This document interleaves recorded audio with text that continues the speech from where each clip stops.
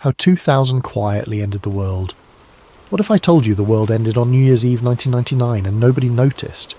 What if the Y2K fix works so well that it quietly swapped our reality for another one, leaving only the smallest traces behind? Leave your video ideas in the comments below, and like and subscribe to Sleep Theories if you enjoy these stories. My name is Marcus Webb, or at least it used to be. According to my driver's license now, there's an extra B in there somewhere, though I can't say exactly where it belongs. That's the kind of detail that would have driven me insane before December 31st, 1999. Now it's just another entry in what I used to call my coincidence tin, before someone mailed it back to me with a note that made me stop collecting evidence entirely. I was 26 that winter, a junior systems technician at the AT&T central office in Newark, New Jersey.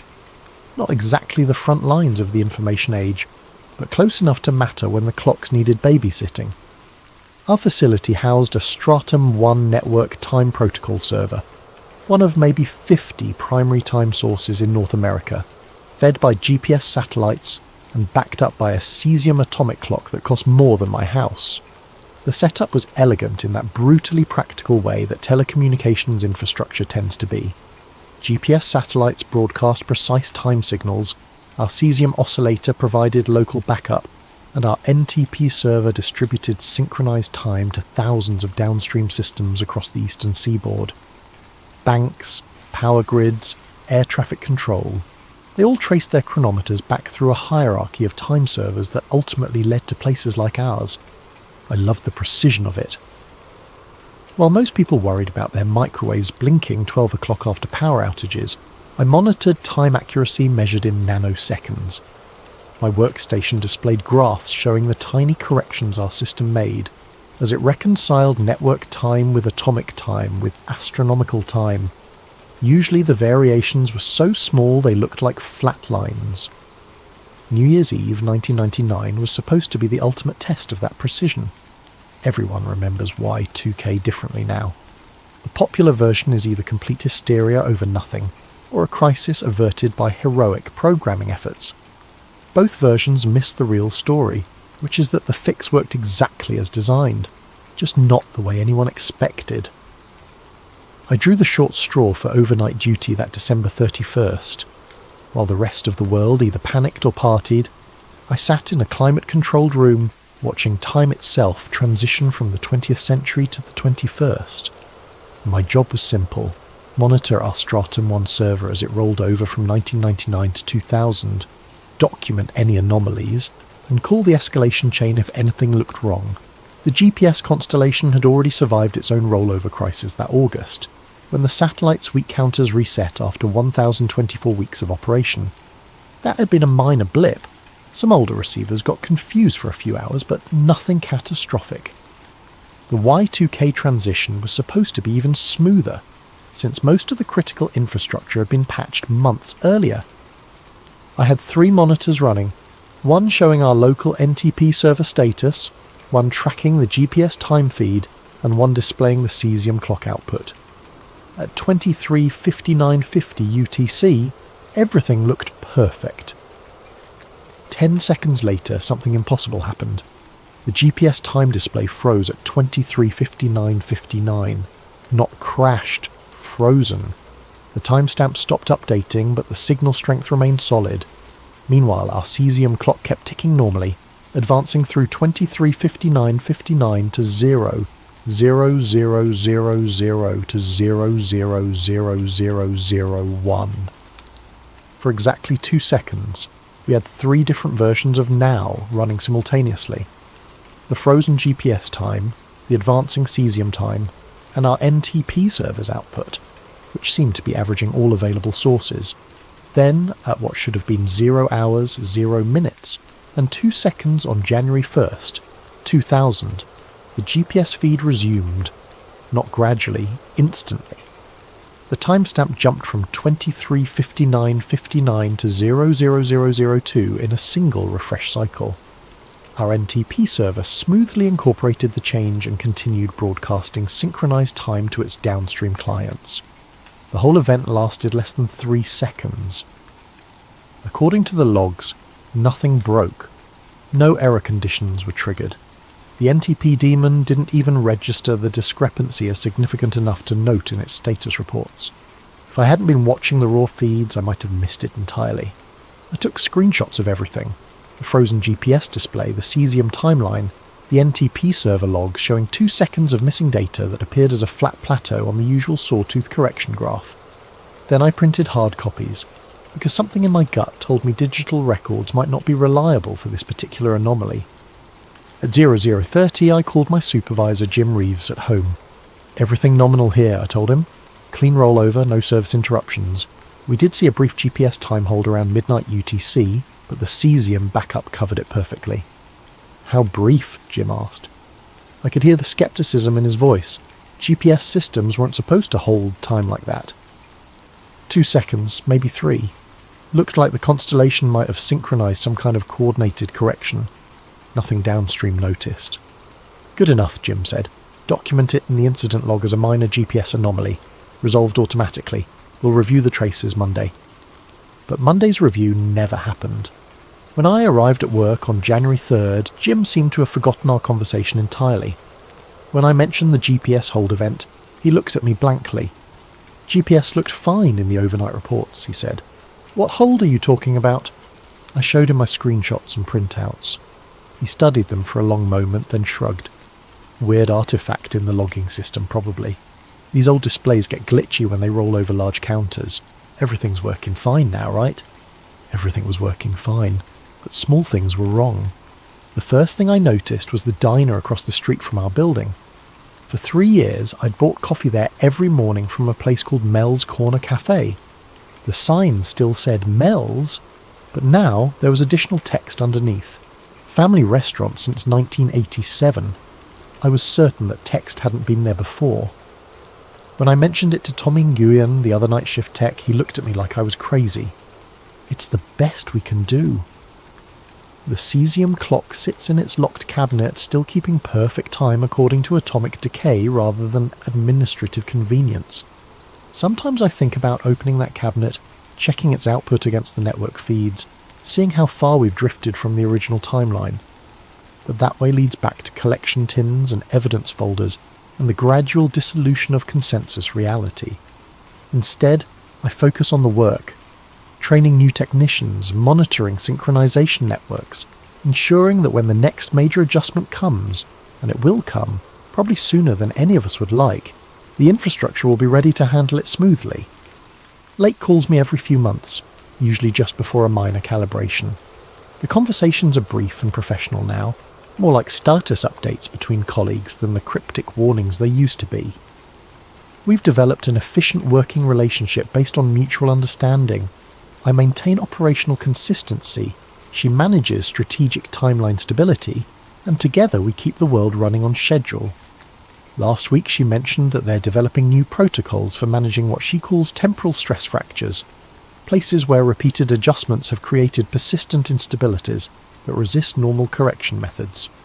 Apparently there's a shopping mall in Ohio where every store directory shows different tenant lists depending on which entrance you use, and a highway in Nevada where the mile markers reset every few months but the road itself never changes length. "We're looking for experienced field personnel," she said. "People who understand both the technical infrastructure and the human adaptation requirements." Interested? I told her I'd think about it. Tonight, as I finish my shift and lock the server room behind me, I noticed that someone has finally replaced the wall clocks. The new ones are digital, showing hours, minutes and seconds in precise LED numerals.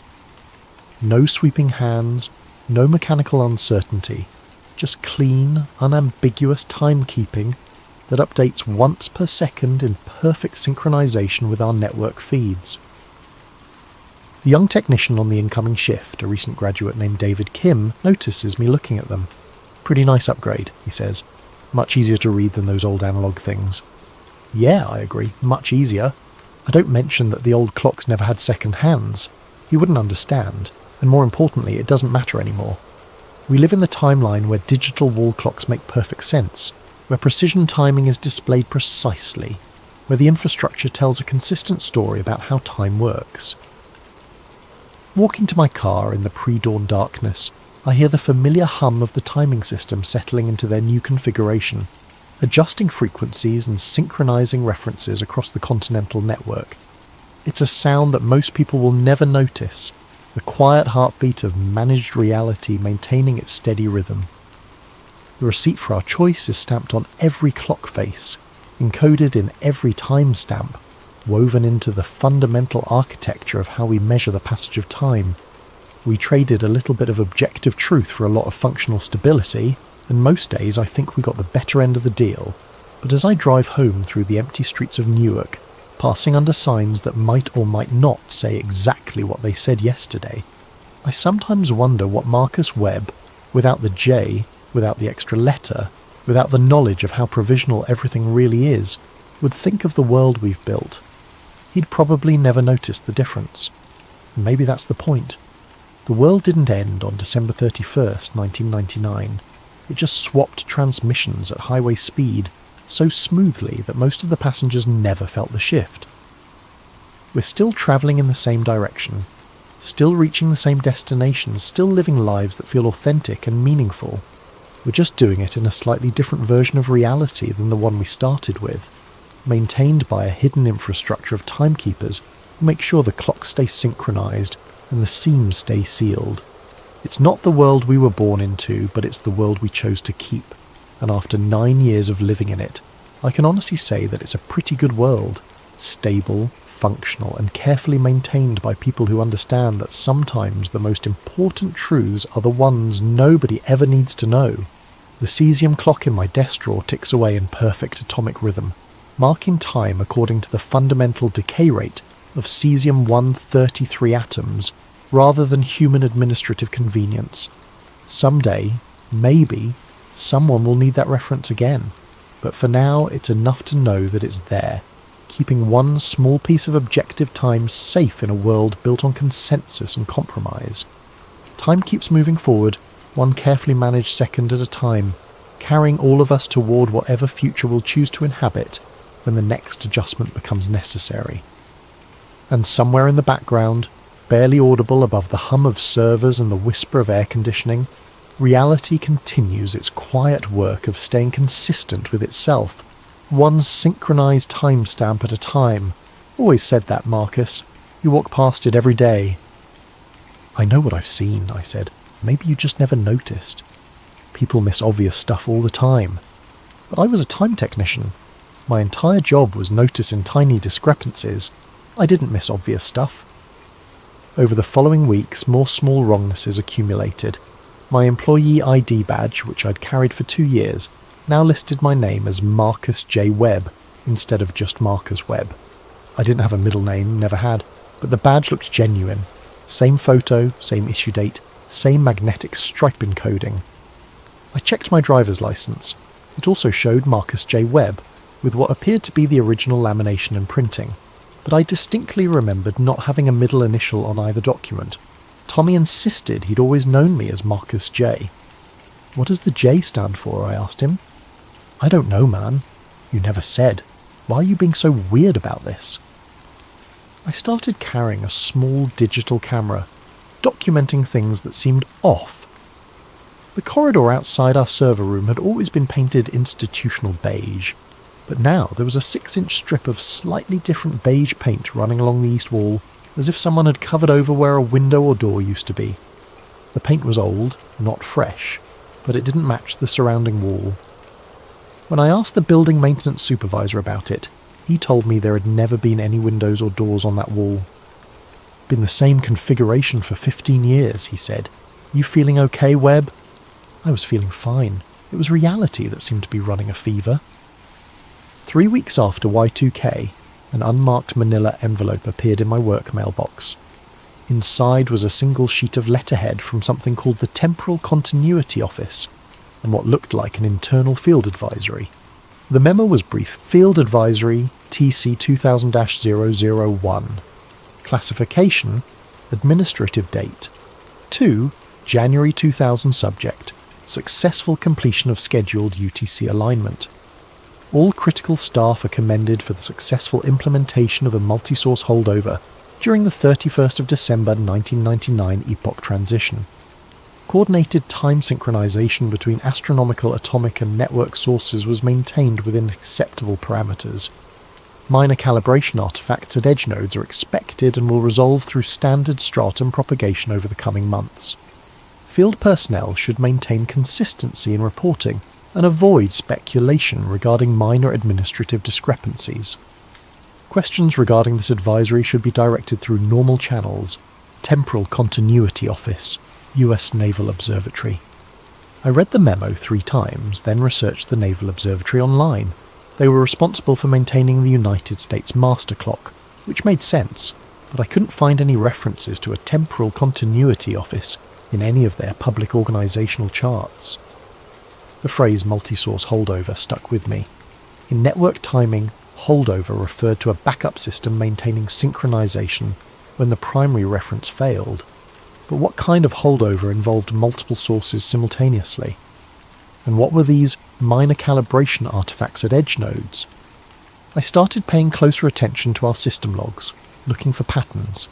What I found was a series of small firmware updates that had been pushed to our NTP server and GPS receiver starting in early January. The updates came through normal channels with proper authentication, but the release notes were vague. GPS receiver firmware V 4.2.1, enhanced leap second handling NTP daemon. Update 2000.1.3, improved stratum one-time smearing algorithm cesium clock controller version 1.8, extended holdover stability. None of us had requested these updates. More importantly, the features they described hadn't existed before. Time smearing was a concept I'd never encountered in any NTP documentation, and our cesium clock had never had extended holdover capabilities. When I asked Jim about the updates, he seemed surprised that I was questioning routine maintenance. Probably just Y2K follow-up patches, he said, making sure everything stays synchronized properly. Why, is something not working? Everything was working perfectly. That was the problem. By March, I had assembled what I privately called my coincidence tin, a small metal box containing printed screenshots, photos of changed signs, photocopies of documents that didn't match my memory, and detailed notes about every small wrongness I'd observed. I kept it locked in my desk drawer and told no one about it. The evidence was mounting, but it was all circumstantial. Individual pieces could be explained away as faulty memory, printing errors, or simple mistakes. Collectively, though, they suggested something much stranger. That the world I was living in wasn't quite the same world I'd inhabited on December 30th, 1999. The theory forming in my mind was ridiculous, but it was also the only explanation that fit all the facts. The 2-second GPS time hold hadn't been a malfunction. It had been intentional, a coordinated pause that allowed some kind of temporal recalibration to occur. The minor calibration artifacts mentioned in the memo weren't bugs, they were side effects. Someone had adjusted reality itself and they'd used the global timing infrastructure to do it. In April, I got confirmation that I wasn't crazy.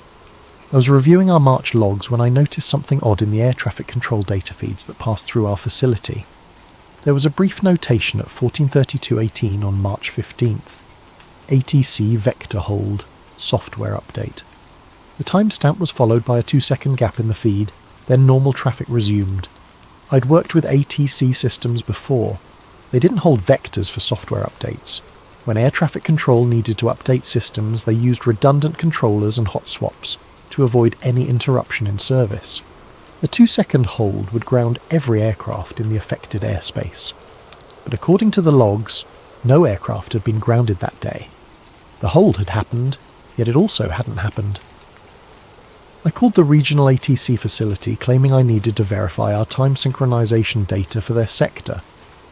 "Did you folks experience any service interruptions on March 15th? I asked the technician who answered. "March 15th? There was a pause. "No, we had a clean day." "Why?" "Our logs show a brief vector hold around 14:30 that afternoon. Just wanted to make sure it wasn't related to our time feed." "Hold on," I heard keyboard typing. "I'm not seeing any holds that day. You sure about your timestamp?" "Pretty sure. 2-second duration, marked as software update." "That doesn't make sense." We don't hold vectors for software updates. His tone had shifted from helpful to suspicious. Who did you say you were with again? AT&T Timing Services. We provide NTP synchronization for your... Right. Look, I can't discuss operational details with external vendors. If there's a synchronization issue, have your account manager contact our network operations center through proper channels. He hung up before I could respond. That evening I found my coincidence tin on my desk. I was certain I'd left it locked in the drawer, but there it was, sitting in plain sight. Inside was everything I'd collected, plus one new item, a photograph of our server room wall clocks. In the photo, all 6 clocks were missing their second hands. I looked up at the actual wall clocks. Sure enough, none of them had second hands. They showed only hours and minutes, in the same utilitarian style they'd always had, but without the sweeping red hands that had once marked every second with mechanical precision. I grabbed my camera and took comparison photos, then checked my earlier shots of the room. In every image I'd captured before March, the clocks had second hands.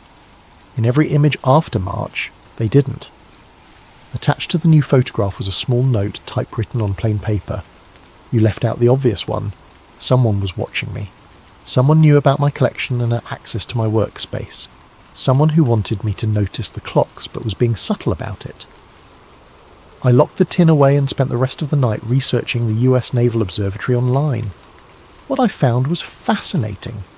They were responsible not just for keeping official time, but for distributing it to military and civilian systems worldwide. They operated the GPS Master Control Station, maintained the definitive UTC clock for the United States, and coordinated with international timing authorities to ensure global synchronization. If someone wanted to adjust time on a planetary scale, the Naval Observatory would be ground zero. The next morning I found another unmarked envelope in my mailbox. This one contained a visitor badge for the US Naval Observatory in Washington, D.C., valid for a single day the following week, and a brief note. Building 78, Conference Room C, 2 p.m. Ask for Lake. I almost didn't go. Whatever was happening, it was clearly bigger than a junior telecom technician needed to be involved in. But curiosity won over caution, and the following Thursday I took a personal day and drove down to Washington. The Naval Observatory occupied a sprawling campus in northwest DC, filled with serious-looking buildings and precise landscaping. I presented my visitor badge at the main gate, went through a security screening that seemed unusually thorough for a civilian facility, and was directed to Building 78. Conference Room C was small and windowless, furnished with a simple table and chairs. I waited alone for 10 minutes before a woman in her 50s entered, carrying a thick folder and wearing the kind of confident expression that suggested she was accustomed to explaining complicated things to confuse people. "Mr. Webb," she said, extending her hand, "thank you for coming. I'm Jennifer Lake."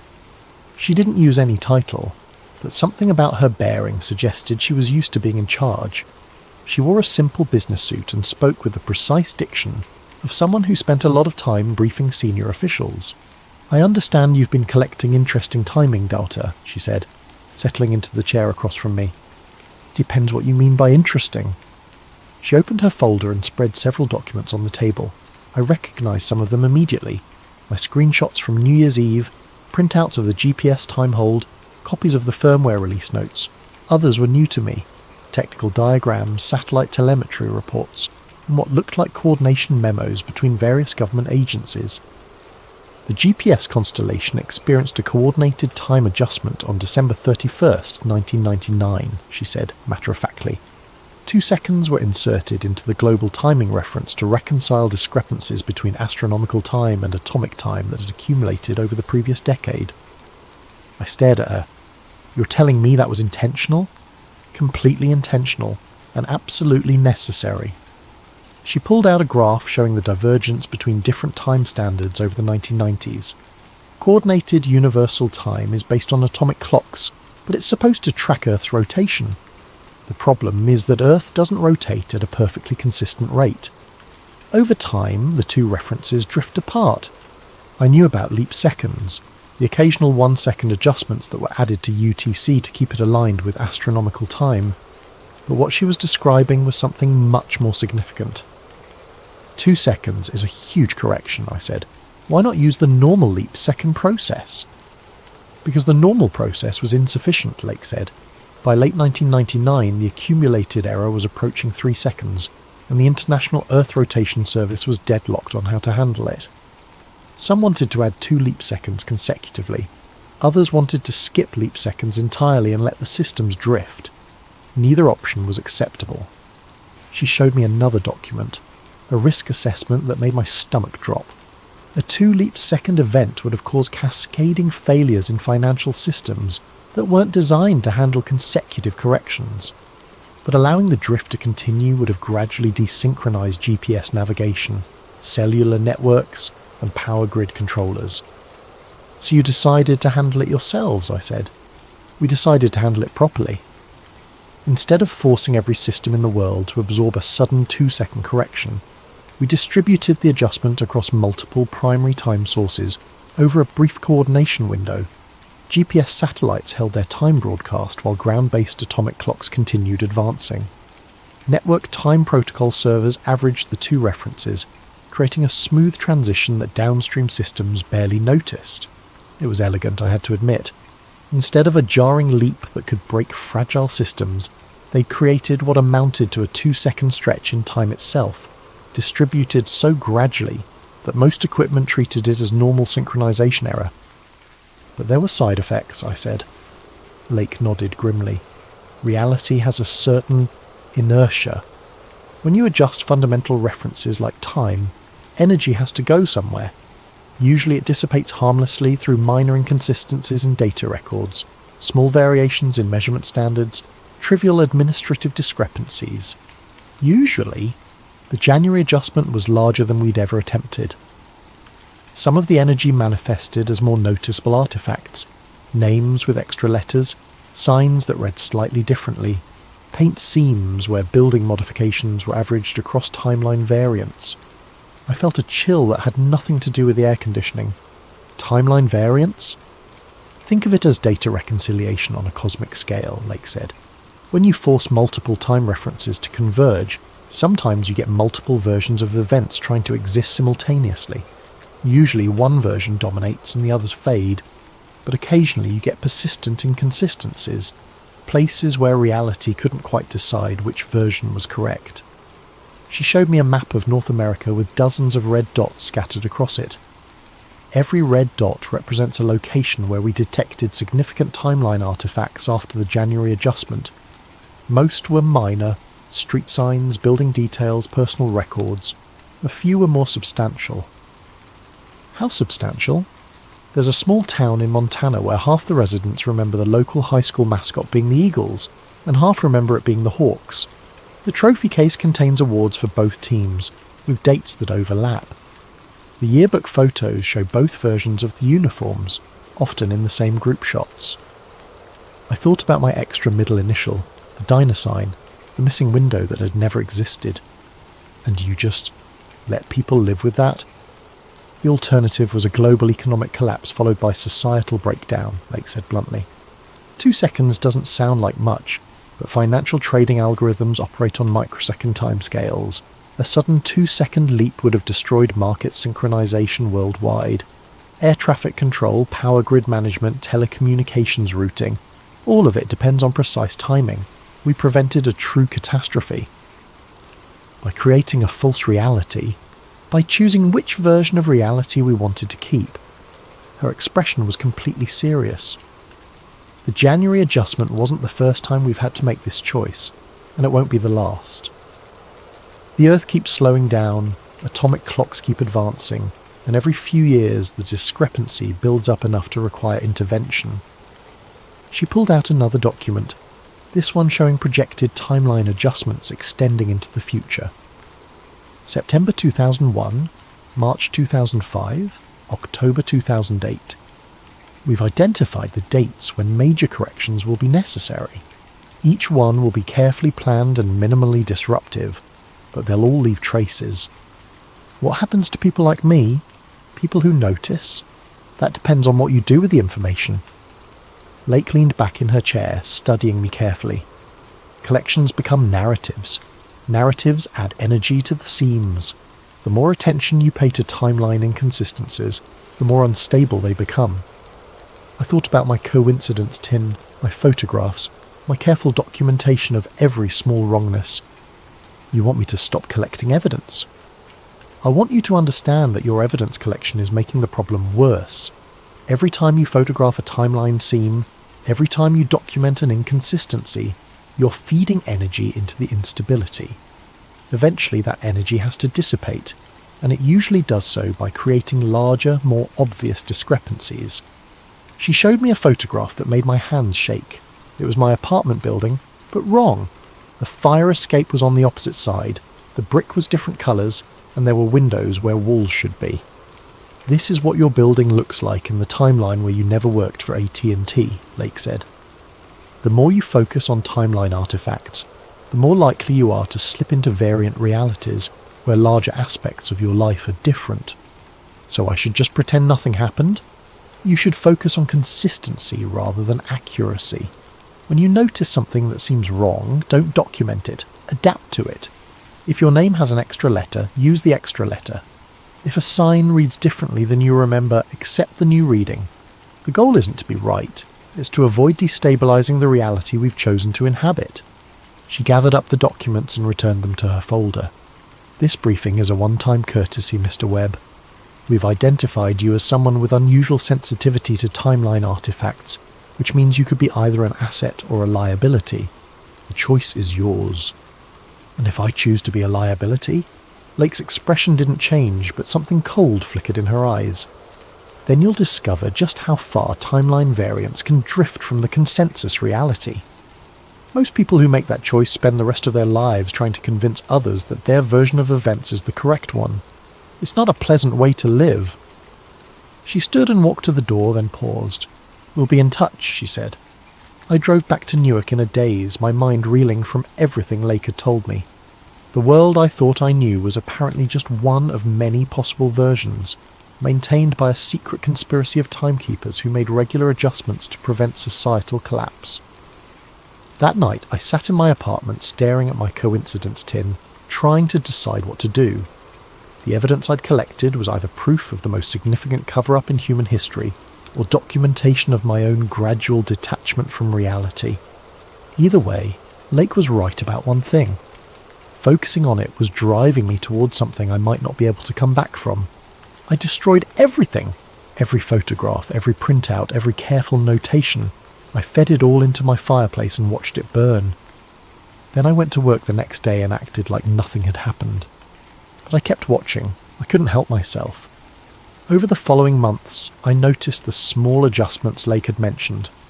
Firmware updates that arrived without explanation, adding features that shouldn't have existed.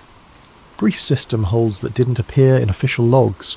Colleagues whose names had gained or lost letters, who remembered different details about shared experiences. The most obvious change was the wall clocks in our server room. Not only were the second hands missing, but no one else seemed to remember them ever being there. When I asked Tommy about it, he looked at me like I was having a breakdown. "Why would a wall clock need a second hand?" he asked. "You've got precision timing displays right there on your workstation. The wall clocks are just for rough reference." It was perfectly logical, except that I remembered 6 months of watching those red second hands sweep around their faces while I waited for systems to boot or processes to complete. Now that level of precision seemed unnecessary, even slightly obsessive. Reality was smoothing itself out, erasing the seams one small detail at a time. September 11th, 2001 changed everything again, but not in the way I expected. I was monitoring our systems that morning when the news broke about the attacks in New York and Washington. Along with everyone else, I spent the day glued to television screens, watching the towers fall and trying to process the magnitude of what was happening. But I also noticed something else. A brief system hold at 10:28 a.m. lasting exactly 2 seconds, followed by a subtle shift in our GPS time reference. It was the same pattern I'd seen on New Year's Eve 1999, but smaller and more focused. That evening I received a phone call at home. "Mr. Webb, this is Jennifer Lake. I hope you're doing well." I hadn't heard from her since our meeting at the Naval Observatory more than a year earlier. "I'm fine," I said. Why are you calling? I wanted to make sure you understood what you observed today. The timeline adjustment was necessary to maintain stability during a period of extreme social stress. Without it, the emotional energy of national trauma could have caused significant reality fluctuations. I hadn't told anyone about the system hold.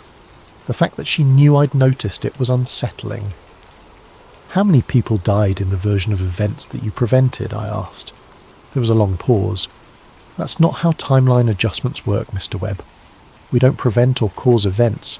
We simply ensure that the timeline remains stable enough to contain them. That's not an answer. It's the only answer I can give you. Some knowledge is too dangerous to share, even with cooperative personnel. After that, the calls became regular. Every few months, Lake would contact me before or after a timeline adjustment, usually just to check in and make sure I was maintaining consistency in my observations. She never provided detailed explanations, but I learned to recognise the pattern. Social or economic stress would build up. A careful 2-second adjustment would occur in our timing systems, and minor aspects of reality would shift to accommodate whatever changes were necessary to maintain stability. The 2004 Indian Ocean tsunami, Hurricane Katrina in 2005, the Virginia Tech shooting in 2007. Each tragedy was preceded or followed by subtle timeline adjustments, smoothing out the rough edges of history to prevent cascading instabilities. I stopped thinking of them as cover-ups and started thinking of them as maintenance. Reality, it turned out, required regular calibration to keep running smoothly. By 2008, I had been promoted to Senior Systems Technician and was training junior staff on proper time synchronization procedures. I made sure to emphasize consistency over accuracy, teaching them to trust the network references even when their personal observations seemed to contradict the official timeline. If your logs show something that doesn't match what you remember, I would tell them, trust the logs. Human memory is unreliable, but atomic clocks don't lie. It wasn't entirely true, but it was close enough to keep them from noticing the seams. In September 2008, Lake called me with a different kind of request. We're planning a major timeline adjustment to prevent economic cascade failure, she said. The housing market collapse is threatening to destabilize financial systems worldwide. We need to smooth the transition to prevent total societal breakdown. What kind of adjustment? Larger than anything we've attempted since Y2K. We're looking at a coordinated hold across multiple time sources, possibly lasting up to 5 seconds. I understood the implications immediately. A 5-second adjustment would create timeline artifacts far more noticeable than anything I'd observed before. Street names could change, building layouts could shift, entire relationships might be rewritten. We'd like to offer you a consulting position, Lake continued. Full-time work with the Temporal Continuity Office, helping to coordinate timeline adjustments and manage artifact containment. The pay is excellent, and you'd be contributing to global stability in a very meaningful way. What would I have to do? Retire your current evidence collection activities permanently, sign a comprehensive non-disclosure agreement, and help us train the next generation of timeline stewards. People like you, who have natural sensitivity to temporal inconsistencies, but also understand the importance of maintaining consensus reality. It was an attractive offer.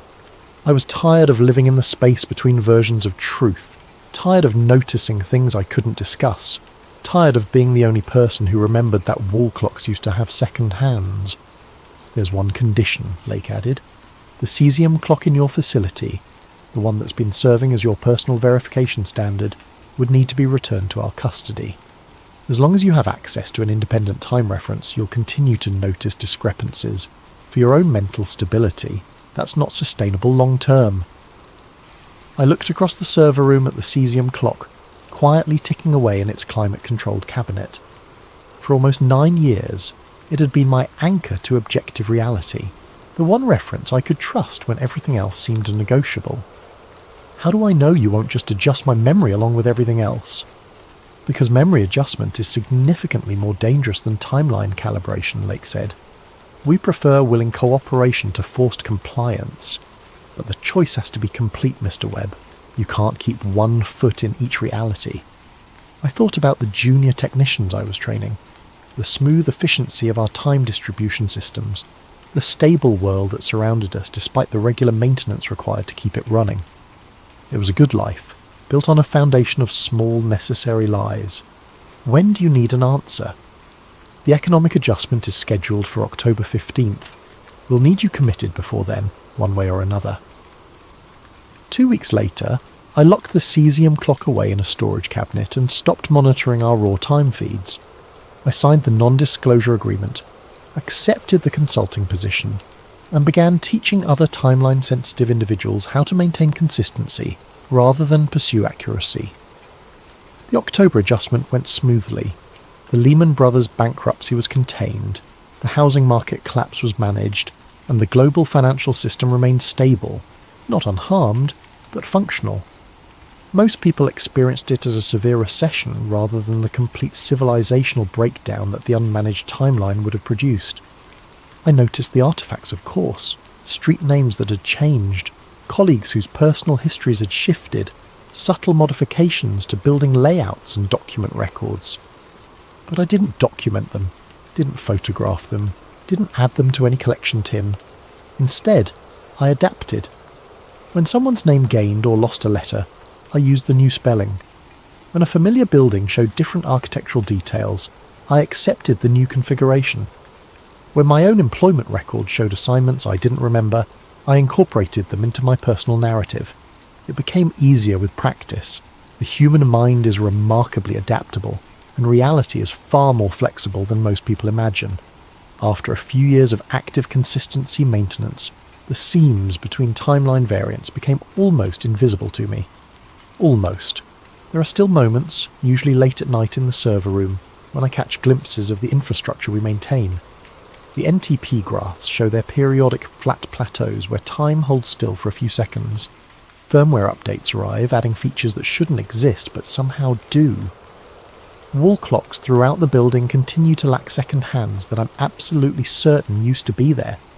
And sometimes, when the timing systems are synchronizing after a major adjustment, I hear something that might be the sound of reality switching tracks. A low, harmonic hum that exists just at the edge of perception, like the Doppler shift of a massive train passing in the distance. The new timeline technicians I train never notice it. They've learned to trust the network, accept the logs, maintain consistency over accuracy. They're building the next generation of global time infrastructure, adding layers of abstraction that will make future adjustments even smoother and less noticeable. It's good work, important work.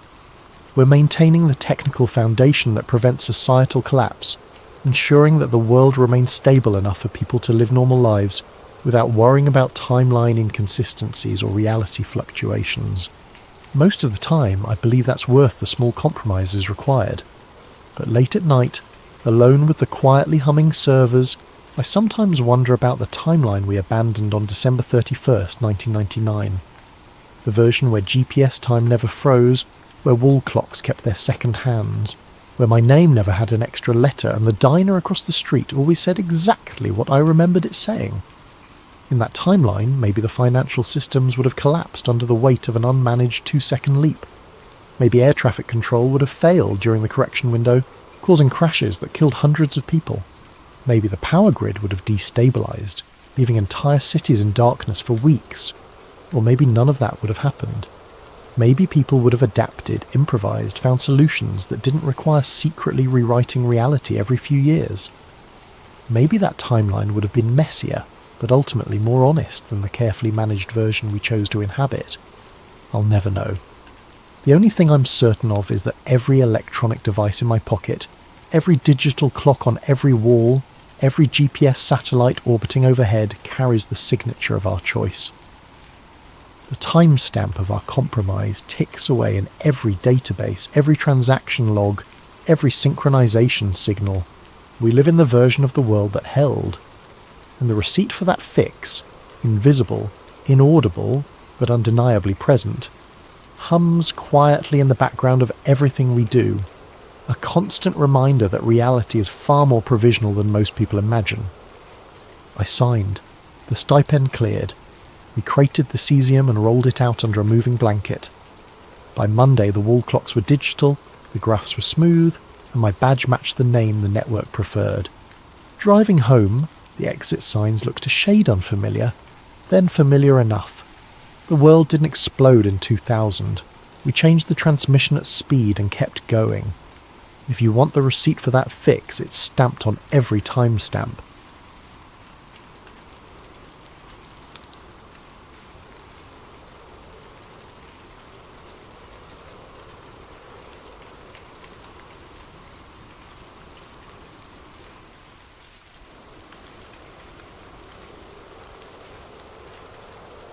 Welcome back to Sleep Theories, where we explore the mysteries that keep us awake at night. Before we dive into today's chilling tale, I want to thank the countless comments that suggested this incredible story. If you have ideas for future videos, please leave them in the comments below, and don't forget to like and subscribe if you enjoy these mysterious narratives that blur the line between fiction and reality. What if everything you've been taught about the planet is a lie, and one person finally uncovers the truth? Marcus Reed had always been the type of person who questioned everything. While his classmates accepted textbook diagrams of Earth's curvature without question, Marcus found himself staring at the horizon during family beach trips, wondering why he couldn't see the curve everyone insisted was there. While others trusted satellite images from NASA, Marcus wondered who controlled those cameras, and why certain areas always seemed conveniently obscured by clouds. By his 30s, Marcus had built a modest career as a freelance researcher, specialising in declassified government documents and historical anomalies. His small apartment in Denver was cluttered with filing cabinets, corkboards covered in red string connecting various conspiracy theories, and multiple computer monitors displaying satellite feeds, weather patterns, and archived military documents. Friends called him obsessive. Marcus preferred the term thorough. What Marcus didn't know was that his methodical nature and refusal to accept conventional wisdom would soon lead him on the most dangerous journey of his life, one that would challenge everything humanity believed about the very ground beneath their feet. This is the story of how one man's curiosity became a threat so significant that powerful forces would stop at nothing to silence him. The truth, as Marcus would discover, wasn't just stranger than fiction. It was sharper than anyone could imagine. The email arrived on a Tuesday morning in March, buried among the usual spam and newsletter subscriptions that filled Marcus's inbox. The subject line read, "Classified Antarctic Survey, Eyes Only, 1962. The sender's address was a random string of letters and numbers from a temporary email service. Marcus almost deleted it. He received dozens of hoax documents every week from attention seekers and pranksters who knew about his research into government cover-ups. But something about this particular message felt different. The attachment was a high-resolution scan of what appeared to be an authentic military document, complete with official letterhead, classification stamps, and the kind of bureaucratic language that was difficult to fake convincingly. The document detailed a joint military operation called Project Horizon's End, conducted in 1962 by American and Soviet forces, an unprecedented collaboration during the height of the Cold War. The mission's stated objective was to conduct comprehensive geological surveys of the Antarctic perimeter zones, with particular attention to navigational anomalies and cartographic inconsistencies. What caught Marcus's attention wasn't the official language, but what was hidden between the lines. The document referenced strict protocols for personnel experiencing disorientation beyond the 85th parallel south, and mandatory psychological evaluation, following exposure to geographical impossibilities. Most intriguingly, there were multiple references to a Zone 7 that required special clearance due to the sensitive nature of cosmological implications. Marcus spent the rest of that day attempting to verify the document's authenticity. The letterhead matched archived examples he found in legitimate military databases. The formatting, typography, and even the quality of paper visible in the scan all suggested this was genuine. But when he tried to cross-reference Project Horizon's End with other declassified operations from the same period, he found nothing. It was as if the entire mission had been scrubbed from official records. That evening, Marcus pulled up Google Earth and began examining satellite images of Antarctica. He focused his attention on areas beyond the 85th parallel south, looking for anything that might correspond to the mysterious Zone 7 mentioned in the document. What he found made his hand shake as he gripped his coffee mug.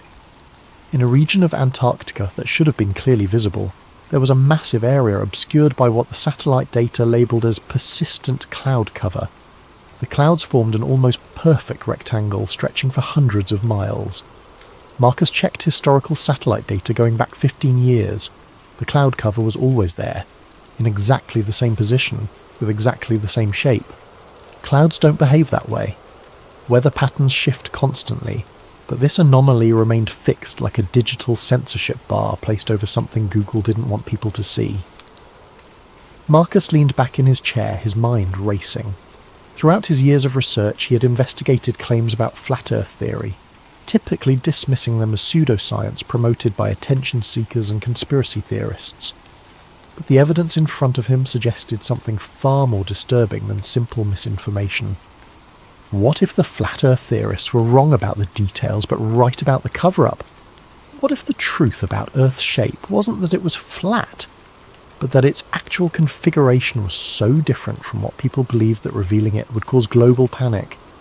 Marcus opened a new browser tab and began researching everything he could find about Antarctica's restricted zones, military operations in polar regions, and historical attempts to map the continent's true borders. The deeper he dug, the more questions emerged. Why were civilian flights forbidden from crossing Antarctic airspace? Why did every Antarctic expedition require extensive government approval and military escort? And why, despite decades of satellite technology, were large portions of the continent still marked as unmapped on official charts? By 3 a.m, Marcus had filled 17 pages with notes, printed dozens of satellite images, and created a timeline of suspicious Antarctic activities dating back to the 1940s. As he finally prepared for bed, one thought echoed in his mind. If someone had gone to the trouble of sending him that classified document, they wanted him to find something. The question was whether they were trying to help him uncover the truth, or lure him into a trap. The next morning brought another email from the same anonymous address. This time there was no document attached, just a single line of text. The maps are wrong. Look for yourself. Marcus spent the following weeks attempting to contact anyone who might have first-hand knowledge of Antarctic anomalies. Through online forums and research networks, he managed to connect with a retired Navy pilot named James Patterson, who had flown supply missions to research stations in the 1980s. They met at a coffee shop in Colorado Springs, and Marcus was immediately struck by Patterson's nervous demeanour. The former pilot kept glancing around the cafe as if expecting to be overheard, and his hands trembled slightly as he stirred his coffee. "I shouldn't be talking to you about this," Patterson said quietly. "I signed NDAs that don't expire until I'm dead. But I'm 73 years old, and I've been carrying this for 40 years. Patterson explained that during his Antarctic missions, he had been required to follow extremely specific flight paths. Deviation from approved routes, even by a few miles, resulted in immediate radio contact from ground control ordering immediate course correction. When Patterson asked his commanding officer about the restrictions, he was told it was to avoid dangerous weather patterns and preserve fuel efficiency. But here's the thing, Patterson continued, lowering his voice further. On my final mission in 1987, we had an equipment malfunction that forced us off the approved route. I was flying at 15,000 feet, clear visibility, perfect weather. As we approached what my charts showed as the edge of the Ross Ice Shelf, I saw something that shouldn't have existed." Marcus leaned forward. "What did you see?" "A wall," Patterson whispered. "Not a regular ice formation or glacier. A vertical wall of ice extending as far as I could see in both directions. It had to be at least 200 feet high, maybe more. And here's the part that still gives me nightmares. It was perfectly straight. Nature doesn't create straight lines like that, especially not across hundreds of miles." Patterson explained that before he could investigate further, his radio crackled with urgent commands to return to base immediately. When he landed, he was debriefed by officers he had never seen before. They confiscated all of his navigation logs, film, and personal notes from the flight. The official incident report claimed he had experienced altitude sickness and hallucinations due to equipment failure. "They transferred me to desk duty the next week," Patterson said. "Never flew Antarctic missions again, but I know what I saw, and I know they didn't want me to see it." After the meeting with Patterson, Marcus decided to conduct his own experiments. If Earth's curvature was different from what people believed, he should be able to detect inconsistencies using simple physics and optical equipment. Marcus drove to several large lakes in Colorado and Wyoming, bringing with him a high-powered laser, telescopic camera equipment, and a notebook full of calculations based on the standard Earth curvature formulas he had learned in school. According to conventional geometry, a laser beam shot across a lake should demonstrate a specific amount of curvature drop over distance. The results of his experiments were deeply unsettling. At Horsetooth Reservoir, Marcus positioned his laser on the north shore and aimed it at a target on the south shore, approximately 6 miles away. According to Earth curvature calculations, the laser should have been approximately 24 feet below his target due to the planet's curve. Instead, the laser hit the target dead center. Marcus repeated the experiment at 5 different lakes, each time achieving the same impossible result. The laser beams were travelling in straight lines across distances where Earth's curvature should have been clearly measurable. Either his equipment was malfunctioning, or the curvature he had been taught to expect simply wasn't there. 3 days after his final lake experiment, Marcus received another anonymous email. This time, it contained GPS coordinates for a location in northern Canada, along with a message. Others have done the same tests. We meet monthly. Come alone. Marcus hesitated for a week before booking a flight to Toronto. The coordinates led him to a small town called Moosonee, near the southern shore of Hudson Bay. He rented a car and drove to the specified location, a seemingly abandoned research station surrounded by snow-covered wilderness. Inside the building, Marcus found 7 other people seated around a conference table, covered with maps, photographs, and technical equipment. They introduced themselves as scientists, engineers, pilots, and researchers who had all discovered similar inconsistencies in Earth's supposed curvature. The group's leader was a woman named Elena Vasquez, a former cartographer who had worked for the National Oceanic and Atmospheric Administration for 15 years. Elena explained that she had first noticed discrepancies while creating coastal navigation charts in the early 2000s. Satellite data, ground surveys, and maritime reports kept contradicting each other, Elena said. When I brought these inconsistencies to my supervisors, I was told the equipment was malfunctioning or that I was making calculation errors, but the pattern was too consistent to be random mistakes. Elena showed Marcus dozens of examples where official maps showed curved coastlines and distances that didn't match real-world measurements. Ships reported travelling shorter distances than their charts indicated. Pilots found themselves reaching destinations ahead of schedule on routes that should have taken longer due to Earth's curvature. The more evidence we gathered, the more we realised we weren't dealing with isolated measurement errors, Elena continued. Someone has been systematically altering geographical data to make the world appear more curved than it actually is. Marcus shared his own research, including the Antarctic document and his laser experiments. The group listened intently, occasionally nodding in recognition when he described phenomena they had also encountered. A former surveyor named Thomas Wright explained that he had been fired from his job with the US Geological Survey after questioning discrepancies in land elevation measurements. A meteorologist named Catherine Lee described how weather prediction models only worked when she ignored official atmospheric curvature data and used flat plane calculations instead. The question, Eleanor said as the meeting concluded, is what are they hiding and why go to such lengths to hide it?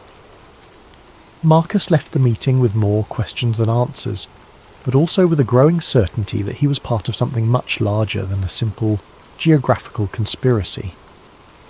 As his plane lifted off from Toronto, he stared out the window at the horizon, trying to see any evidence of the curve he'd been taught existed since childhood. The horizon looked completely flat. The breakthrough came in the form of an unexpected phone call 6 weeks later. Marcus was working late in his apartment when his phone rang, displaying a blocked number. The voice on the other end was electronically distorted, making it impossible to identify the caller's gender or age. "Marcus Reed," the voice said. "You've been asking questions about Antarctica." Marcus's heart began pounding. "Who is this?" "Someone who knows what you're looking for is real. Are you prepared to see it for yourself?" The caller explained that a private expedition was being organised for early December, summer in the southern hemisphere. The group would consist of Marcus and 2 other researchers who had been investigating similar anomalies. They would travel to Chile, then board a private vessel capable of ice navigation for a journey to the restricted zones beyond the 85th parallel. "This isn't a tourist trip," the voice warned. "The people who control access to that region don't want anyone seeing what's there. If we're caught, we'll be detained indefinitely under international security protocols. Are you willing to take that risk?" Marcus thought about James Patterson's trembling hands, Elena Vasquez's career destroyed by asking questions, and the months he had spent conducting experiments that defied everything he thought he knew about the planet.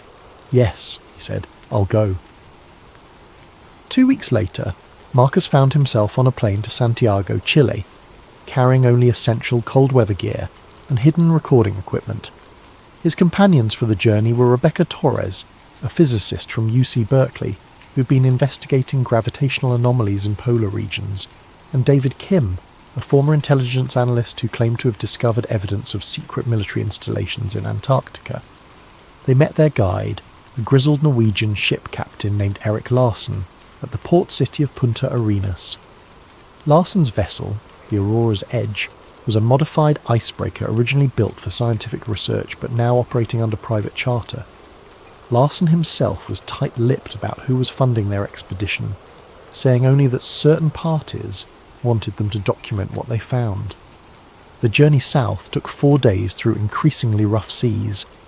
As they approached the Antarctic convergence zone where cold polar waters meet warmer ocean currents, Marcus noticed his electronic equipment beginning to malfunction.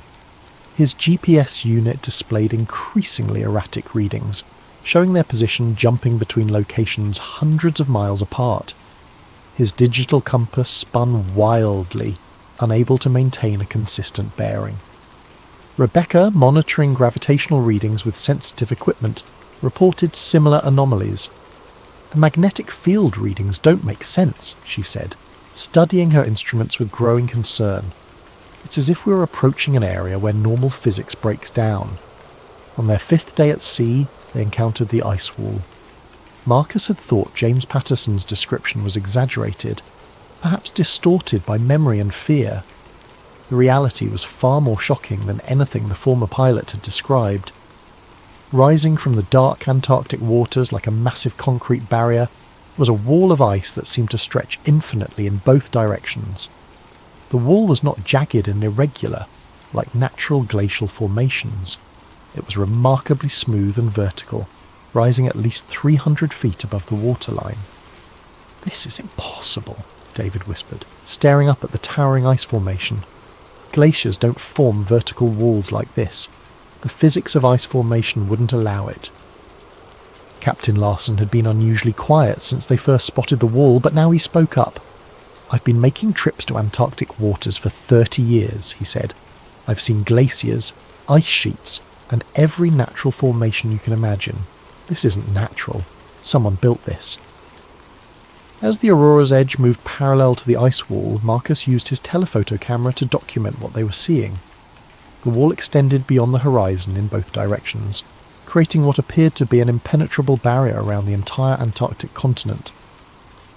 But more disturbing than the wall itself were the signs of human activity they began to notice. Every few miles they spotted large metal structures embedded in the ice, what appeared to be observation towers equipped with radar dishes and communication equipment. David, using military-grade binoculars, identified armed personnel stationed at several of these installations. "Those are definitely military uniforms," he reported, "but I can't identify the nationality. The insignia don't match any country's armed forces that I'm familiar with." As they continued their journey along the ice wall, Rebecca made an even more unsettling discovery. Her gravitational measurement equipment, designed to detect variations in Earth's gravitational field, was showing readings that violated fundamental laws of physics. "According to these instruments," she said, her voice trembling, "the gravitational pull beyond this ice wall is significantly weaker than it should be. It's as if the mass of the planet just stops." Marcus felt a chill that had nothing to do with the Antarctic air. "What are you saying?" I'm saying that if these readings are accurate, there's nothing beyond this wall. No landmass, no ocean floor, just empty space. That night, as they anchored the ship in a small inlet, Marcus reviewed the day's footage and photographs. Every image showed the same impossible sight, a perfectly constructed ice barrier that seemed designed to prevent anyone from seeing what lay beyond. The more he studied the evidence, the more one terrifying conclusion became unavoidable. The ice wall wasn't protecting Antarctica from the outside world. It was protecting the outside world from discovering what wasn't there. Captain Larson woke them before dawn with urgent whispers. "We have a window," he said, his weathered face grim in the dim light of the cabin. "My contacts report that the patrol schedule has a gap between 0500 and 0630. If we're going to find a way through the wall, it has to be now." Marcus, Rebecca and David quickly gathered their equipment and followed Larson onto the ship's deck. The captain had spotted what appeared to be a narrow channel in the ice wall, barely wide enough for their vessel to navigate. Ice formations often shifted due to temperature changes and ocean currents, but this opening seemed too perfectly positioned to be natural. "It could be a trap," David warned, scanning the surrounding ice with his binoculars. "If someone wanted to lure us into a restricted zone, this would be the perfect way to do it." "We didn't come this far to turn back now," Marcus replied, though his own instincts were screaming warnings. "We need to see what's on the other side." As the Aurora's edge slowly navigated through the narrow channel, Marcus noticed that the ice walls on either side showed clear evidence of artificial modification.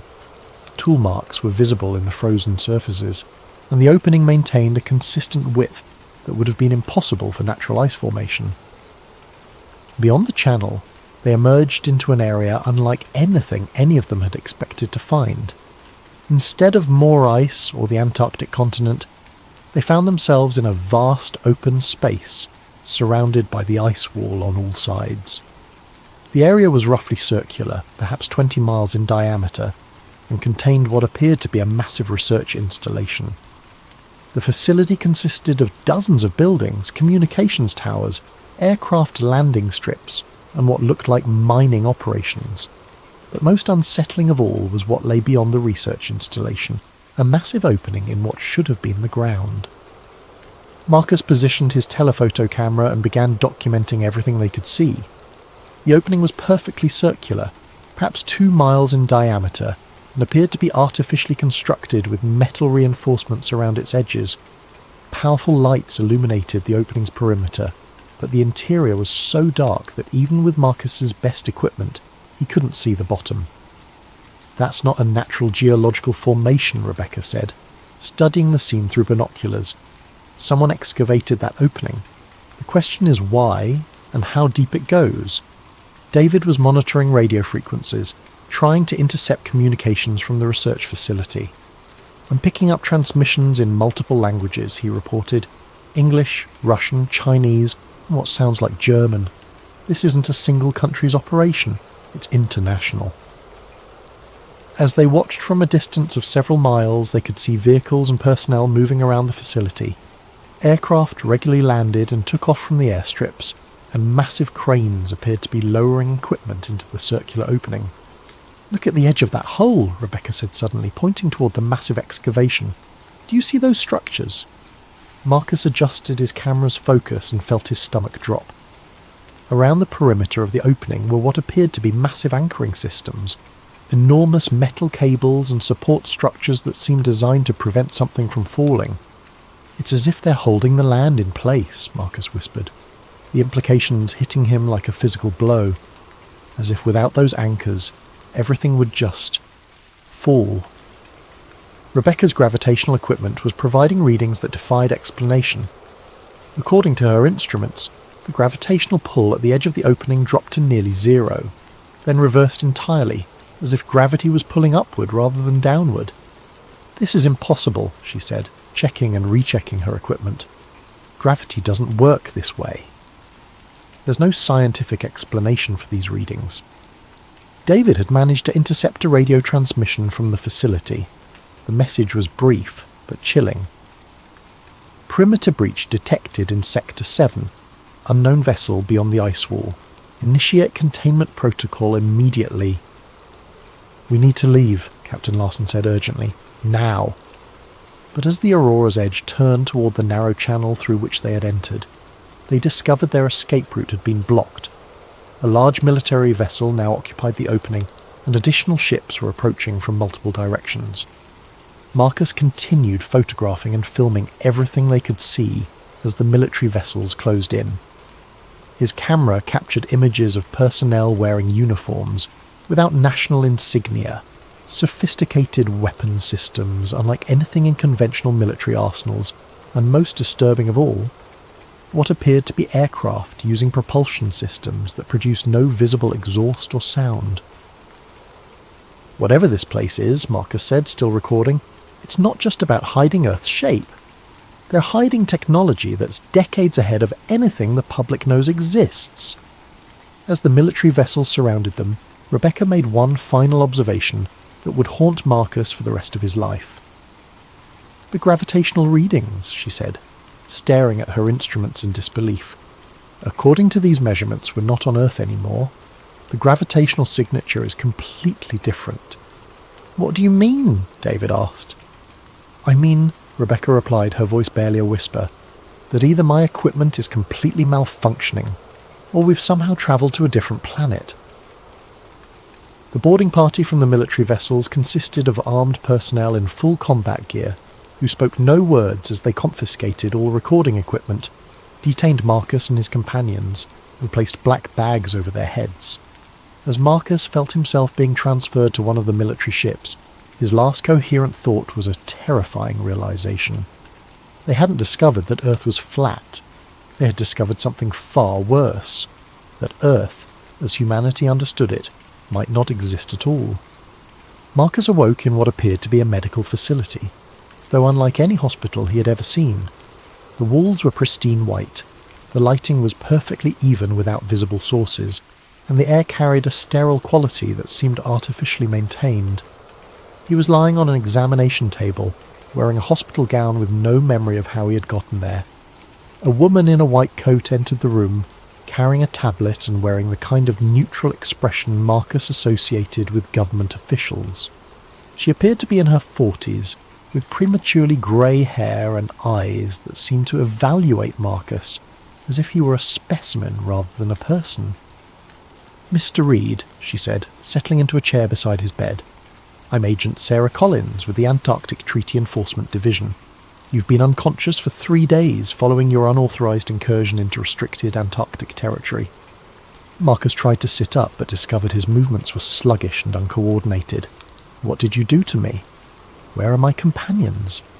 "You suffered severe hypothermia and altitude sickness during your expedition," Agent Collins replied, consulting her tablet. "Your companions are receiving similar medical treatment. You're fortunate to be alive." Marcus's mind was foggy, but he retained clear memories of what they had discovered beyond the ice wall. "That's not what happened. We found the research facility, the excavation site, the gravitational anomalies. I have it all documented." Agent Collins showed him a collection of photographs and video files on her tablet. They showed the Aurora's edge approaching the ice wall, but beyond that, the images showed nothing but empty ocean and natural ice formations. According to the footage, their expedition had encountered nothing more unusual than typical Antarctic scenery. "Your recording equipment was damaged by the extreme cold," Agent Collins explained. "These are the only images that were recoverable. As you can see, you found exactly what we would expect in that region: ice, water, and natural geological formations." Marcus stared at the sanitized footage in disbelief. Every image of the research facility, the circular excavation, and the impossible gravitational readings had been replaced with mundane Antarctic scenery. Either his memory was completely unreliable, or someone had gone to extraordinary lengths to alter the evidence. "I know what I saw," Marcus insisted. "The facility, the technology, the opening in the ground. Rebecca's gravitational readings showed dash." "Miss Torres suffered a severe concussion during your expedition," Agent Collins interrupted. "Her equipment malfunctioned due to extreme weather conditions. Mr. Kim experienced similar disorientation. All 3 of you were affected by altitude sickness and hypothermia, which commonly cause hallucinations and false memories." Agent Collins leaned forward, her expression becoming more serious. "Mr. Reed, you've stumbled into a situation that involves international security protocols. The Antarctic Treaty strictly prohibits unauthorized civilian access to certain regions for very good reasons. The area you entered contains hazardous geological formations and extreme weather conditions that have killed dozens of researchers over the years." She showed him documents detailing his expedition's official record. According to the files, Marcus, Rebecca and David had hired Captain Larson for a routine Antarctic tourism trip that had gone dangerously off course due to equipment failure and poor weather. They had been rescued by international treaty enforcement personnel before dying of exposure. "You're free to return home," Agent Collins concluded, "but you'll need to sign documentation acknowledging that you understand the national security implications of spreading false information about classified Antarctic operations. The penalty for violating this agreement is indefinite detention under international security protocols." Marcus was released 2 days later and flown back to Denver. His first instinct was to contact Rebecca and David, but he discovered that both of their phone numbers had been disconnected. Rebecca's university had no record of her ever being employed there, and David's intelligence background had been completely scrubbed from all accessible databases. When Marcus returned to his apartment, he found that his research materials had been returned by building management after a water leak had required access to his unit. Months of documents, photographs, and experimental data had been replaced with generic conspiracy theory materials that made his work appear to be the obsessions of a paranoid fantasist rather than legitimate research. Marcus attempted to contact Captain Larson, but discovered that the Aurora's Edge had been sold to an unnamed buyer, and Larson had reportedly moved to a remote location in Norway where he could not be reached. Elena Vasquez and the other researchers from the Canadian meeting had also vanished. Their email addresses were invalid, their phone numbers disconnected, and online searches turned up no trace of their existence. Most unsettling of all, Marcus began experiencing memory problems. Details of his Antarctic expedition became increasingly fuzzy, and he found himself questioning whether the extraordinary things he remembered had actually happened. When he tried to write down his experiences, he discovered that he couldn't clearly recall important specifics about the research facility or the circular excavation. 3 weeks after his return, Marcus received a final email from the anonymous sender who had originally contacted him. The message was brief. "The truth has been contained. Your service is no longer required. Any further investigation will result in permanent resolution." Marcus realized that he had been faced with a choice: accept the official explanation and live with the knowledge that his memories might be false, or continue pursuing the truth and risk disappearing entirely like his companions. He chose a third option. 6 months later, Marcus uploaded a video to multiple online platforms simultaneously. The file was encrypted, distributed through anonymous servers, and designed to be nearly impossible to remove completely from the internet. In the video, Marcus appeared tired and gaunt, speaking directly to the camera from an undisclosed location. "My name is Marcus Reed," he began, "and I'm probably going to disappear after releasing this message. 6 months ago, I discovered something about our planet that certain people don't want you to know. I can't prove everything I'm about to tell you, because most of my evidence has been destroyed or altered, but I can give you enough information to investigate for yourself." Marcus described his research into Antarctic anomalies, the declassified documents he had received, and the experiments he had conducted that suggested Earth's curvature was not what people believed. He provided GPS coordinates for locations where others could replicate his laser experiments, and detailed instructions for identifying the inconsistencies in satellite imagery that had first led him to question official geographical data. "I'm not asking you to believe me," Marcus continued. "I'm asking you to look for yourselves. Test the horizon with your own equipment. Question why certain areas of Antarctica are forbidden to civilian access. Ask why weather prediction models work better when you ignore Earth's supposed curvature." The video concluded with Marcus staring directly into the camera, his expression a mixture of fear and determination. "They've convinced most of you that people like me are crazy conspiracy theorists. Maybe I am. Maybe everything I experienced was hallucinations caused by altitude sickness and hypothermia.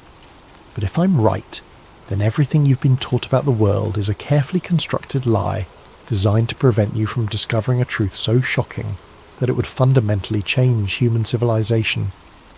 Marcus paused, then delivered his final words. Sometimes the truth isn't round, it's sharper than you think. And sometimes the edge of the world is exactly where they tell you it isn't. The video was viewed over 2 million times in its first week online before being removed by platform administrators for violating community guidelines regarding misinformation. But copies continued to appear on alternative platforms, and Marcus's story began inspiring others to conduct their own investigations. 3 weeks after the video's release, Marcus Reed's apartment was found empty. Neighbours reported that he had left early one morning carrying a single suitcase and had never returned. His landlord found a note on his desk with a single line of text. "Gone to find the edge. Don't follow." To this day, no one knows what happened to Marcus Reed. His research has inspired a growing community of independent investigators who claim to have replicated his experiments and discovered similar anomalies. Government agencies continue to deny that any classified Antarctic operations exist beyond routine scientific research. But on clear days, when you stand at the ocean's edge and stare at the horizon, you might find yourself wondering the same question that consumed Marcus Reed. What if everything you see is exactly what someone wants you to see?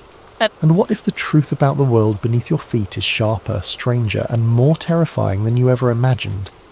The search for answers continues, but those who look too closely often find that the edge of the world is also the edge of everything they thought they knew about reality itself. What if the objects we see streaking through our solar system aren't just cosmic debris? What if some of them are watching, waiting, and following a pattern we're only beginning to understand? Tonight's story takes us into the world of deep space surveillance, government cover-ups, and the terrifying possibility that we're not alone, and haven't been for decades. If you enjoy stories like this that blur the line between science and the unknown, make sure to hit that like button and subscribe to Sleep Theories for more content that will keep you questioning what's really out there. And drop a comment below letting me know what time you're listening and where you're from around the world.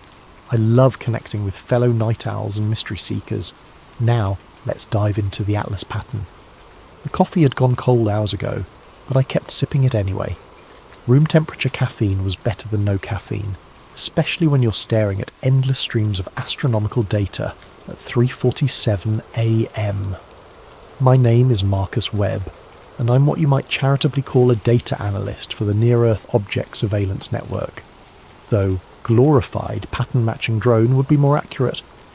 Most nights were the same routine: cross-reference orbital trajectories, flag anything that deviated from predicted paths, file reports that maybe 3 people would ever read, asteroids, comets, space junk.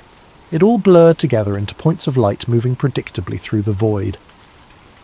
The work was mind-numbing, but it paid the bills and kept me close to the stars I'd loved since childhood. That night was different, though I didn't realise it at first. I was reviewing data from 3I Atlas, the interstellar comet that had been making headlines for the past few months. Unlike most comets that originate from our own solar system, this one had come from deep space, only the third confirmed interstellar visitor we'd ever detected. The media loved stories about cosmic wanderers, and 3I Atlas fit the bill perfectly. Except something was wrong with the data. At first I thought it was an equipment malfunction. Comets develop distinctive comas, those glowing halos of gas and dust, when they get close to the sun. It's basic astronomy. But according to my instruments, 3I Atlas showed no signs of outgassing despite being well within the zone, where it should have been blazing like a celestial torch. I pulled up the trajectory data and felt my stomach drop. The orbital path showed tiny corrections, minute adjustments that were impossibly precise for a chunk of ice and rock tumbling through space. I ran the calculations 3 times, then a 4th, but the result was always the same. 3I Atlas wasn't following a natural ballistic trajectory, it was steering. My hands trembled as I documented everything: spectral analysis, trajectory corrections, the complete absence of a coma. I cross-referenced the data with our deep space tracking stations and found the same anomalies reflected across multiple observation points. This wasn't instrument error. This was real. I drafted my report with meticulous care, attaching every piece of supporting data I could find. The implications were staggering. If 3i Atlas was under intelligent control, it meant we were being visited by something far more sophisticated than a wandering comet. I encrypted the files and submitted them through official channels, then sat back in my chair and tried to process what I'd discovered. Sleep was impossible. I spent the remaining hours before dawn triple-checking my work, running additional simulations, and preparing for the inevitable barrage of questions that would come once my superiors saw the report. Part of me was terrified, but another part was electric with excitement. This could be the discovery that changed everything. When I arrived at work the next morning, I went straight to my computer to pull up the backup files of my observation log. The screen flickered to life, and my blood ran cold. The entire night's work was gone. In place of my carefully documented anomalies was a single line of text. Instrument error, data invalid, log purged. I tried accessing the backup servers, but every copy had been scrubbed clean. It was as if the past 12 hours of work had never happened. My report had vanished without a trace, leaving no evidence that I'd ever observed anything unusual about 3i Atlas. But I remembered every detail. The trajectory corrections, the missing coma, the impossible precision of its path through space. Someone had wiped my data, but they couldn't wipe my memory. I sat in my cubicle, staring at the blank screen, and realised I was no longer just a data analyst. I had become a witness to something that someone very powerful didn't want the world to know. The question was, what was I going to do about it? The fluorescent lights hummed overhead, casting their sterile glow across rows of identical workstations. My colleagues went about their morning routines, oblivious to the fact that evidence of possible extraterrestrial intelligence had been discovered and then systematically erased overnight. I wanted to scream, to shake them all and tell them what I'd seen. Instead, I opened a new observation log and tried to pretend that nothing had changed. But everything had changed. I just didn't know how much yet. I spent the morning trying to reconstruct my observations from memory, but without the raw data, it felt like chasing shadows. Every time I pulled up 3i Atlas in the current tracking system, the trajectory looked perfectly normal.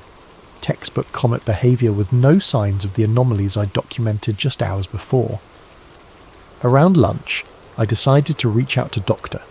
Jennifer Martinez, a colleague at the Palomar Observatory who'd been tracking the same object. If anyone else had noticed the irregularities, it would be her. I kept the email casual, asking about her observations and mentioning that I'd seen some interesting data patterns the night before. Her reply came back within minutes. "Hey Marcus, nothing unusual on our end.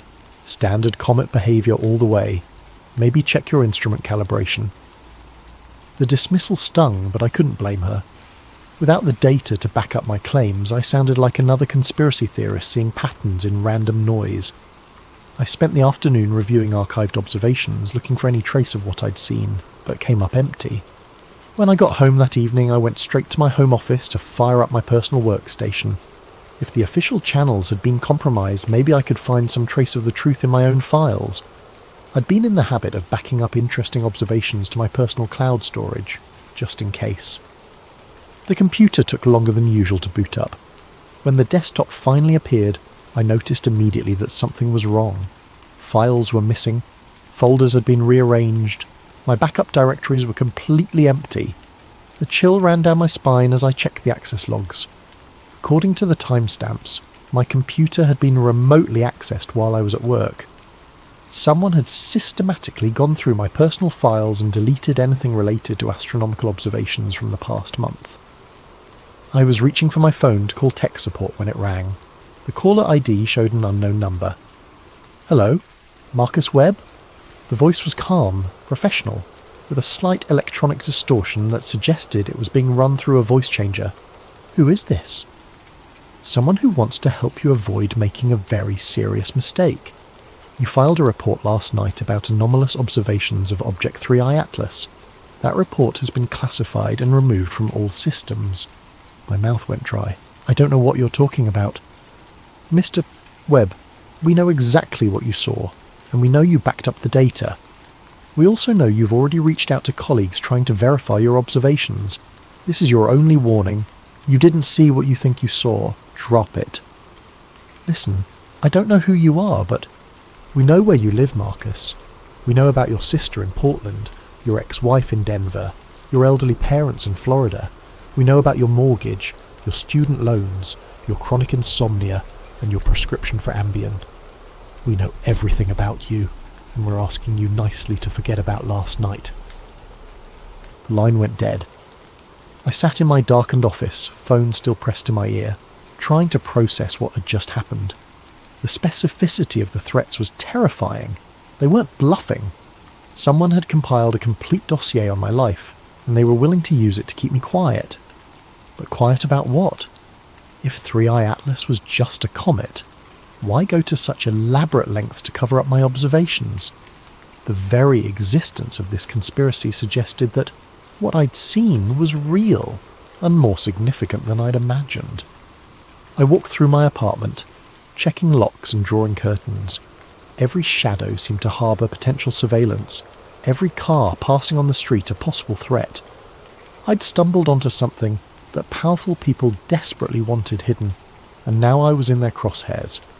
The smart thing would be to listen to the warning, delete whatever remaining files I could find, and pretend the whole thing never happened. I could go back to my quiet life of routine observations and meaningless reports. I could be safe. But I couldn't get the image out of my head. That metallic glint making impossible course corrections as it sailed through the void. If this was evidence of extraterrestrial intelligence, didn't the world have a right to know? I made a decision that would haunt me for months to come. Instead of backing down, I was going to dig deeper. The next few days passed in a haze of paranoia and careful routine.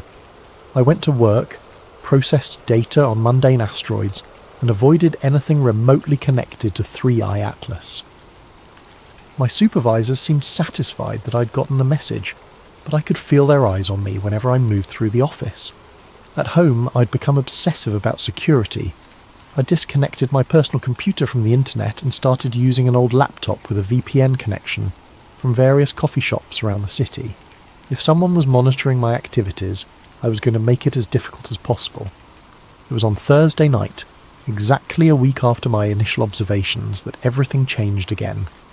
I was reviewing innocuous comet data on the disconnected computer when a notification chimed from the old laptop. New email. That was odd. I hadn't given the address to anyone, and it was supposed to be completely anonymous. The sender field was blank. The subject line read simply, "You're not alone." My cursor hovered over the message for several long minutes. Every instinct screamed that this was a trap, another layer of the conspiracy designed to draw me deeper into danger. But curiosity won out, and I clicked. The email contained no text, just a single encrypted attachment. The file name was project_Atlas_1987_declassified.pdf. I stared at the screen, heart pounding. 1987. That was decades before the discovery of our first confirmed interstellar visitor. Yet here was a file suggesting that something called Project Atlas had been operational for over 30 years.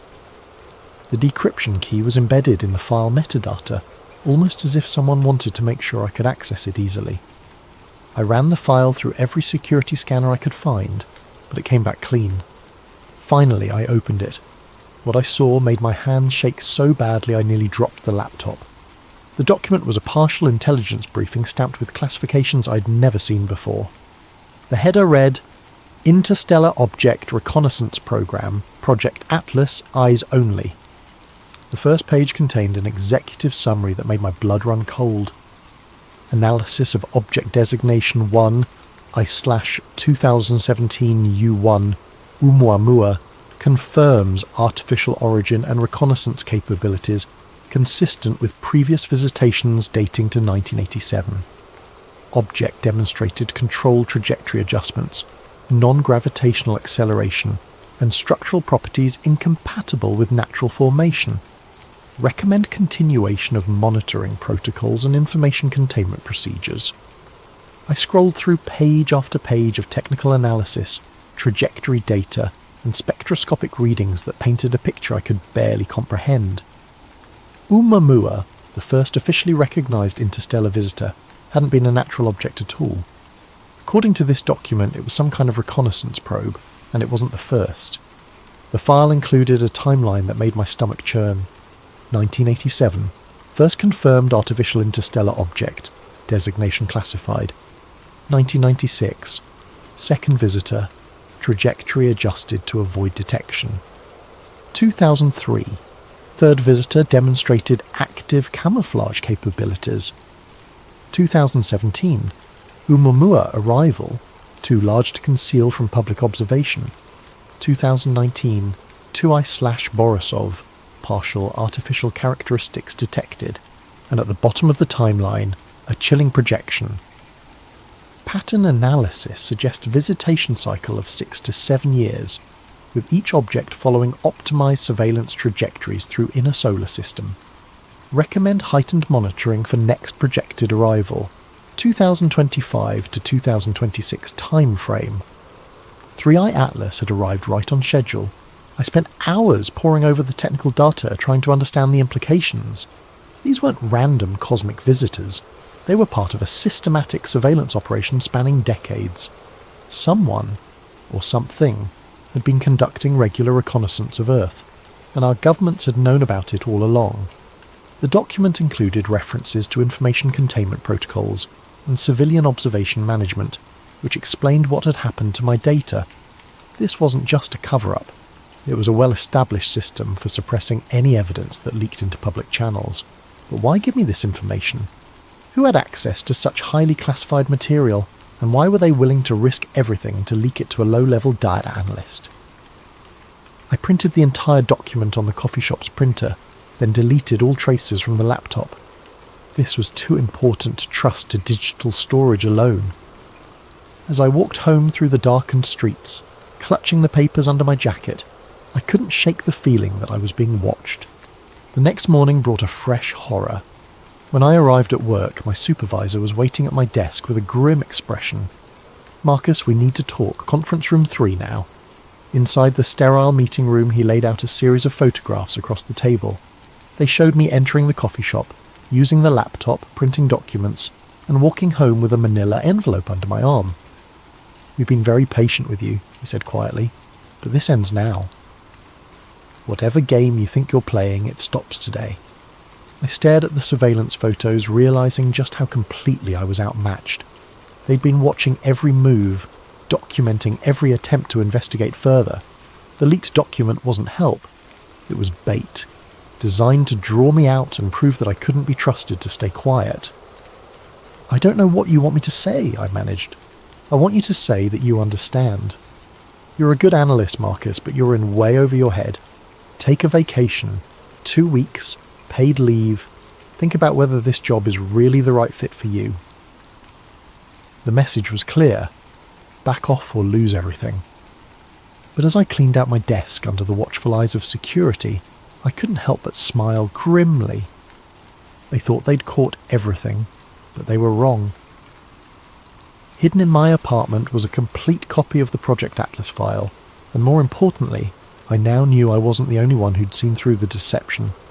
Someone else was out there, someone with access to the deepest secrets of the conspiracy, and they were trying to help me expose the truth. 2 weeks of forced vacation gave me time to think, but sleep remained elusive. Every night I found myself staring out my bedroom window at the stars, wondering how many of those points of light had been visited by the Watchers. The Project Atlas document had opened a door to a reality I couldn't close again. I'd hidden the printed files in a safety deposit box at a bank across town, but I'd memorized every crucial detail. The pattern was what haunted me most. Regular intervals, a systematic coverage, and a level of coordination that suggested long-term planning spanning multiple decades. During the day, I visited libraries and used their public computers to dig through archived astronomical data. I was looking for gaps, objects that had been observed briefly and then forgotten, trajectory anomalies that had been dismissed as instrument error, anything that might fit the pattern described in the classified document. What I found was more disturbing than I'd imagined. In 1987, the Harvard-Smithsonian Center for Astrophysics had published a brief note about an unusual object designated 1987 QX. The initial observations showed it on an interstellar trajectory, but follow-up attempts failed to relocate it. The official explanation was insufficient data for continued tracking. But buried in the technical appendix, I found a reference to anomalous spectral characteristics suggesting metallic composition and non-gravitational acceleration inconsistent with comet outgassing. 1987, QX had been the first visitor, exactly as described in the leaked document. I found similar patterns throughout the historical record, objects that appeared briefly in official catalogues before being reclassified or forgotten entirely, always at the predicted intervals, always showing subtle signs of artificial origin, always disappearing from public view after initial detection. The 1996 visitor had been detected by 3 different observatories, but within months, all references to it had been removed from published papers. I found fragments in old conference abstracts and preliminary reports, but the object itself had been erased from the official record. By 2003, the concealment efforts had become more sophisticated. That year's visitor never appeared in any public catalogues at all, but I found oblique references to it in budget documents, requesting additional funding for deep space monitoring equipment, and personnel evaluations praising staff for exceptional discretion in sensitive operations. The pattern was undeniable. For over 30 years, someone had been systematically monitoring and covering up evidence of artificial objects entering our solar system. The only question was, who was doing the covering up, and what were they hiding? My research was interrupted by a phone call from an unknown number. I almost didn't answer, but something made me pick up. "Is this Marcus Webb?" The voice was elderly, gravelly, with a slight tremor. "Who's asking?" "Someone who's been watching your library research with great interest. My name is Dr. Harold Peterson. I think we should meet." The name was familiar. I'd seen it referenced in some of the older papers I'd been reviewing. Harold Peterson had been a respected astronomer in the 1980s, specialising in small body observations. His publications had stopped abruptly in 1988. "What do you want?" "I want to show you something that will change how you see everything, but not over the phone. Are you familiar with the old Griffith Observatory parking lot? Meet me there at midnight." Every instinct told me it was a trap, but I'd come too far to turn back now. That night I drove through the winding roads of Griffith Park, checking my rearview mirror constantly for signs of surveillance. The observatory was closed, its parking lot nearly empty except for a few late-night stargazers. Dr. Peterson was exactly what I'd expected. A thin, white-haired man in his 70s, leaning heavily on a walking cane and clutching a worn leather satchel. But his eyes were sharp and alert, and when he spoke, his voice carried the weight of terrible knowledge. "You're not the first to notice the pattern, Mr. Webb. I've been tracking it for over 3 decades.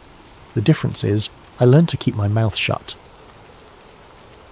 We sat on a bench overlooking the Los Angeles basin, the city lights washing out all but the brightest stars.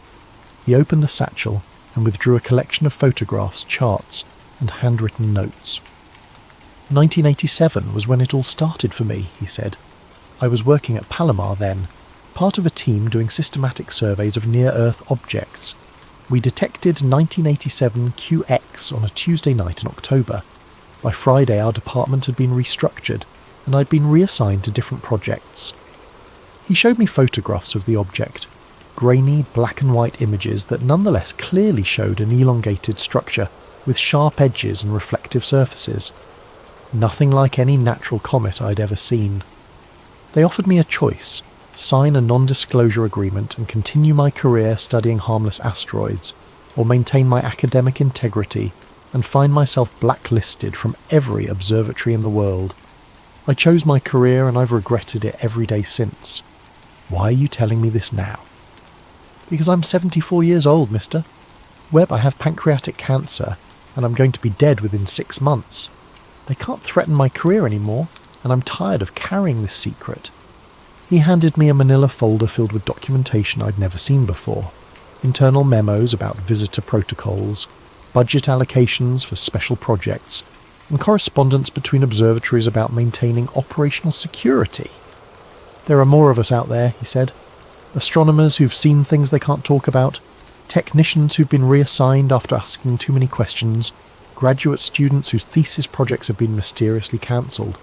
We're scattered, isolated and afraid, but we're not alone." The final document in the folder was a list of names and contact information. 24 astronomers, all with similar stories of suppressed observations and forced silence. At the top of the list was a note in Doctor. Peterson's handwriting. "Project Atlas isn't just about covering up alien visitation. It's about preparing for something much bigger. The pattern is accelerating." "What do you mean, accelerating?" "The intervals between visits are getting shorter. The objects are getting larger, and according to my calculations, the next one isn't coming to observe anymore." He pointed up at the stars with a trembling finger. "It's coming to stay." We sat in silence for several long minutes, the weight of his words settling over me like a shroud. Finally, I asked the question that had been haunting me since I'd first seen the anomalous data. "What do we do about it?" Dr. Peterson smiled grimly. "We prepare for the possibility that our governments have been lying to us for 37 years, and we get ready to find out what they've really been hiding." As I drove home that night, the list of names burning like a coal in my jacket pocket, I realised that my journey was far from over. I'd thought I was investigating a simple cover-up, but I was actually uncovering something much more complex and terrifying. The watchers in space weren't just visitors passing through our solar system. They were scouts, preparing the way for something bigger. And soon, we were going to find out what that something was. Dr. Peterson's death made the obituary section of the Los Angeles Times 3 days after our meeting. Noted astronomer Harold Peterson, 74, died, peacefully in his sleep after a brief illness. No mention of his decades of research or his role in early deep space observations, just another forgotten scientist disappearing from the record. But his list lived on. I'd spent the past week carefully reaching out to the contacts he'd provided, using coded language and anonymous email accounts. The responses had been both encouraging and terrifying. Dr. Elena Rodriguez from the University of Arizona. "I've been waiting 30 years for someone to ask the right questions." James Mitchell, formerly of JPL. "They reassigned me to Mars imaging after I got too curious about irregular trajectories. I've kept my own records." Professor Liu Wei from Beijing Observatory. "The phenomenon is global. Chinese space program has similar protocols." Each conversation revealed another piece of the puzzle. The conspiracy wasn't limited to American institutions. It was an international effort involving every major spacefaring nation. The implications were staggering. My unofficial network was coming together just in time for the Southwest Astronomical Conference in Phoenix. It was perfect cover. Hundreds of professional and amateur astronomers gathering to discuss recent observations and share data. If I was careful, I could meet with several of my contacts without raising suspicion. I registered under my real name and booked a flight to Phoenix, trying to maintain the appearance of normal professional activity. But as I packed for the trip, I couldn't shake the feeling that I was being watched. Cars seemed to linger too long outside my apartment. The same face appeared in multiple coffee shops. Paranoia, maybe, but the events of the past month had taught me to trust my instincts. The conference was held at a sprawling resort complex in Scottsdale, with sessions scattered across multiple buildings and hundreds of attendees milling about between presentations. Perfect for discreet meetings, but also perfect for surveillance. I'd arranged to meet Dr. Rodriguez during the lunch break at a quiet cafe in the resort's north wing. She was a compact woman in her 50s, with prematurely grey hair and intense dark eyes that seemed to catalogue every detail of her surroundings. "You're taking a big risk reaching out to all of us," she said quietly as we found a corner table. "They're very good at monitoring communications." "I know," but Dr. Peterson thought it was time to break the silence. "Harold was a good man. He carried this burden longer than any of us should have to."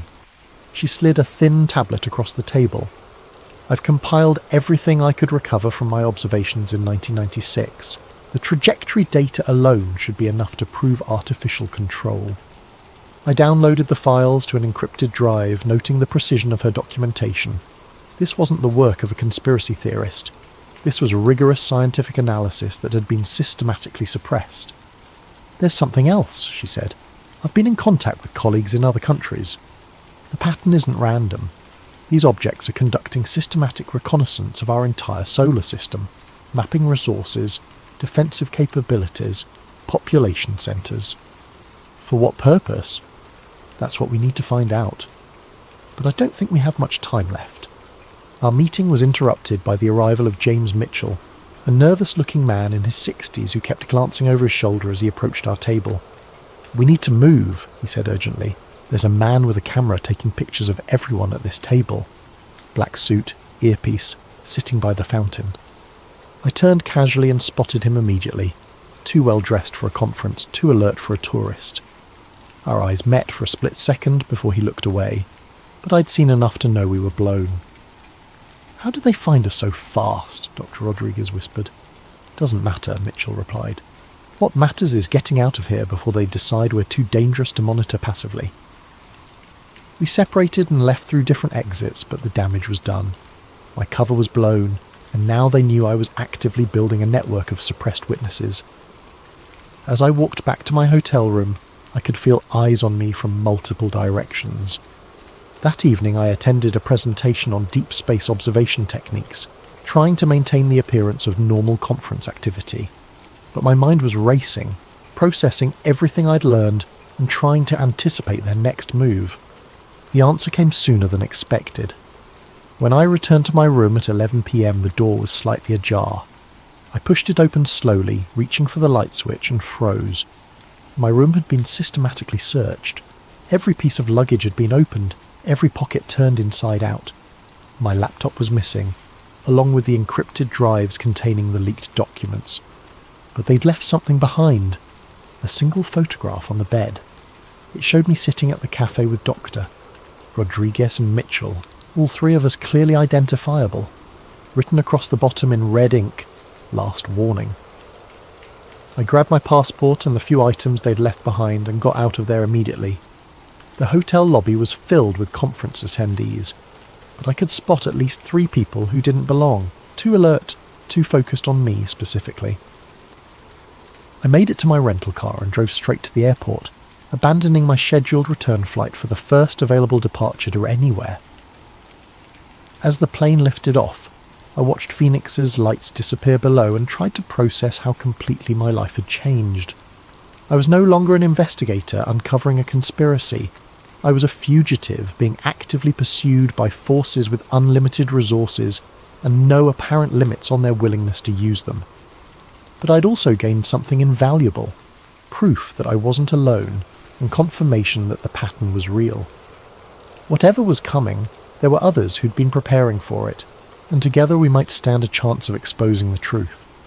The question now was whether we could do it before they silenced us all permanently. I spent 3 weeks moving between cheap motels and internet cafes, using cash and fake names, trying to stay one step ahead of whoever was hunting me. The paranoia was exhausting, but the leaked documents I'd memorized kept me focused on the bigger picture. If the pattern was real, if something was coming, then the world deserved to know. My breakthrough came through an unexpected connection. Professor Liu Wei had put me in touch with a contact in the hacktivist community, someone known only as Ghost Signal, who specialised in hijacking broadcast streams for political messages. If I could provide credible evidence, they could get it in front of millions of people before anyone could stop them. The meeting was set up through an elaborate chain of encrypted communications. I found myself in a 24-hour diner in Albuquerque, sitting across from a 20-something woman with purple hair and enough facial piercings to set off a metal detector. She introduced herself only as Maya, and seemed to take the whole thing as a personal challenge. "So you're telling me the government's been covering up alien visitors for 30 years, she said, stirring sugar into her coffee. "Not alien visitors, reconnaissance probes. There's a difference." "Is there?" "Either way, it's the biggest story in human history and they've been lying about it." She pulled out a modified tablet and began typing rapidly. "I can get you into any broadcast stream you want. Major networks, streaming services, social media feeds. The question is, what exactly do you want to tell people?" I'd been preparing for this moment for weeks. The message needed to be clear, credible, and impossible to dismiss as a hoax. I outlined my plan, a 10-minute presentation laying out the evidence, supported by the data I'd compiled from multiple sources. Here's the problem, Maya said. As soon as you start broadcasting, they're going to try to shut you down. I can keep the stream live for maybe 15 minutes before they find all my back doors. You get one shot at this. That's all I need. We spent the next hour setting up the technical details. Maya would hijack a popular astronomy livestream during peak viewing hours, giving me access to an audience already interested in space-related content. The broadcast would go out simultaneously across multiple platforms, making it harder to suppress completely. One more thing, she said as we prepared to leave. Once this goes live, there's no going back. They'll know exactly who you are and where you are. You sure you're ready for that? I thought about Dr. Peterson dying alone with his secrets, about Dr. Rodriguez and the others spending decades in forced silence, about 3i Atlas sailing through space on its impossible trajectory while the world remained oblivious to the truth. I'm ready. The broadcast was scheduled for 9 p.m. Eastern Time on a Thursday night, prime viewing for astronomy enthusiasts. I'd rented a small studio space under a fake name and set up basic recording equipment. Maya would handle the technical aspects remotely, leaving me to focus on delivering the most important message of my life. At exactly 9 o'clock, Maya's voice crackled through my earpiece. You're live in 3, 2, 1. Good evening. My name is Marcus Webb, and I'm a data analyst for the Near-Earth Object Surveillance Network.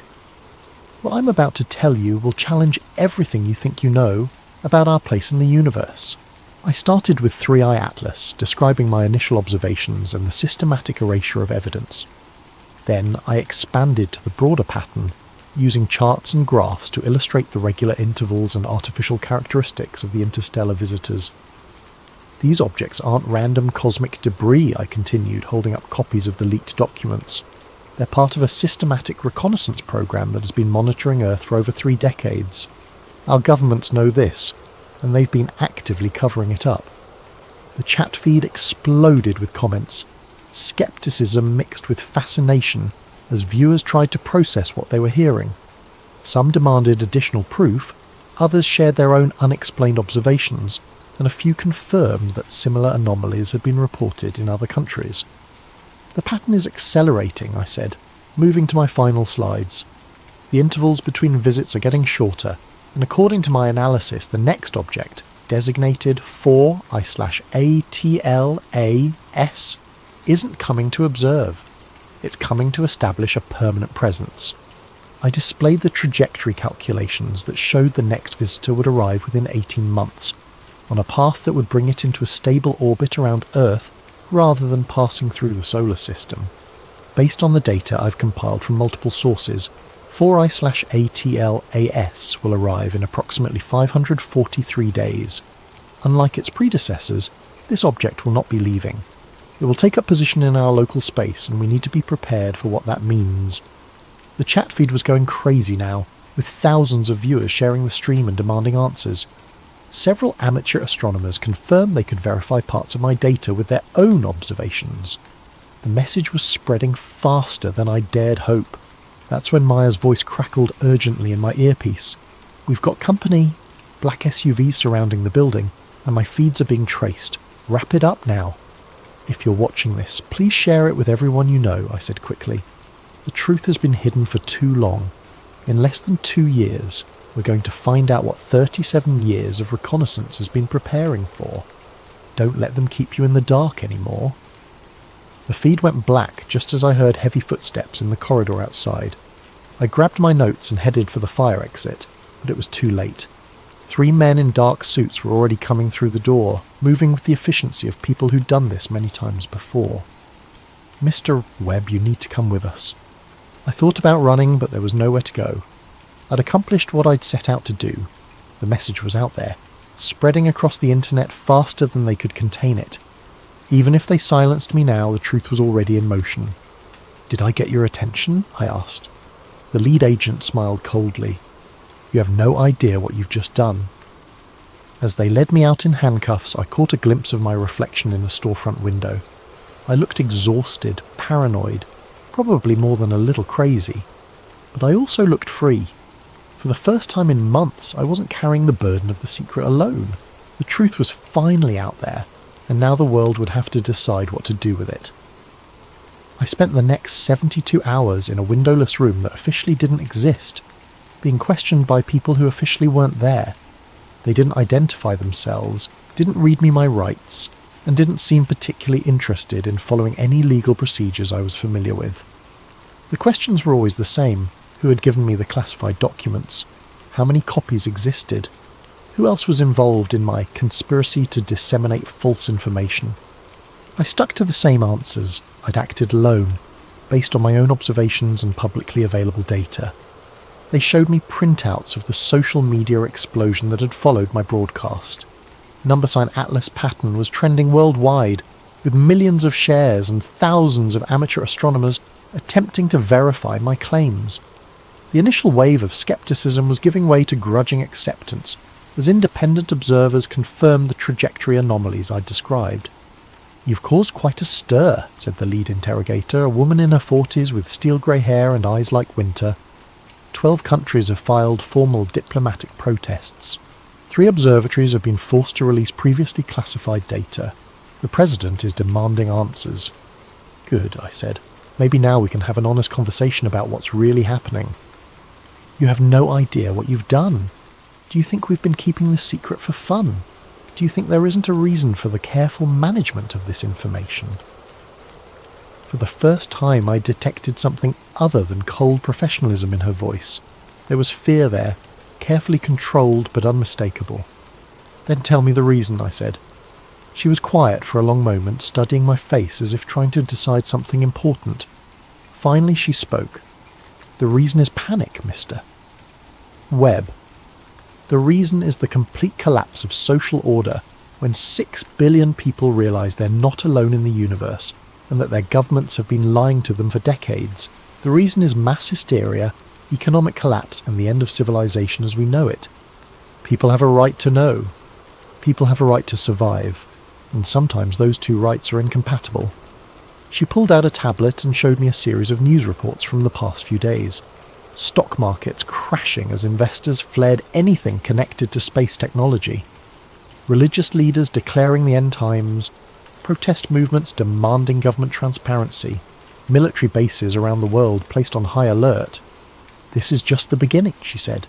"Your little broadcast has started something that none of us can control anymore. I hope you're proud of yourself." They released me that evening without explanation, dropping me off at a bus station in a city I didn't recognise with nothing but my wallet and a warning to maintain a low profile. As I waited for a bus back to Los Angeles, I checked my phone for the first time in 3 days. The internet had exploded. My broadcast had been downloaded millions of times before the original streams were taken down. Amateur astronomers around the world were confirming the trajectory anomalies. Government officials were being pressed for statements, offering carefully worded non-denials that only fueled more speculation. But there was also a disturbing counter-narrative emerging. Professional debunkers were dissecting my presentation, pointing out inconsistencies and questioning my credentials.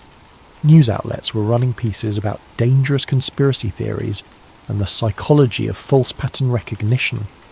My personal life was being scrutinised, with emphasis on my history of insomnia and anxiety medication.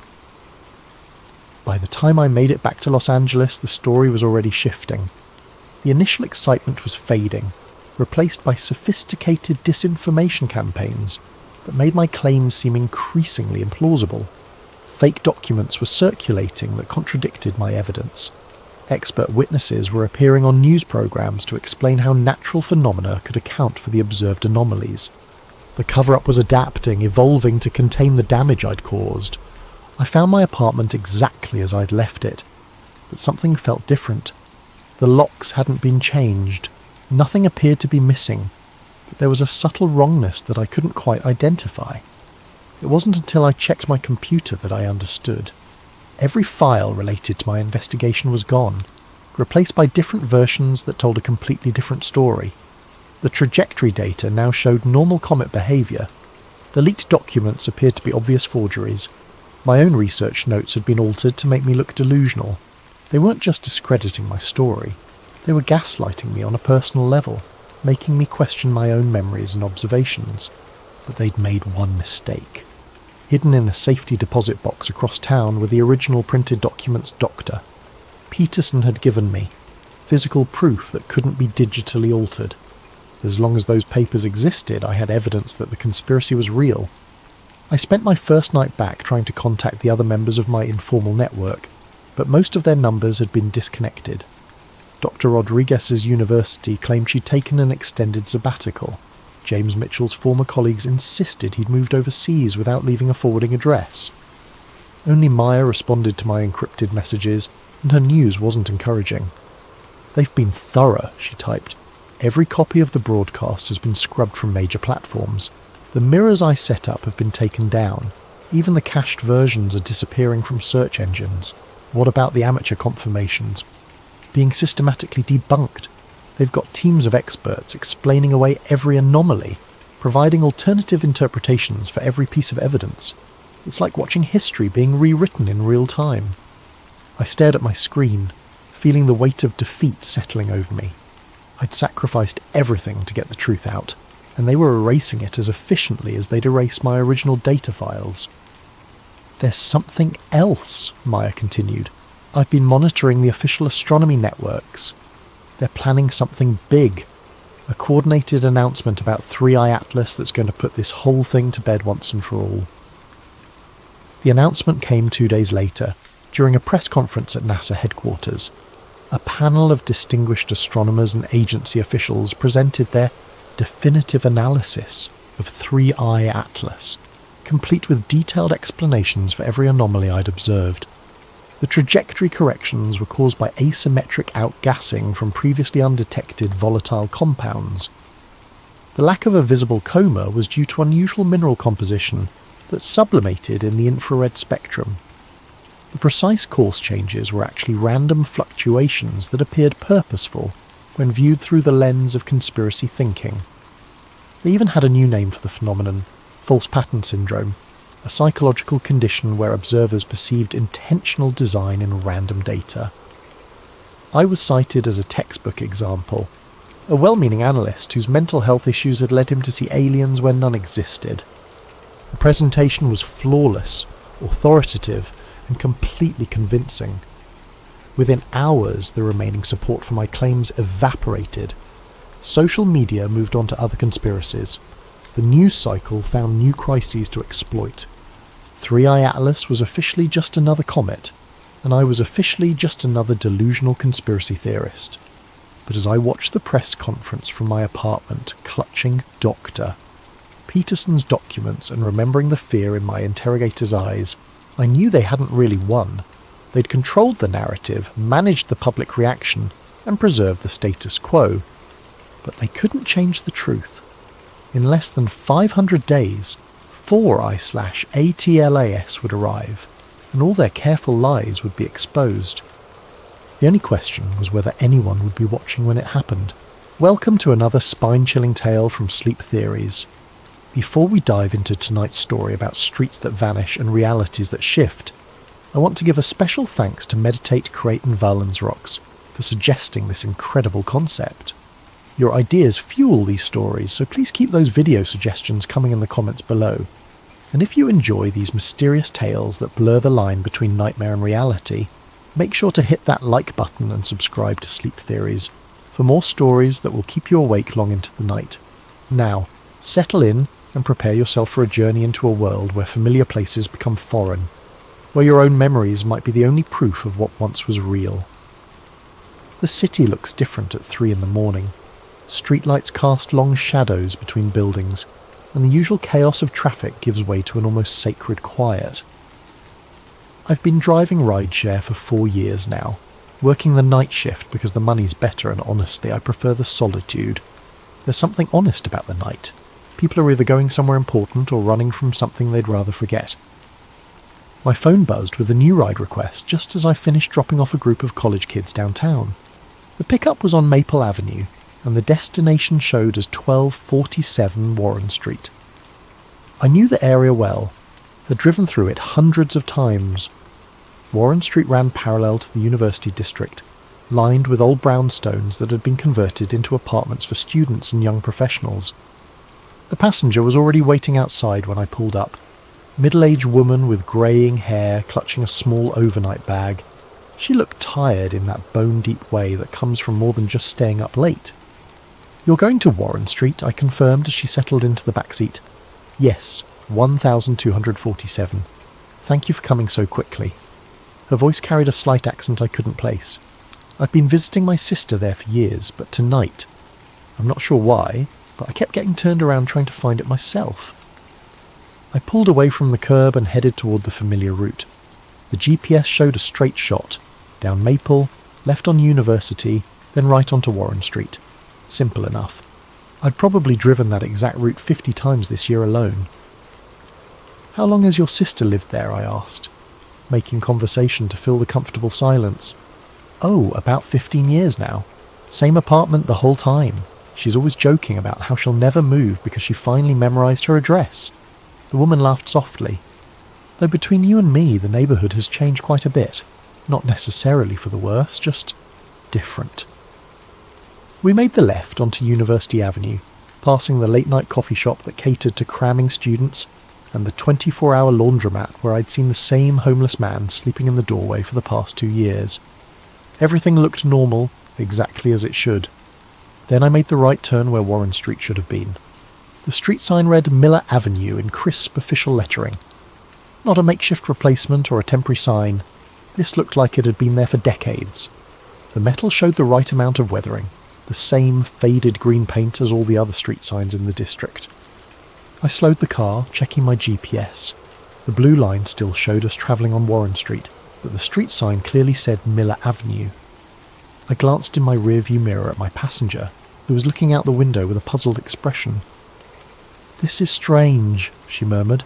"This doesn't look quite right." I pulled over and studied the buildings. They were similar to what I remembered. The same general style of architecture, the same height and spacing. But the details were wrong. The corner building had been painted a warm terracotta colour in my memory. Now it was a muted sage green. The small community garden that used to occupy the lot between 2 apartment buildings had been replaced by a pocket park with different trees, different layout, different everything. "The address should be right down there," I said, pointing toward where the 1200 block should have been. But even the building numbers seemed off somehow. My passenger was quiet for a long moment, staring out at the street. "This is Miller Avenue," she said finally. "But I could have sworn. I've been coming here for 15 years. I know this was Warren Street last week." We drove slowly down the block looking for 1247. We found it, a narrow brownstone wedged between 2 larger buildings with the right number painted on the door. But something felt fundamentally wrong about the whole scene, like looking at a photograph where someone had digitally altered small details. "This is it," my passenger said as we pulled up to the address. But she didn't sound certain. She sat in the car for several more seconds studying the building. The door used to be blue. I'm sure it was blue last time I was here. The door was dark green with paint that looked like it had been that colour for years. She paid me through the app and got out, but hesitated on the sidewalk. "Driver, you've been through this area before, right? Have you ever heard of Warren Street?" I nodded slowly. I thought I had. I could have sworn this was Warren Street. So did I. She walked toward the building, then turned back one more time. Maybe we're both just tired. Maybe I've been calling it the wrong name all these years. But as I drove away, checking my mirrors to make sure I was heading in the right direction, I knew she was wrong. I had definitely driven down Warren Street before, many times, and it had definitely been Warren Street, not Miller Avenue. I made a mental note to check my paper map when I got home. I kept an old road atlas in my glove compartment, one of those habits left over from before GPS became reliable. But first I had 3 more rides to finish before my shift ended. The rest of the night passed normally, but I couldn't shake the feeling that something fundamental had shifted. It was like when you rearrange furniture in a room you've lived in for years. Everything is technically correct, but your body keeps expecting things to be in the wrong places. By the time I got home at dawn, I'd almost convinced myself it was just fatigue. Night shift work can play tricks on your mind, especially after working 6 straight days. Maybe I had been misremembering the street name. Maybe my passenger had too. Stranger coincidences had happened. But as I sat in my driveway watching the sunrise paint the sky in shades of orange and pink, one thought kept nagging at me. If it had always been Miller Avenue, why did my GPS still think we had been travelling on Warren Street? I slept until 3 in the afternoon, which was normal for my schedule, but the dreams were anything but normal. All night long, I kept dreaming about driving down familiar streets that led to places I'd never seen before. In one dream, I was trying to get home, but every turn led to a different version of my neighbourhood. Same houses, different colours, different numbers, different trees. When I finally dragged myself out of bed and made coffee, the first thing I did was dig through my glove compartment for my paper road atlas. It was a 2019 edition, still relatively new, with detailed street maps of the entire metropolitan area. I flipped to page 47, the section that covered the University District. My finger traced down University Avenue to the intersection where I had made the right turn the night before. Warren Street, clear as day, printed in the same font as every other street name on the map. Not Miller Avenue, Warren Street, exactly where I remembered it being. I stared at the map for several minutes, then checked the GPS on my phone. When I searched for Warren Street in that area, it came up with no results. When I searched for Miller Avenue, it showed exactly the route I had driven the night before. Something cold settled in my stomach. I grabbed my laptop and started searching online for any information about street name changes in the University District.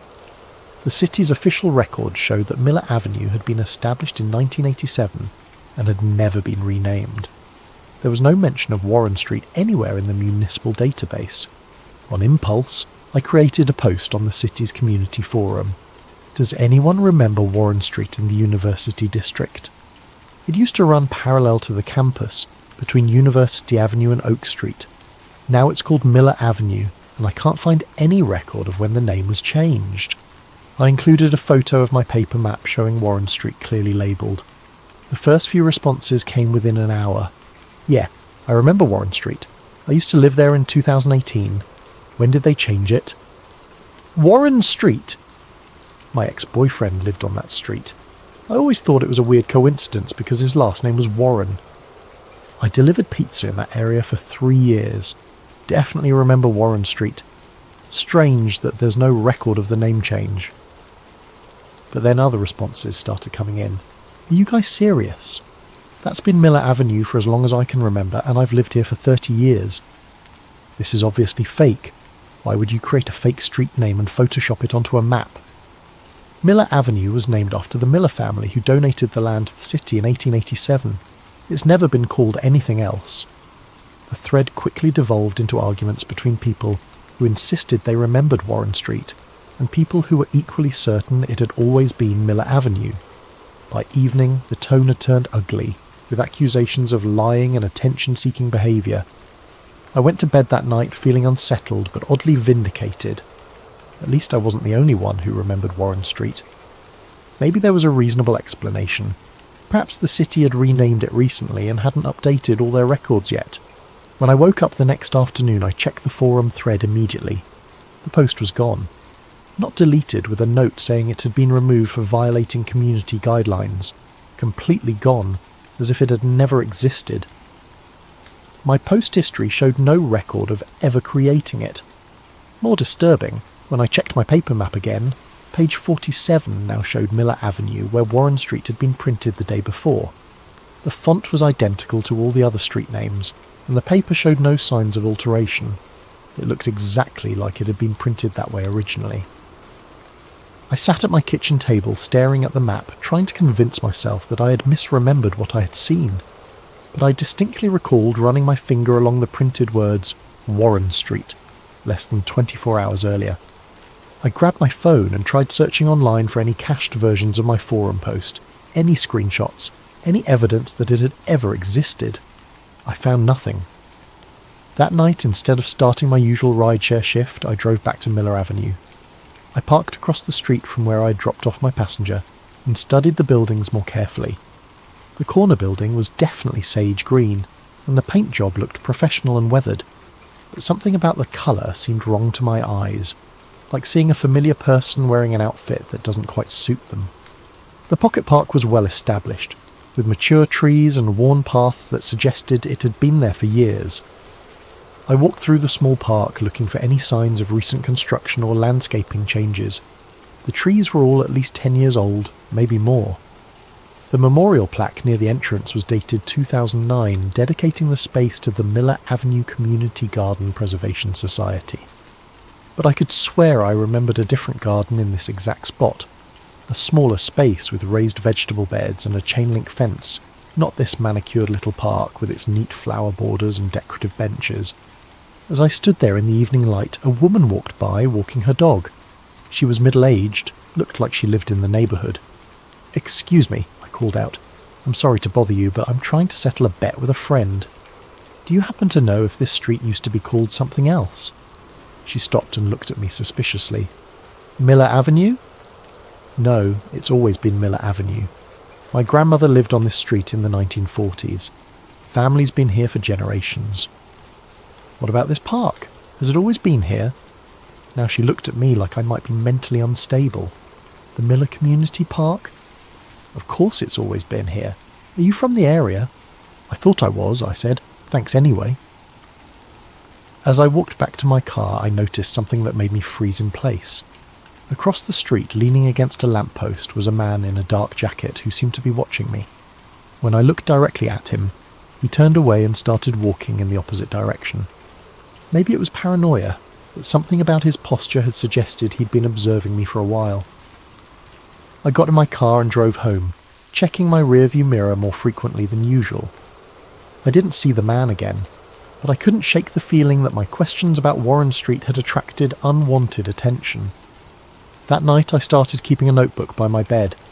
I wrote down everything I could remember about Warren Street, the colour of buildings, the storefronts, the layout of the street. If my own maps couldn't be trusted to stay consistent, at least I could document what I remembered while the memories were still clear. I had no way of knowing it then, but that notebook would become my only anchor to reality in the days to come. 3 days later I decided to do a systematic survey of the university district. If Warren Street could disappear and be replaced by Miller Avenue, what else might have changed? I armed myself with my notebook and drove to the area in the late afternoon when the lighting was good for observation. I started at the corner of University and Miller, the intersection I thought I knew so well. The first thing I noticed was the mural on the side wall of the Riverside Grocery Building. I had admired that mural dozens of times while waiting at the traffic light. It depicted a World War II soldier in uniform saluting against a backdrop of an American flag. The plaque at the bottom read, "In honour of local veterans, painted by Lincoln High School Art Class 2017. But the face was wrong. I sat in my parked car, staring at the mural, trying to understand what I was seeing. The soldier's features were different. Broader jaw, different nose, darker hair. The uniform was the same, the pose identical, but it was definitely not the same face I remembered. The original soldier had looked younger, with lighter hair and a more angular face. I got out and walked closer to examine the plaque. The bronze was weathered in a way that suggested it had been there for years. There was no sign of the recent replacement or alteration. According to this plaque, Lincoln High School's art class had painted this specific mural in 2017, and I was sure I had been seeing it regularly since at least 2019. I took several photos of the mural and made detailed notes about the differences I remembered. The next stop was Murphy's Diner, 3 blocks down Miller Avenue. I had eaten there probably 20 times over the past 2 years. Decent coffee, good breakfast, friendly staff who knew the night shift workers in the area. The neon sign in the window had always been slightly crooked, and the owner, an elderly man named Murphy, always wore the same green apron. But Murphy's Diner was gone. In its place stood Riverside Pharmacy, with a crisp new sign and a bright, sterile interior visible through large windows. The building was the same shape and size, but everything else had changed. Where Murphy's had been painted a warm yellow, the pharmacy was stark white. Where there had been a small parking lot, There was now a landscaped area with modern benches. I went inside, hoping to find someone who could tell me about the previous business. "Excuse me," I said to the pharmacist, a woman in her 40s with greying hair. "I'm new to the area, and I was wondering what used to be in this building before the pharmacy." She looked puzzled. "This has always been Riverside Pharmacy. My family has owned this location for 12 years. No other business before that. Well, my husband's father ran it before us, but it's been a pharmacy for at least 20 years. Maybe longer. We have records going back to 1998. I thanked her and left, my hands shaking slightly as I made notes.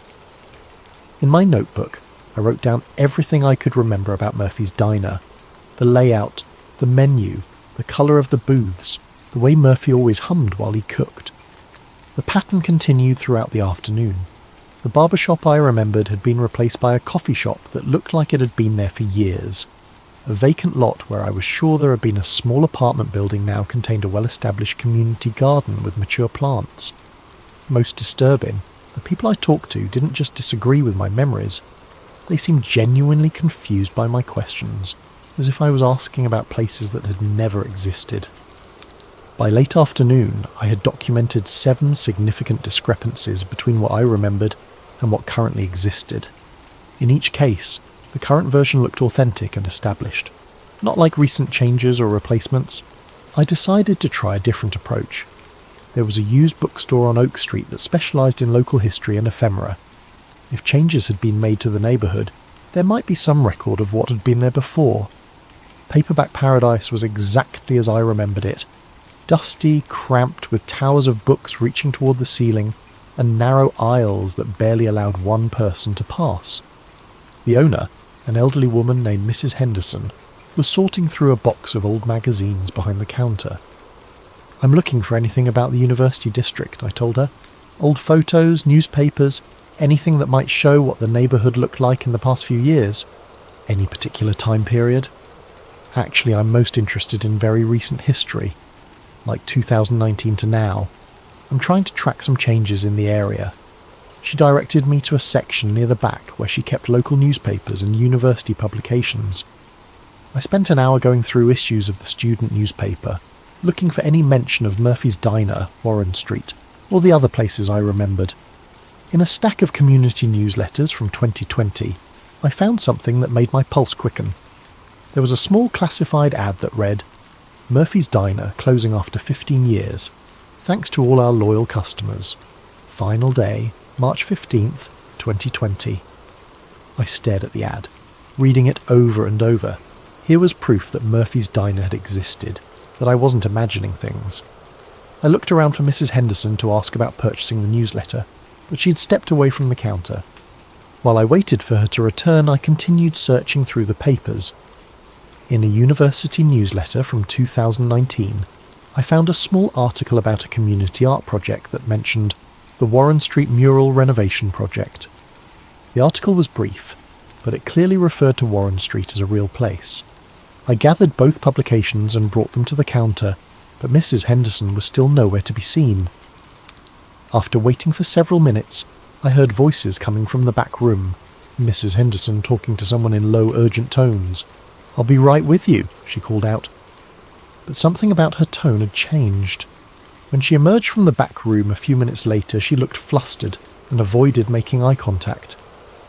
"I'm sorry, but we're closing early today," she said. "Family emergency." "I just wanted to buy these 2 newsletters," I said, holding up the publications with the Murphy's Diner ad and the Warren Street reference. She glanced at the papers in my hand and her expression became even more uncomfortable. "I'm sorry, but those items aren't for sale. They're part of a private collection that was brought in by mistake." "But they were in the public section." "Please leave," she said firmly. "We're closed." I had no choice but to put the newsletters back and leave the store. As I walked to my car, I noticed a dark sedan parked across the street with 2 people inside. The passenger seemed to be watching the bookstore. I drove around the block and parked where I could observe Paperback Paradise without being obvious about it. Within 10 minutes, I saw Mrs. Henderson lock up the store and flip the sign to closed. The dark sedan pulled away from the curb and followed her as she walked to her own car. That night I tried calling the bookstore. The phone rang and rang, but nobody answered.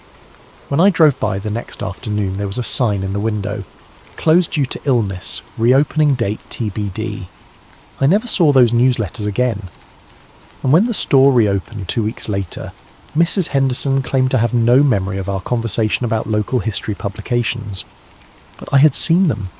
The Murphy's Diner ad and the Warren Street reference had been real, printed in black and white. Someone was making sure that evidence of the old neighbourhood disappeared as quickly as I found it. That night, I started taking precautions. I made copies of everything I wrote in my notebook and hid them in different locations around my apartment. If my written records could somehow be altered like the maps had been, I wanted to make sure I had backups. I also started taking photos of everything. Street signs, buildings, murals, storefronts. If reality was being edited somehow, maybe photographs would provide a more permanent record. I had no idea how naive that hope was.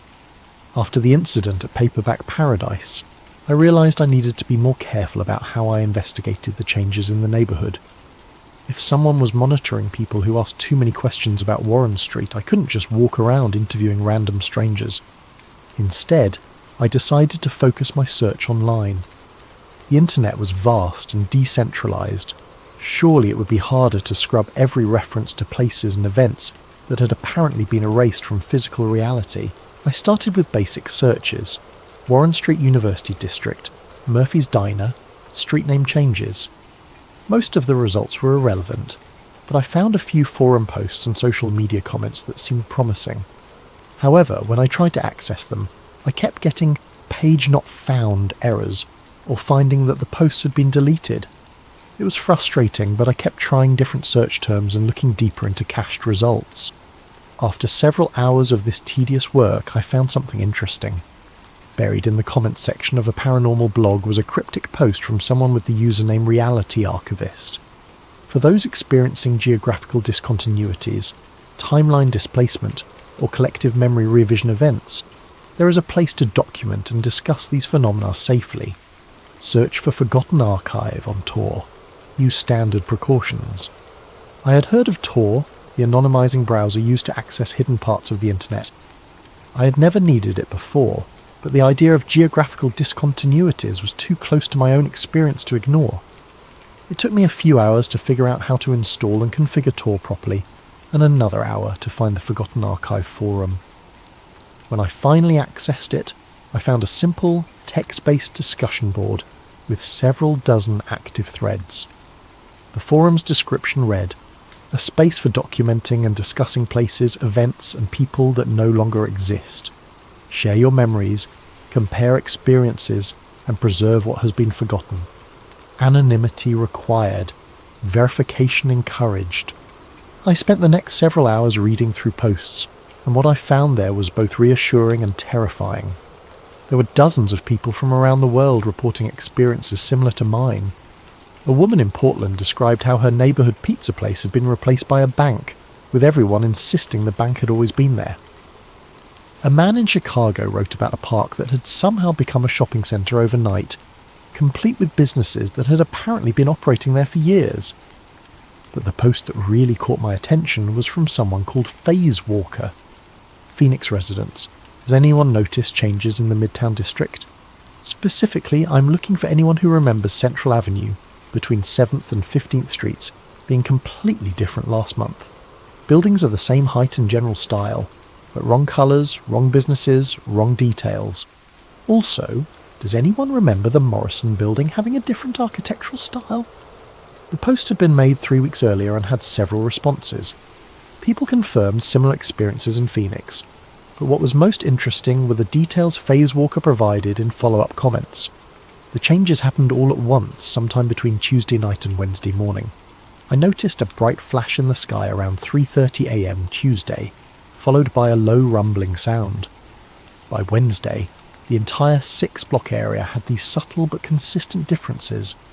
The pattern seems to be systematic, like someone ran a find and replace function on reality. Same overall structure, but with details swapped out for alternatives that look equally real and established. I've been tracking the phenomenon for 8 months now. It's happened 3 times in Phoenix, always preceded by the same atmospheric disturbance. Always between 3 and 4 a.m. always affecting a specific geographic area in a grid pattern. I created an account with the username Night Driver and posted my own experience. University District, major metropolitan area, keeping location vague for now. Warren Street became Miller Avenue overnight. All records changed to match new reality. Physical evidence disappears when discovered. People who remember the old version seem to attract attention from unknown parties. Anyone else experience active suppression of investigation? The response was immediate and overwhelming. Within an hour, I had a dozen replies from people who had experienced similar reality shifts. More importantly, 3 people had direct messages for me, including one from Phase Walker. Check your private messages, the forum's built-in system informed me. PMS are automatically encrypted and delete after 48 hours. Phase Walker's message was brief but specific. Your pattern matches Phoenix event number 3. Grid-based replacement, systematic documentation destruction, observer monitoring, need to talk. Same time tomorrow in encrypted chat room number 7734. The second message was from someone called Temporal Witness. If you're experiencing active suppression, you're past the point of casual observation. They know you remember. Be careful what you search for online from now on. The third was from Grid Theory. The University District changes you describe match predicted coordinates from the projection model. If you're willing to help with documentation, there may be a way to predict the next event. I spent the rest of the night reading everything I could find on the forum. The more I read, the more convinced I became that what I was experiencing wasn't unique or isolated. There was a pattern here, a systematic process of reality alteration that was affecting people around the world. The forum users had developed their own terminology and theories. Reality shifts, sudden changes to physical locations that appeared to have always been that way, memory islands. People who retained memories of the pre-shift reality, evidence decay, the tendency for physical proof of old reality to disappear or be altered, grid events, reality shifts that followed systematic patterns across urban areas, adjustment teams, mysterious groups that seemed to monitor and suppress investigation. The most disturbing thread was titled Disappeared Observers. It contained reports of people who had been actively investigating reality shifts and had subsequently vanished entirely. In some cases, family members and friends claimed no memory of the missing person ever existing. One post from Archive Keeper read, Toronto Mapper has been offline for 3 weeks, checked with contacts in the city, no record of anyone by his real name at his last known address. Employer claims no one by that name ever worked there. His entire identity appears to have been edited out of the system. I closed the laptop and sat in my dark living room trying to process what I had learned. If the forum users were right, I wasn't just dealing with some local phenomenon or personal delusion. I was apparently part of a global pattern of reality manipulation that someone was going to great lengths to hide. And if the forum was correct about adjustment teams and people who asked too many questions, I was already in more danger than I had realised. The next evening I logged into encrypted chat room number 7734 to meet Phase Walker. What I learned there would change everything I thought I knew about the nature of reality itself. The encrypted chat with Phase Walker was scheduled for 11 PM, but I logged in an hour early to get familiar with the interface. The chat room was completely anonymous. No usernames displayed, just randomised ED numbers that changed every few minutes. At exactly 11 PM, a message appeared. Night Driver, confirm you're here by describing the colour of the building that's wrong on your Miller Avenue. I typed back, Sage Green Corner building, should be terracotta. Confirmed. I'm the Phoenix contact. Before we start, have you noticed anyone watching you since you began investigating? I thought about the man by the lamppost outside Miller Avenue, and the sedan that had followed Mrs. Henderson from the bookstore. Maybe a few incidents that seemed like surveillance. Then we need to cover safety protocols first. Are you posting from your home? Yes. Bad idea. From now on, only access the forum and chats from public Wi-Fi, preferably locations you can leave quickly. Never the same place twice. Assume your home internet is monitored if you've been flagged as an observer. This was getting into territory that felt paranoid, but given everything I had experienced, I decided to take the advice seriously. Flagged by who? We call them adjustment teams, but we don't know exactly who they work for. Government black project, private corporation, something else. The source doesn't matter as much as the pattern. They monitor for people who remember pre-shift reality and document evidence. At first, they just clean up loose ends, remove evidence, discredit witnesses. But if someone digs too deep or becomes too vocal, they escalate. Escalate how? Depends. Sometimes the person just stops investigating, gets distracted by sudden life changes, new job opportunities, family emergencies. Sometimes they disappear from forums and can't be reached. In extreme cases, they disappear entirely. Identity scrubbed from records. Family and friends lose all memory of them. The implications of that made me feel sick. You're saying they can edit people out of existence? We think so. Same process that changes street names and building colours, just applied to human beings instead of places. But here's what's important. We've never lost anyone who followed proper security protocols and worked within our support network. Phase Walker spent the next hour teaching me basic operational security. Use public Wi-Fi exclusively for forum access. Never search for shift-related terms on personal devices or networks. Vary my travel patterns and avoid predictable routines. Most importantly, document everything offline and in multiple hidden locations. The documentation is crucial, Phase Walker explained. They can alter physical evidence, but they seem to have trouble with distributed, redundant records. If you hide copies of your notes in 10 different places, they might find and alter some of them, but usually not all. Finally, we got to the technical discussion of what we were actually dealing with. The working theory is that we're experiencing timeline convergence events, Phase Walker wrote. Imagine two almost identical realities running parallel to each other. Same basic structure, same historical events, but small differences in details. Street names, building colours, business locations, individual faces. You're saying there are multiple versions of reality? Multiple versions, yes, but usually kept separate by what physicists call quantum decoherence. Think of it like radio stations. They exist simultaneously, but you can only tune into one at a time.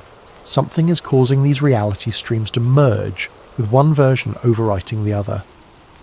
What could cause something like that?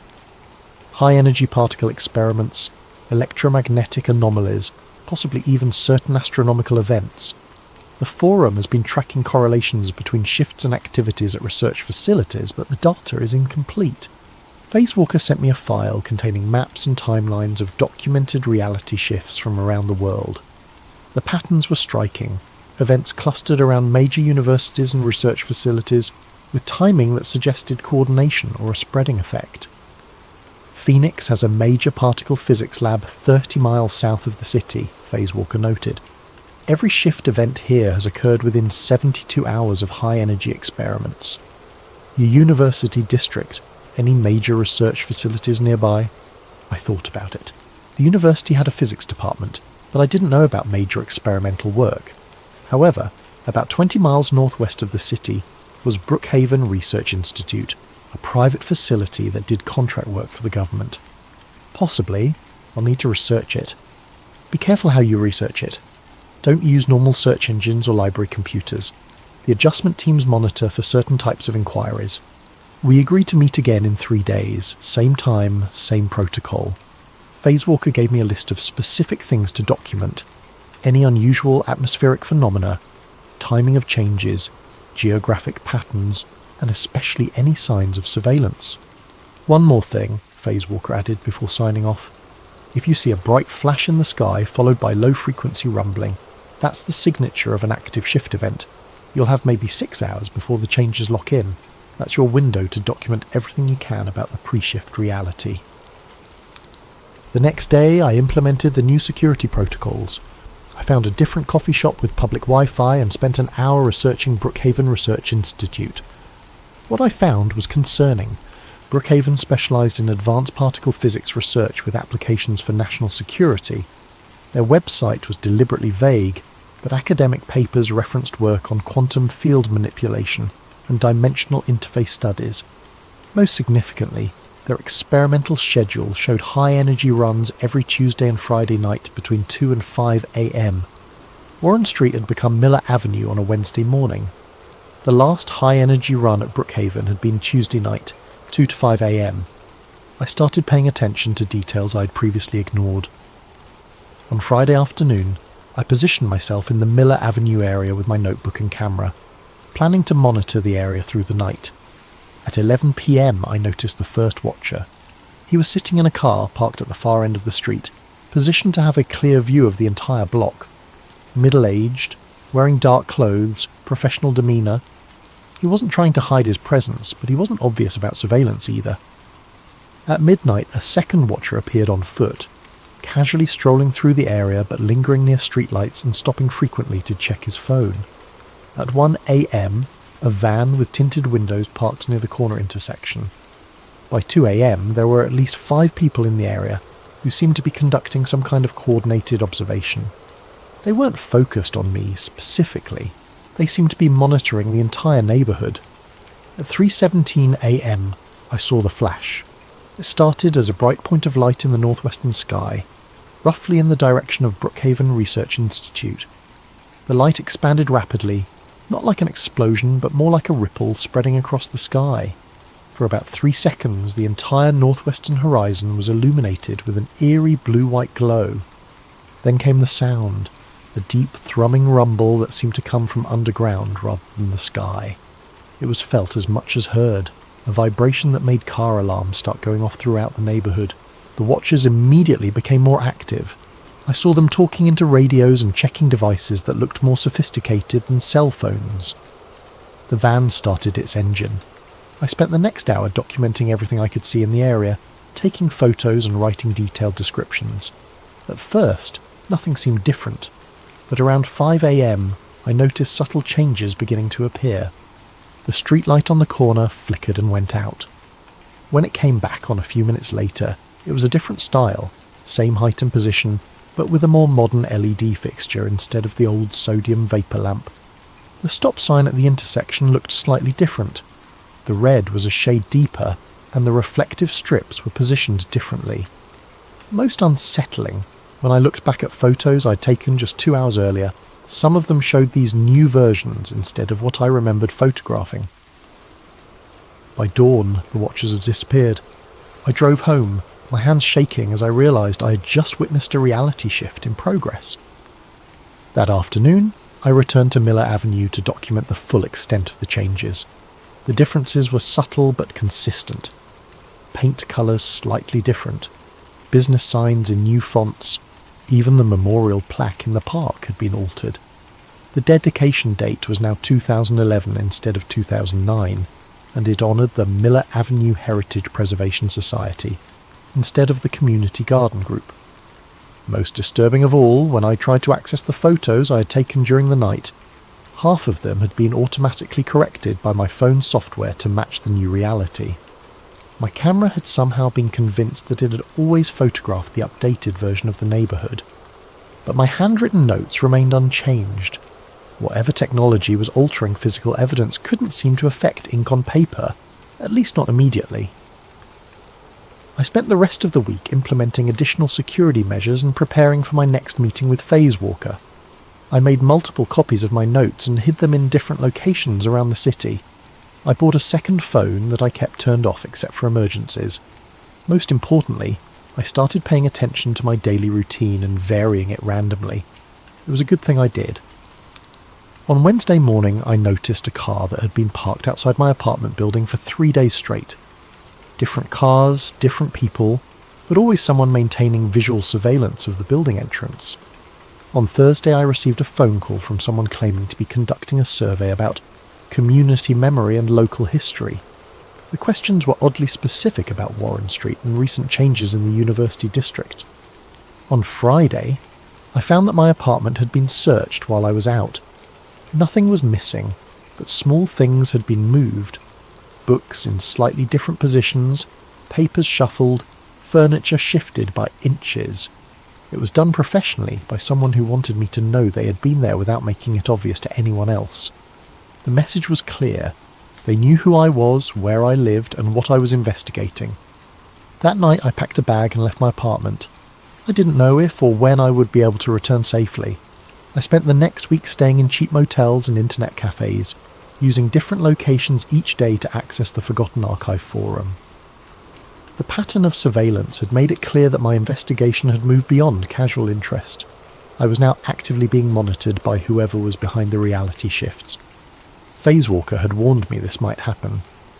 Our next scheduled meeting was in encrypted chat room number 7734, but given the escalation in attention, I needed to be extra careful about operational security. I chose a 24-hour internet cafe in a different part of the city, paid cash, and used a computer terminal in the back corner where I could see anyone approaching. At exactly 11 p.m, I logged into the chat room. Phasewalker was already waiting. Night driver, confirm status. Are you still operating freely? Apartment compromised. Living mobile for now. Witnessed active shift event Tuesday night. Documentation successful, but photos were retroactively altered. Confirmed pattern. They're escalating because you're documenting real-time changes. That makes you a priority target, but it also means you've seen something very few people have witnessed directly. I described the flash in the sky, the rumbling sound, and the gradual transformation of the neighbourhood over the following hours.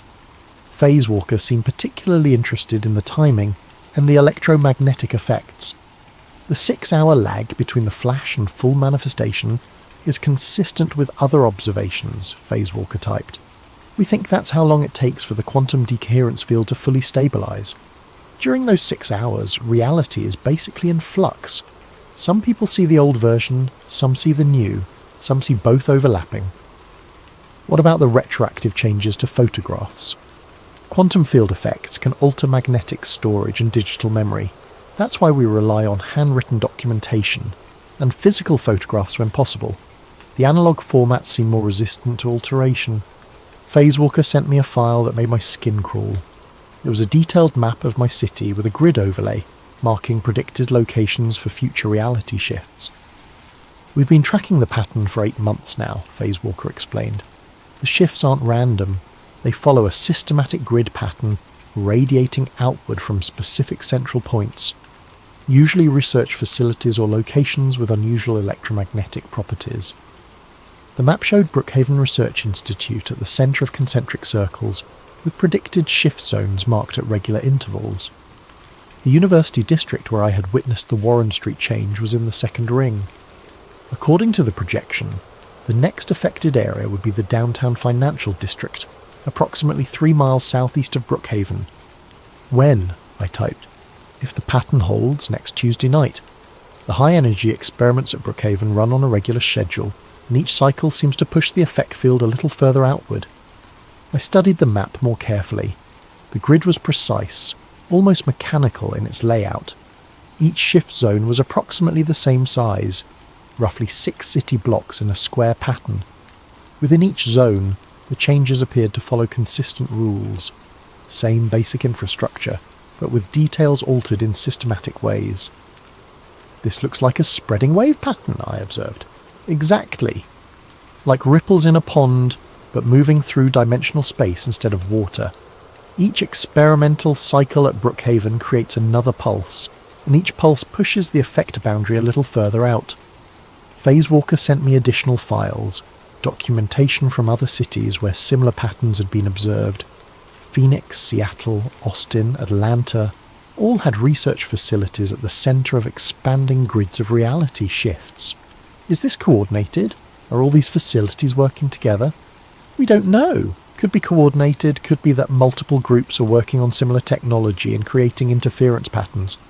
What we do know is that it's accelerating. The time between shift events is getting shorter, and the affected areas are getting larger. The implications were staggering. If the pattern continued, eventually the entire metropolitan area would be affected. Millions of people would wake up one day in a slightly different version of their own city, with most of them never realising anything had changed. Why don't more people notice? I asked. Most people don't pay attention to small details. If your street sign changes colour or a building gets painted a different shade, do you really notice? Even if you do, you assume there's a mundane explanation, routine maintenance, normal updates. The human brain is remarkably good at rationalising small inconsistencies. But some people do notice. About 1 in 1,000, based on our estimates. usually people with strong observational skills or particular attention to detail. Night shift workers see it more often, probably because they're more aware of their environment during quiet hours. Phase Walker sent me detailed instructions for documenting the predicted shift in the financial district.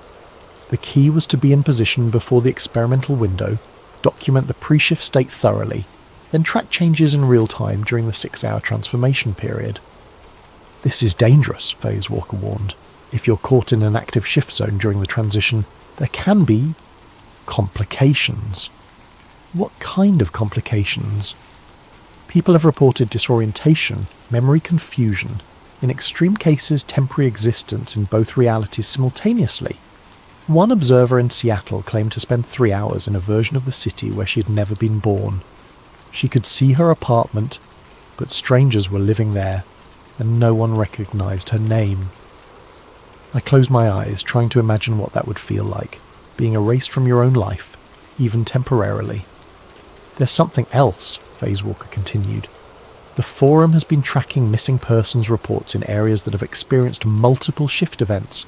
The numbers are statistically significant. People don't just disappear from records, they disappear from reality entirely."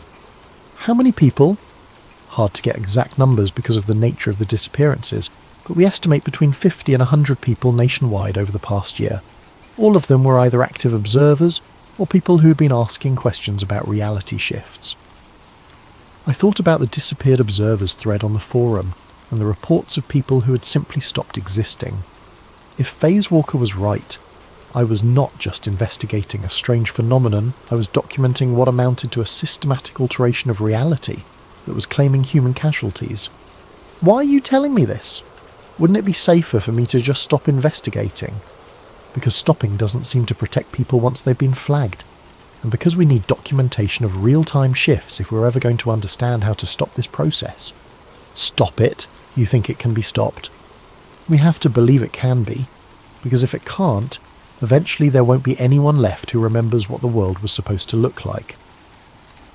We arranged to meet again after the predicted financial district shift.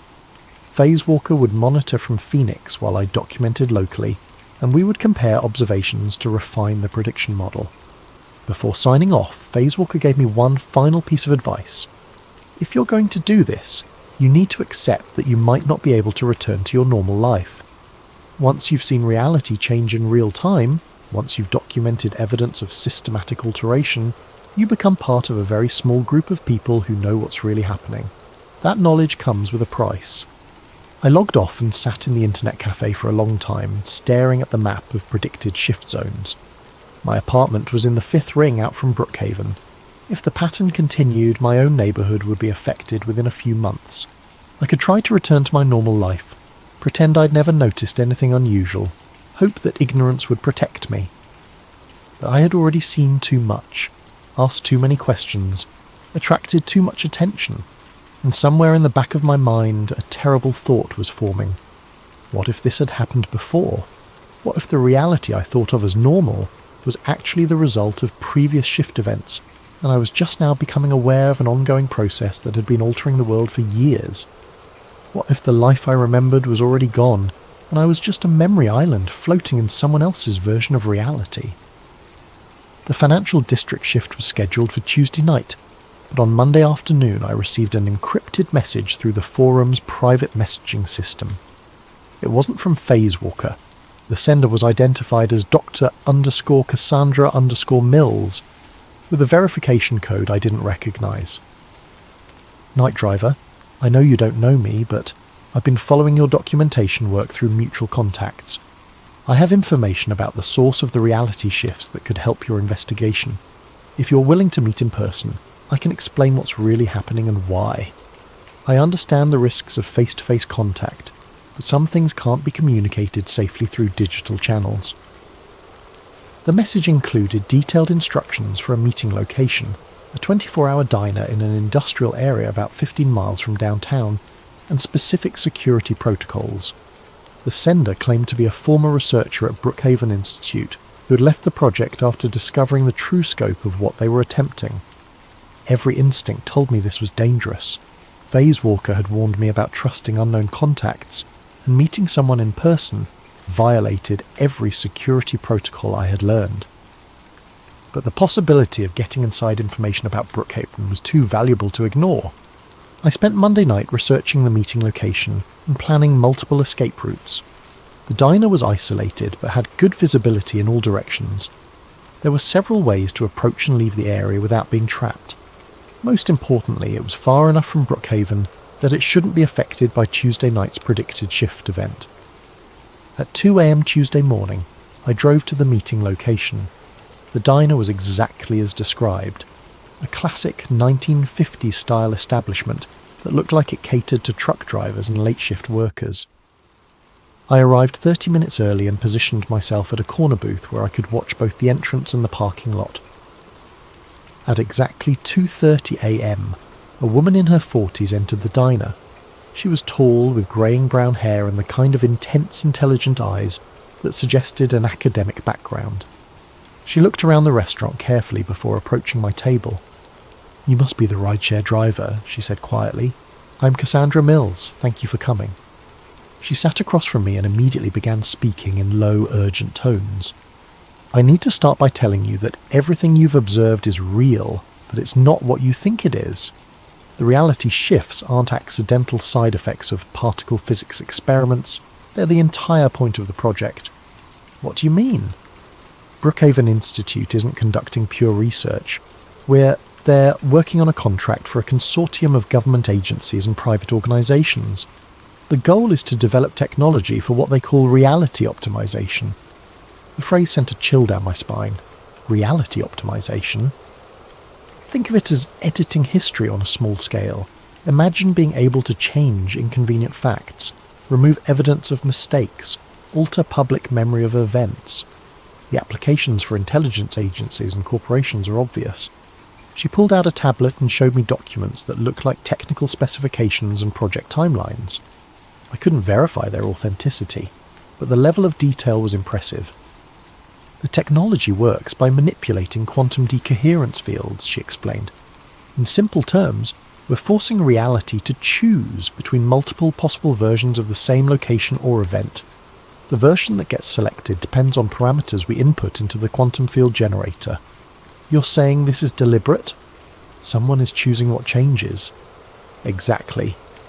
Each experimental run at Brookhaven isn't testing the technology, it's implementing specific changes requested by clients. Warren Street became Miller Avenue because someone wanted that change made. But why? What's the point of changing a random street name? It's not random. Every change serves a purpose, usually to alter or obscure some piece of evidence or memory. Maybe there was a crime on Warren Street that someone wanted forgotten. Maybe a business or political deal that needed to be erased from public record. The street name change forces all the associated records and memories to be updated." She showed me more documents, project files with client codes and change specifications. I saw references to memory revision protocols and evidence nullification procedures. "The process has limitations," Cassandra continued. "It can only alter small areas at a time, and it works best on details that people don't pay close attention to. But the technology is improving rapidly. Early tests could only change things like paint colours and sign fonts. Now they can alter entire buildings and create false histories going back decades." "What about the people who remember the original versions? Most people's memories are automatically adjusted along with the physical changes, but about 1 in 1,000 individuals seem to be resistant to the memory revision effect. You're what we call a persistent observer, someone whose brain maintains quantum coherence at a level that resists the alteration field. And that's why I'm being watched. Persistent observers are a problem for the project. If too many people notice the changes and start comparing notes, it could expose the entire operation. So there are protocols for dealing with observers: surveillance, evidence removal, and if necessary, more direct intervention." "Direct intervention?" Cassandra's expression became grim. "The same technology that can edit buildings out of reality can be applied to people. Remove someone from the quantum field entirely, and it's as if they never existed. No body, no crime scene, no investigation, because no one remembers there was ever a person to disappear." The implications hit me like a physical blow. How many people? I don't have exact numbers, but I know it's been used at least a dozen times since the project became operational, always on persistent observers who are getting too close to the truth. Why are you telling me this? Why risk meeting me? Because I helped design this technology, and I need to live with what it's being used for. When I agreed to work on quantum field manipulation, I thought we were developing tools for scientific research. I didn't know it would be used to erase people from existence. She handed me a small device that looked like a modified smartphone. This is a quantum field detector. It can sense reality distortions up to 6 hours before they manifest. It will also alert you if you're being targeted for direct intervention. Targeted how? If someone initiates an erasure protocol on you, the device will give you approximately 30 minutes warning. That's how long it takes to calibrate the field for a specific target. It might be enough time to get out of range. Out of range of what? The erasure field has a limited radius, about 2 miles from the generation source. If you can get outside that perimeter before the protocol completes, you should be safe. I looked at the device, trying to understand what she was telling me. You're saying if I stay more than 2 miles away from Brookhaven, they can't erase me? From the main facility, yes, but they have mobile units for field work, smaller generators that can be deployed anywhere, with a range of about half a mile. How do I know if a mobile unit is targeting me? The detector will show you the direction and approximate distance to any active quantum field source. If you see a mobile signature approaching your location, you need to move immediately. Cassandra glanced at her watch. I have to go. The financial district shift is scheduled to begin in 4 hours, and I need to be somewhere with an alibi when it happens. Wait, you said each change serves a specific purpose. What's being hidden in the financial district? I don't know the details, but the client code suggests it's related to banking records, probably erasing evidence of some financial irregularity or illegal transaction. After tonight, certain buildings, businesses, or records will no longer exist, and no one will remember they ever did. She stood up to leave, then turned back one more time. One more thing. The project is expanding rapidly. The current schedule has shift events planned for 3 more cities this month, and the frequency is increasing. They're not just hiding individual crimes or mistakes anymore. I think they're preparing for something much larger. Like what? Like editing recent history on a massive scale. Think about what you could accomplish if you could make entire events disappear from public memory. Elections, scandals, wars, anything that someone wanted to undo. After she left, I sat in the diner for another hour, trying to process what I had learned. If Cassandra was telling the truth, I wasn't just investigating a strange phenomenon, I was documenting a secret war against reality itself. The quantum field detector remained silent until I started driving back toward the city. Then, at 6:47 a.m., it began beeping softly. I looked at the display and saw a distance reading, 2.3 miles, decreasing. A mobile unit was approaching my location. I pressed the accelerator and drove as fast as I dared, watching the distance reading gradually increase as I put space between myself and whatever was hunting me. The device didn't stop beeping until I was more than 5 miles away from the city centre.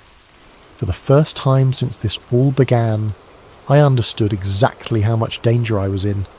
The quantum field detector that Cassandra had given me became my constant companion over the next 3 days. It remained mostly quiet, but twice I had to quickly change locations when it detected mobile field sources approaching.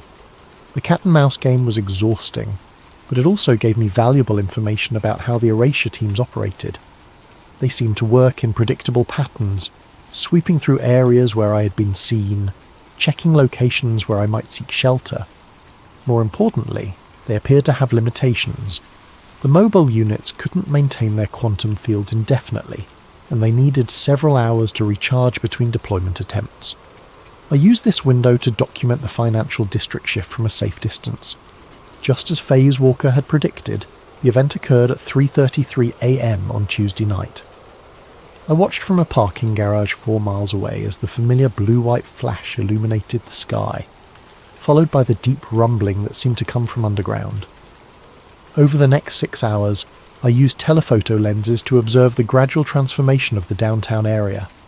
Buildings shifted colour, signs changed fonts, and at least one entire block seemed to be restructured with different architectural styles.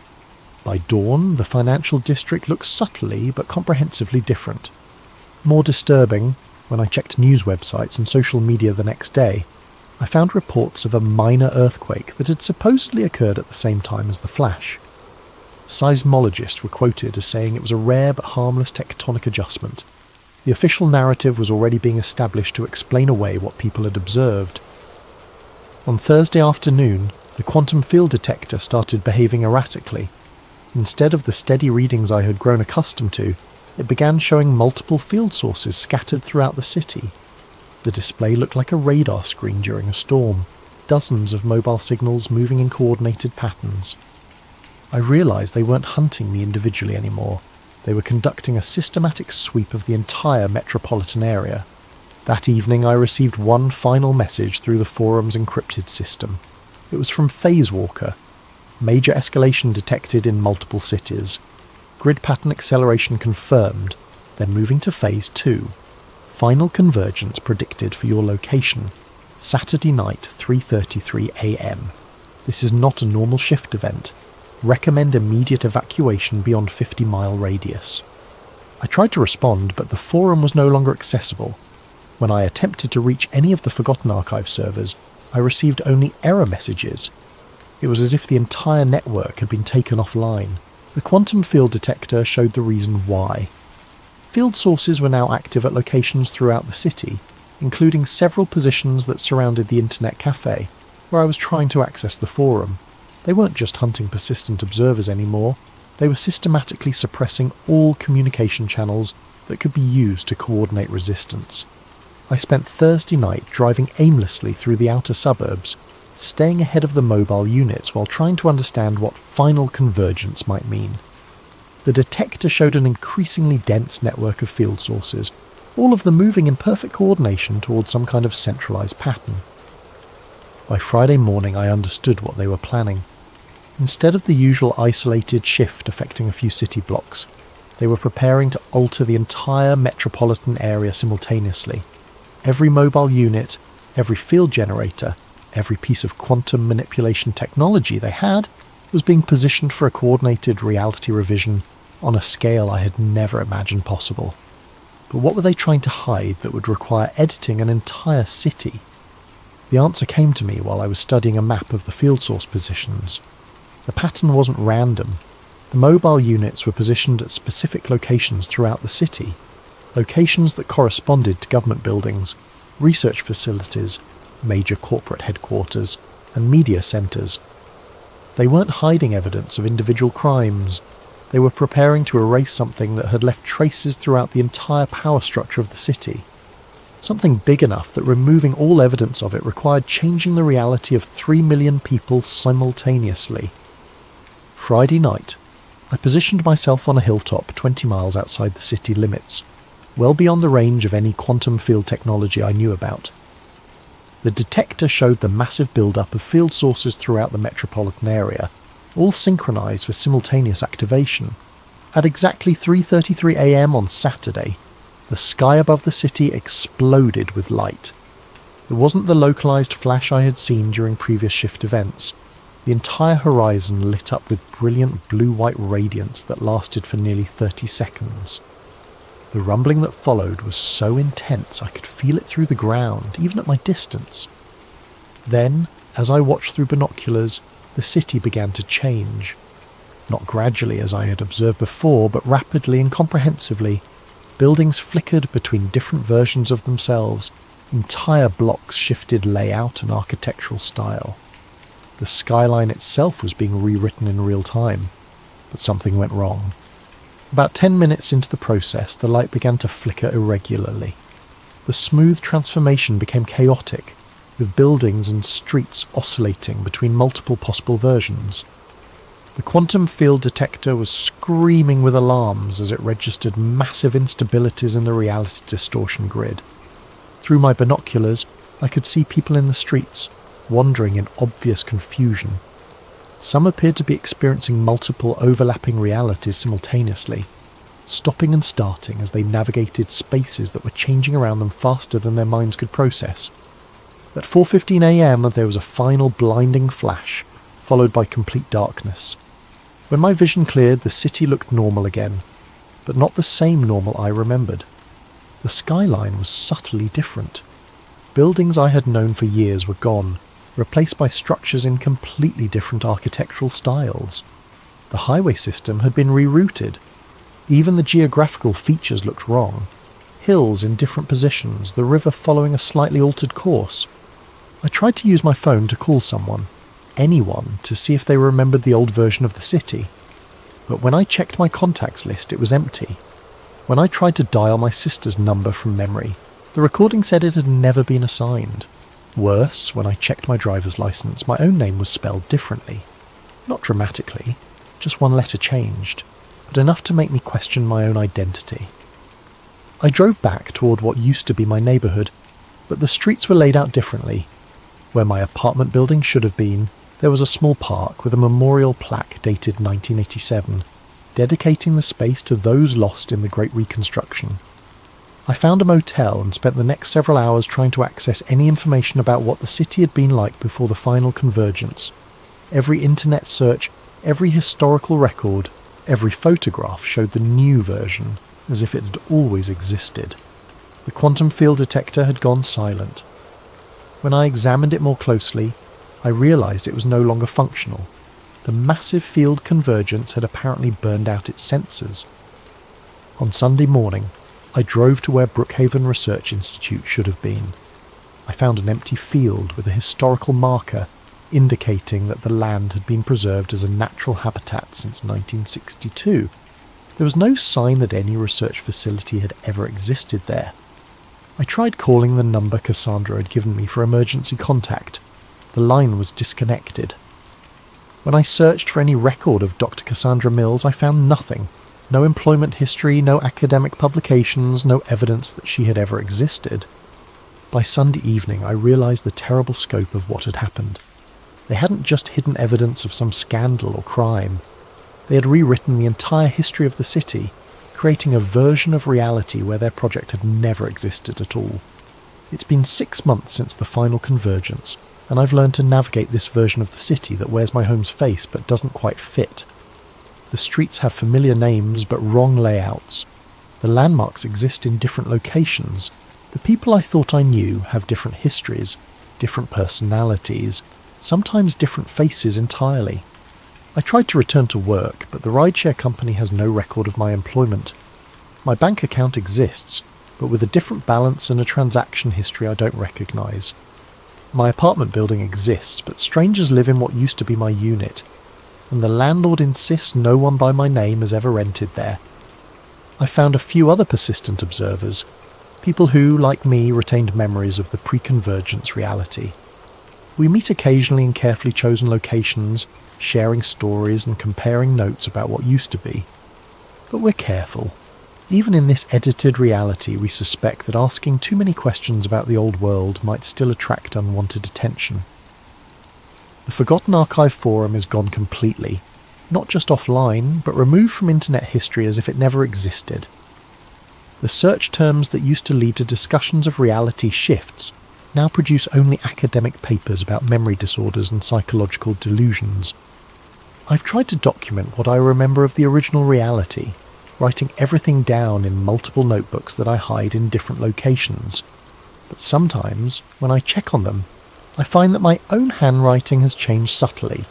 Words altered, details modified, as if the editing process is still ongoing even now. The quantum field detector sits on my desk, permanently dead. Sometimes I wonder if Cassandra Mills was real, or if she was just another persistent observer like me who got erased when they cleaned up the loose ends. Maybe our entire conversation was a dream, or a hallucination brought on by exposure to reality distortion fields. But I don't think so. I remember her face too clearly, remember the weight of the device when she handed it to me, remember the specific technical details she shared about the quantum field technology. I think she was real, and I think she sacrificed herself to give me a warning that I couldn't fully understand until it was too late. Yesterday I drove to the hilltop where I watched the final convergence. There's a scenic overlook there now, with a plaque commemorating the site as a natural viewing area preserved since 1923. But when I stood in the exact spot where I had witnessed the city being rewritten, I could swear I saw something that shouldn't have been there. For just a moment, in the corner of my vision, the skyline flickered. For less than a second, I saw the old version of the city, the buildings I remembered, the highway system I had driven for years, the landscape that matched my mental map of home. Then it was gone, and I was looking at this new version that everyone else believes has always been there. I don't know if what I saw was real or just my mind's desperate attempt to hold on to memories that are being systematically erased. But it gives me hope that somewhere, somehow, the original reality still exists. Maybe that's all I can do now, remember what was, and hope that memory itself is enough to keep the truth alive, even in a world that's been edited to deny it ever existed. I think Warren Street was just the first stitch to tear. Whatever world I came from, it's gone, and this one doesn't want me here. But I'm still here anyway, carrying the ghost of a reality that only a few dozen people remember. And as long as we remember, maybe it's not entirely lost. Maybe remembering is enough. Maybe remembering is all we have left. Picture this. You're working security at one of Miami's busiest shopping centres on New Year's Eve, expecting nothing more than the usual drunk tourists and teenage troublemakers. But then you witness something that changes everything. Something the authorities desperately want erased from existence. Tonight's story comes from a special video suggestion by CJB64648, and it's a deep dive into one of the most covered-up incidents in recent memory. If you enjoy these mysterious tales that keep you awake at night, make sure to like and subscribe to Sleep Theories, and drop your own story suggestions in the comments below. You never know, your idea might be our next investigation. My name is Marcus Rivera, and I used to be somebody who slept peacefully at night. That was before January 1st, 2020, before I became the kind of person who checks over their shoulder in grocery store parking lots and keeps burner phones in different states. Before I learned that some truths are too dangerous to speak aloud. I'd been working security at Bayside Marketplace for 3 years when it happened. It wasn't glamorous work, mostly dealing with shoplifters pocketing designer knockoffs, breaking up fights between drunk college kids, and occasionally escorting belligerent tourists off the property. The pay was decent, the hours were steady, and in a city like Miami, steady work was a blessing I didn't take for granted. New Year's Eve was always busy.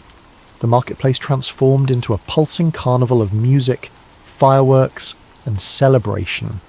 Street performers juggled fire while salsa dancers spun beneath strings of lights that turned the whole complex into something magical. I'd worked enough of these nights to know the rhythm, start quiet, build to chaos around midnight, then gradually wind down as people stumbled home or migrated to after-parties in South Beach. That night started exactly like all the others. I was stationed in the main security office, a cramped room lined with monitors showing feeds from 37 cameras throughout the complex. My partner, Julie Santos, was doing walking rounds while I kept watch on the screens. The usual suspects were out in force, teenagers trying to sneak alcohol, couples looking for dark corners to make out, and the occasional pickpocket working the crowd. At 11:47 p.m, my radio crackled to life. "Marcus, we've got a situation in the food court," Julie's voice came through tense and breathless. "Big fight. Multiple juveniles involved. I'm calling it in." I leaned forward in my chair, switching the main monitor to the food court cameras. Sure enough, I could see a cluster of people in the centre of the dining area, with several figures on the ground and others throwing punches. It looked like a typical teenage brawl that had gotten out of hand. The kind of thing that happened when too many high school crews ended up in the same space, with too much alcohol and testosterone. "Copy that," I radioed back, already pulling up the incident report form on my computer. "I've got eyes on it. Looks like 6, maybe 7 individuals involved." Within minutes, the place was swarming with Miami-Dade police. I watched through the cameras as officers flooded the food court, separating fighters and zip-tying hands behind backs. Standard procedure for this kind of thing. I'd seen it dozens of times before. But then Lieutenant Rodriguez's voice came over the radio with an order I'd never heard in 3 years of working security. "Rivera, I need you to stay in that office and monitor all camera feeds. Do not leave that room. We're looking for additional suspects who may have fled the scene. Additional suspects? I frowned at the monitors. From what I could see, they'd already detained everyone involved in the fight. But orders were orders, and I started systematically scanning through all 37 camera angles, looking for anyone running or acting suspicious. That's when I saw it. Or rather, that's when I saw him. Camera 23 covered the north parking lot, the area closest to the marina where most of the high-end tourists parked their rental cars.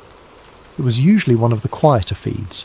Not much foot traffic, just people coming and going from the restaurants along the water. But at 11:52 p.m, something moved across the screen that made me sit up straighter in my chair. A figure was walking through the parking lot, weaving between the police cars that had responded to the food court incident. At first glance, it looked like a person, tall, thin, wearing what appeared to be dark clothing. But something about the movement was wrong. It was too fluid, too purposeful. While everyone else in the area was either running toward the excitement or hurrying away from it, this figure moved with an almost predatory stillness. I leaned closer to the monitor and reached for the camera controls, zooming in for a better look. The figure was definitely tall, maybe 6.5 feet, possibly taller. The proportions seemed off somehow, like the limbs were too long for the torso, but the resolution wasn't good enough to be certain.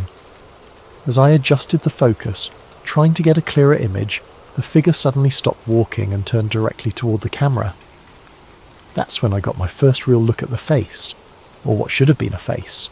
The zoom wasn't perfect, but even through the pixelated digital enhancement, I could see that something was fundamentally wrong with this person's features. The head seemed too elongated, tilted at an angle that would have been uncomfortable for a human being, and the eyes reflected the parking lot lights like an animal's, throwing back twin points of cold white light. I blinked hard and refocused the camera, but when the image cleared again, the figure was gone. Not walking away, not running, simply gone, as if it had never been there at all. "What the hell?" I muttered, rewinding the feed to watch it again. But when I tried to replay the footage, the screen glitched. Digital static filled camera 23's feed, then cleared to show the parking lot as it should be. Empty police cars, no mysterious figure, nothing but concrete and streetlights. I switched to camera 22, which covered part of the same area. Normal footage. Camera 24, which caught the edge of that parking lot from a different angle. Also normal. Only camera 23 had malfunctioned, and only for the exact duration when that figure had been visible. My hands were shaking slightly as I cycled through the other feeds, looking for any sign of the tall figure. Nothing. It was as if those 60 seconds had been surgically removed from reality. I grabbed my radio, then hesitated. What exactly was I supposed to report? That I'd seen someone tall walking through a parking lot? That their eyes had reflected light in a way that seemed unnatural? That they'd somehow vanished from a digital recording? Instead, I made a note in the security log. 11:52 p.m. Possible equipment malfunction on camera 23. Will need technical inspection. But I knew it wasn't a malfunction, and deep down I suspected I'd just seen something I wasn't supposed to see. The food court incident was winding down by 12:15 a.m. Most of the teenagers had been released to their parents with citations, and only 2 were being transported to the station for more serious charges. The crowd of onlookers had dispersed, and the marketplace was returning to its normal New Year's Eve rhythm of music and celebration. Lieutenant Rodriguez came by the security office to check in. "Everything quiet on the cameras, Rivera." I almost told him about camera 23. Almost. But something in his expression, a tightness around the eyes, a forced casualness in his voice, made me hesitate. "Yeah, all quiet," I said instead. "Just the usual crowd control stuff." He nodded but didn't leave immediately. "Listen, we might be here for a while longer. Some follow-up we need to do. Keep monitoring those feeds, okay? Any unusual activity, you radio it in immediately. Unusual how? Just unusual." He turned to go, then paused. "And Rivera? Don't leave the office until we give the all clear. I mean it." After he left, I sat staring at the monitors with growing unease. In 3 years of working security, I'd never been told to stay in the office during an incident. Usually they wanted us out patrolling, being visible, helping to maintain order. This felt different. This felt like they were trying to keep me contained. At 12:45 a.m, curiosity got the better of me. Julie was still doing rounds somewhere on the south side of the complex. The radio had been quiet for 20 minutes. Most of the police seemed to have cleared out, leaving just a few units in the food court area. I made a decision that would change everything. I left the office. The night air hit me like a warm, humid wall as I stepped outside. Even in January, Miami nights carried that tropical weight that made your clothes stick to your skin within minutes. The sounds of celebration echoed off the water. Distant music, laughter, the occasional firecracker that someone had saved from earlier. I walked toward the north parking lot, telling myself I was just doing a routine patrol, that I wasn't specifically looking for any tall figures with reflective eyes, that I was just checking on the area where Camera 23 had experienced its malfunction. The parking lot looked normal. Police cars had left tyre marks on the asphalt, and there were a few pieces of trash that would need to be cleaned up in the morning, but nothing out of the ordinary. I was about to head back inside when I heard it, a sound like static electricity but deeper, like the air itself was being torn. I turned toward the sound and felt every hair on my arm stand up. The sensation was immediate and overwhelming, like standing too close to a Tesla coil or walking beneath power lines during a storm. The air tasted metallic, sharp on my tongue, and then I saw it again. The figure was standing about 50 feet away, just beyond the edge of the parking lot lighting. It was definitely tall, taller than I'd estimated from the camera feed. 7 feet, maybe more.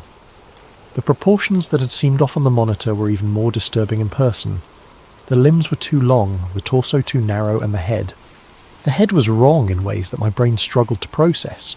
It stood perfectly still, watching me with those reflective eyes. There was an intelligence there that was unmistakably aware, unmistakably focused. It knew I was looking at it, and it was looking back. For a moment that felt like an eternity. We simply observed each other across that distance of concrete and shadow. I should have been terrified. I should have run, or screamed, or grabbed my radio. But instead I felt a strange sense of recognition, as if some part of me had been expecting this encounter.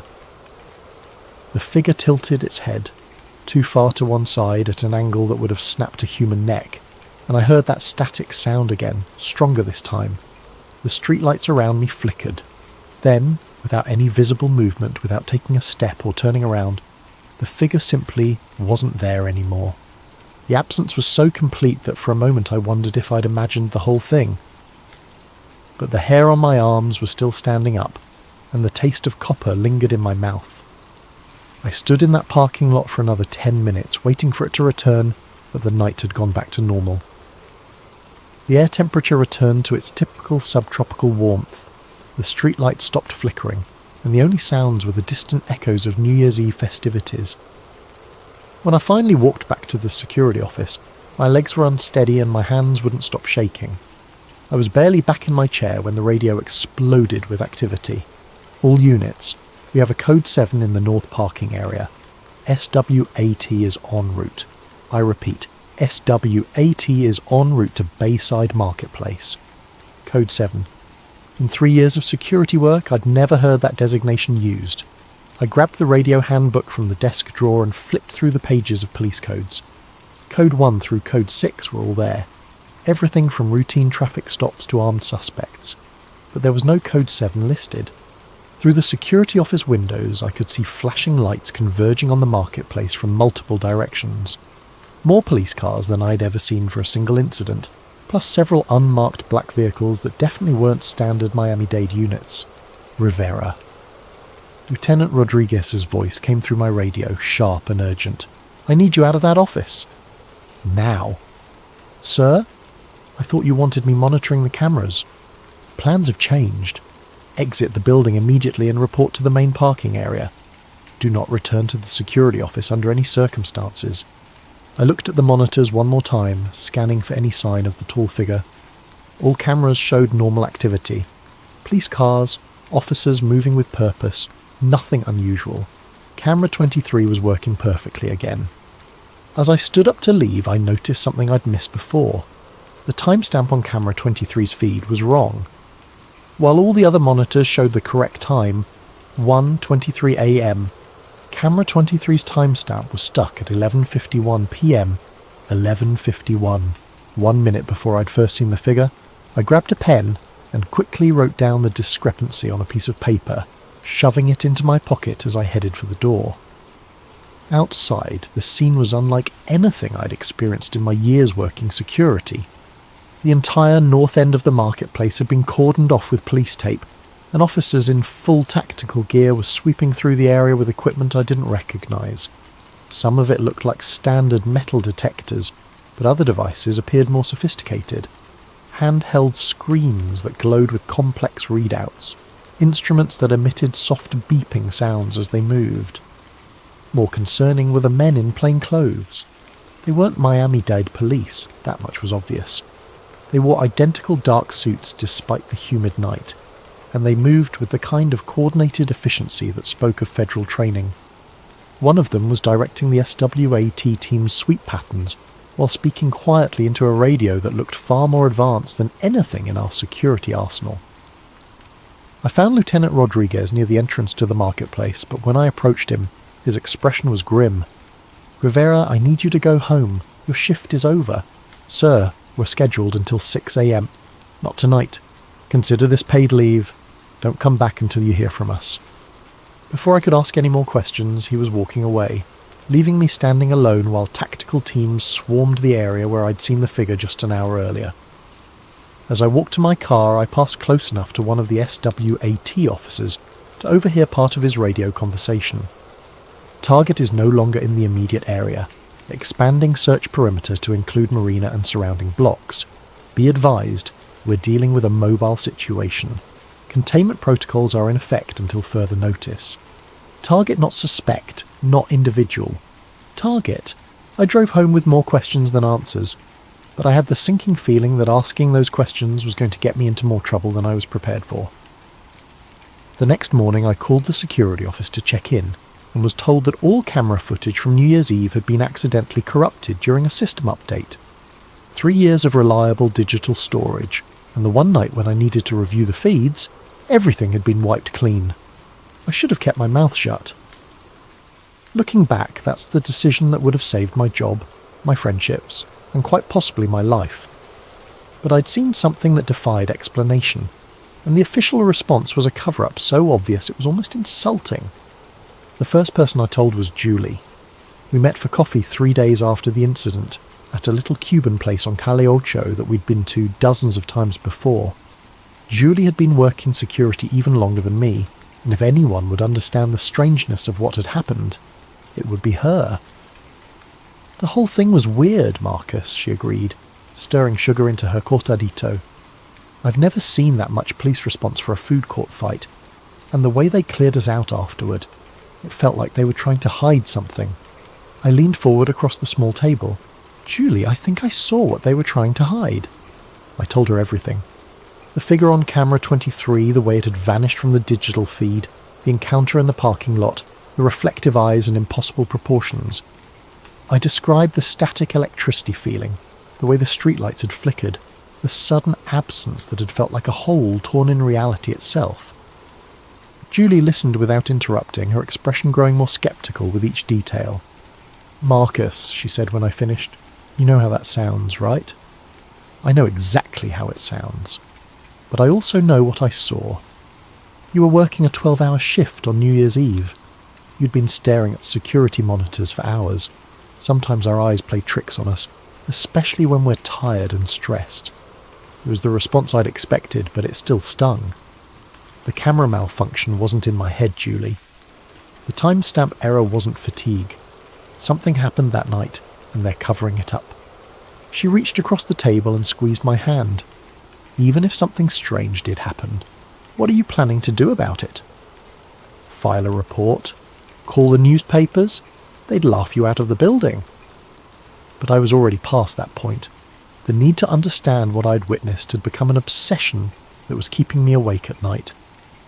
I'd spent the past 3 days researching everything I could find about unexplained sightings in Miami, government cover-ups, and cases where security footage had mysteriously disappeared. That night, I created an anonymous account on Reddit and posted a carefully worded description of the incident on several conspiracy theory forums. Security guard at major Miami tourist location witnessed unexplained figure during police response to disturbance. Figure showed non-human characteristics and disappeared from digital surveillance during apparent equipment malfunction. Heavy federal presence followed. All footage from incidents subsequently destroyed. Looking for information about similar encounters, the responses were immediate and varied. Most were the usual internet skeptics calling me crazy or asking for proof I couldn't provide. But a few responses stood out. User blackout Miami. Similar incident reported at government center in December. Tall figure seen on security cameras. Footage disappeared.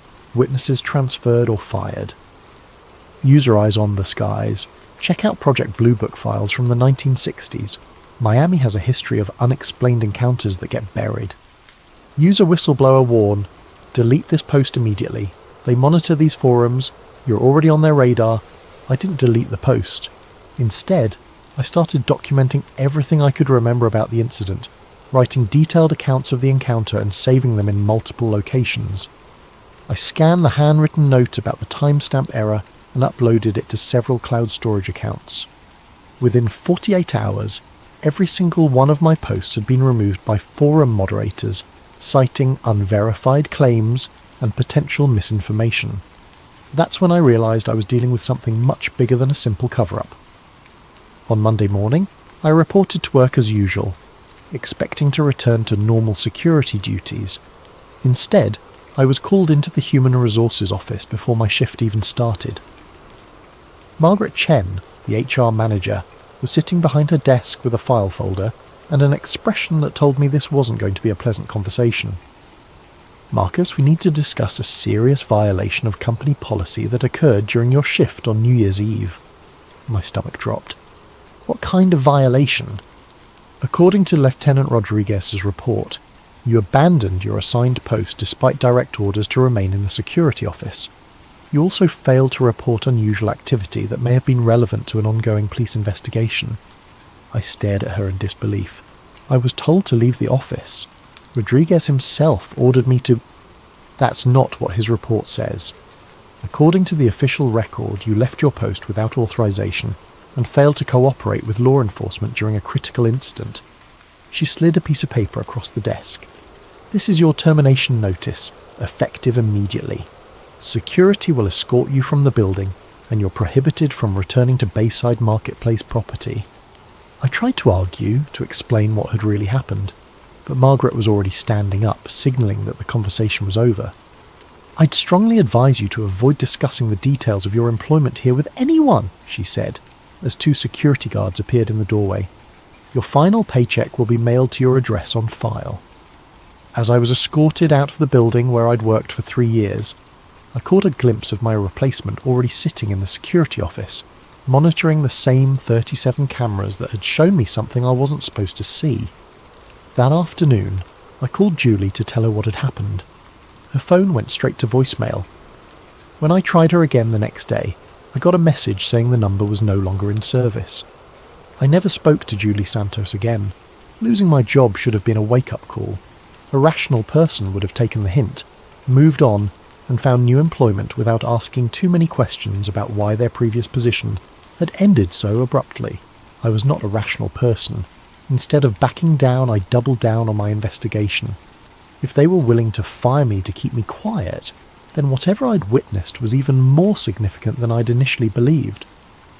I started by mapping out every business in the Bayside Marketplace complex, identifying potential witnesses who might have seen something unusual on New Year's Eve.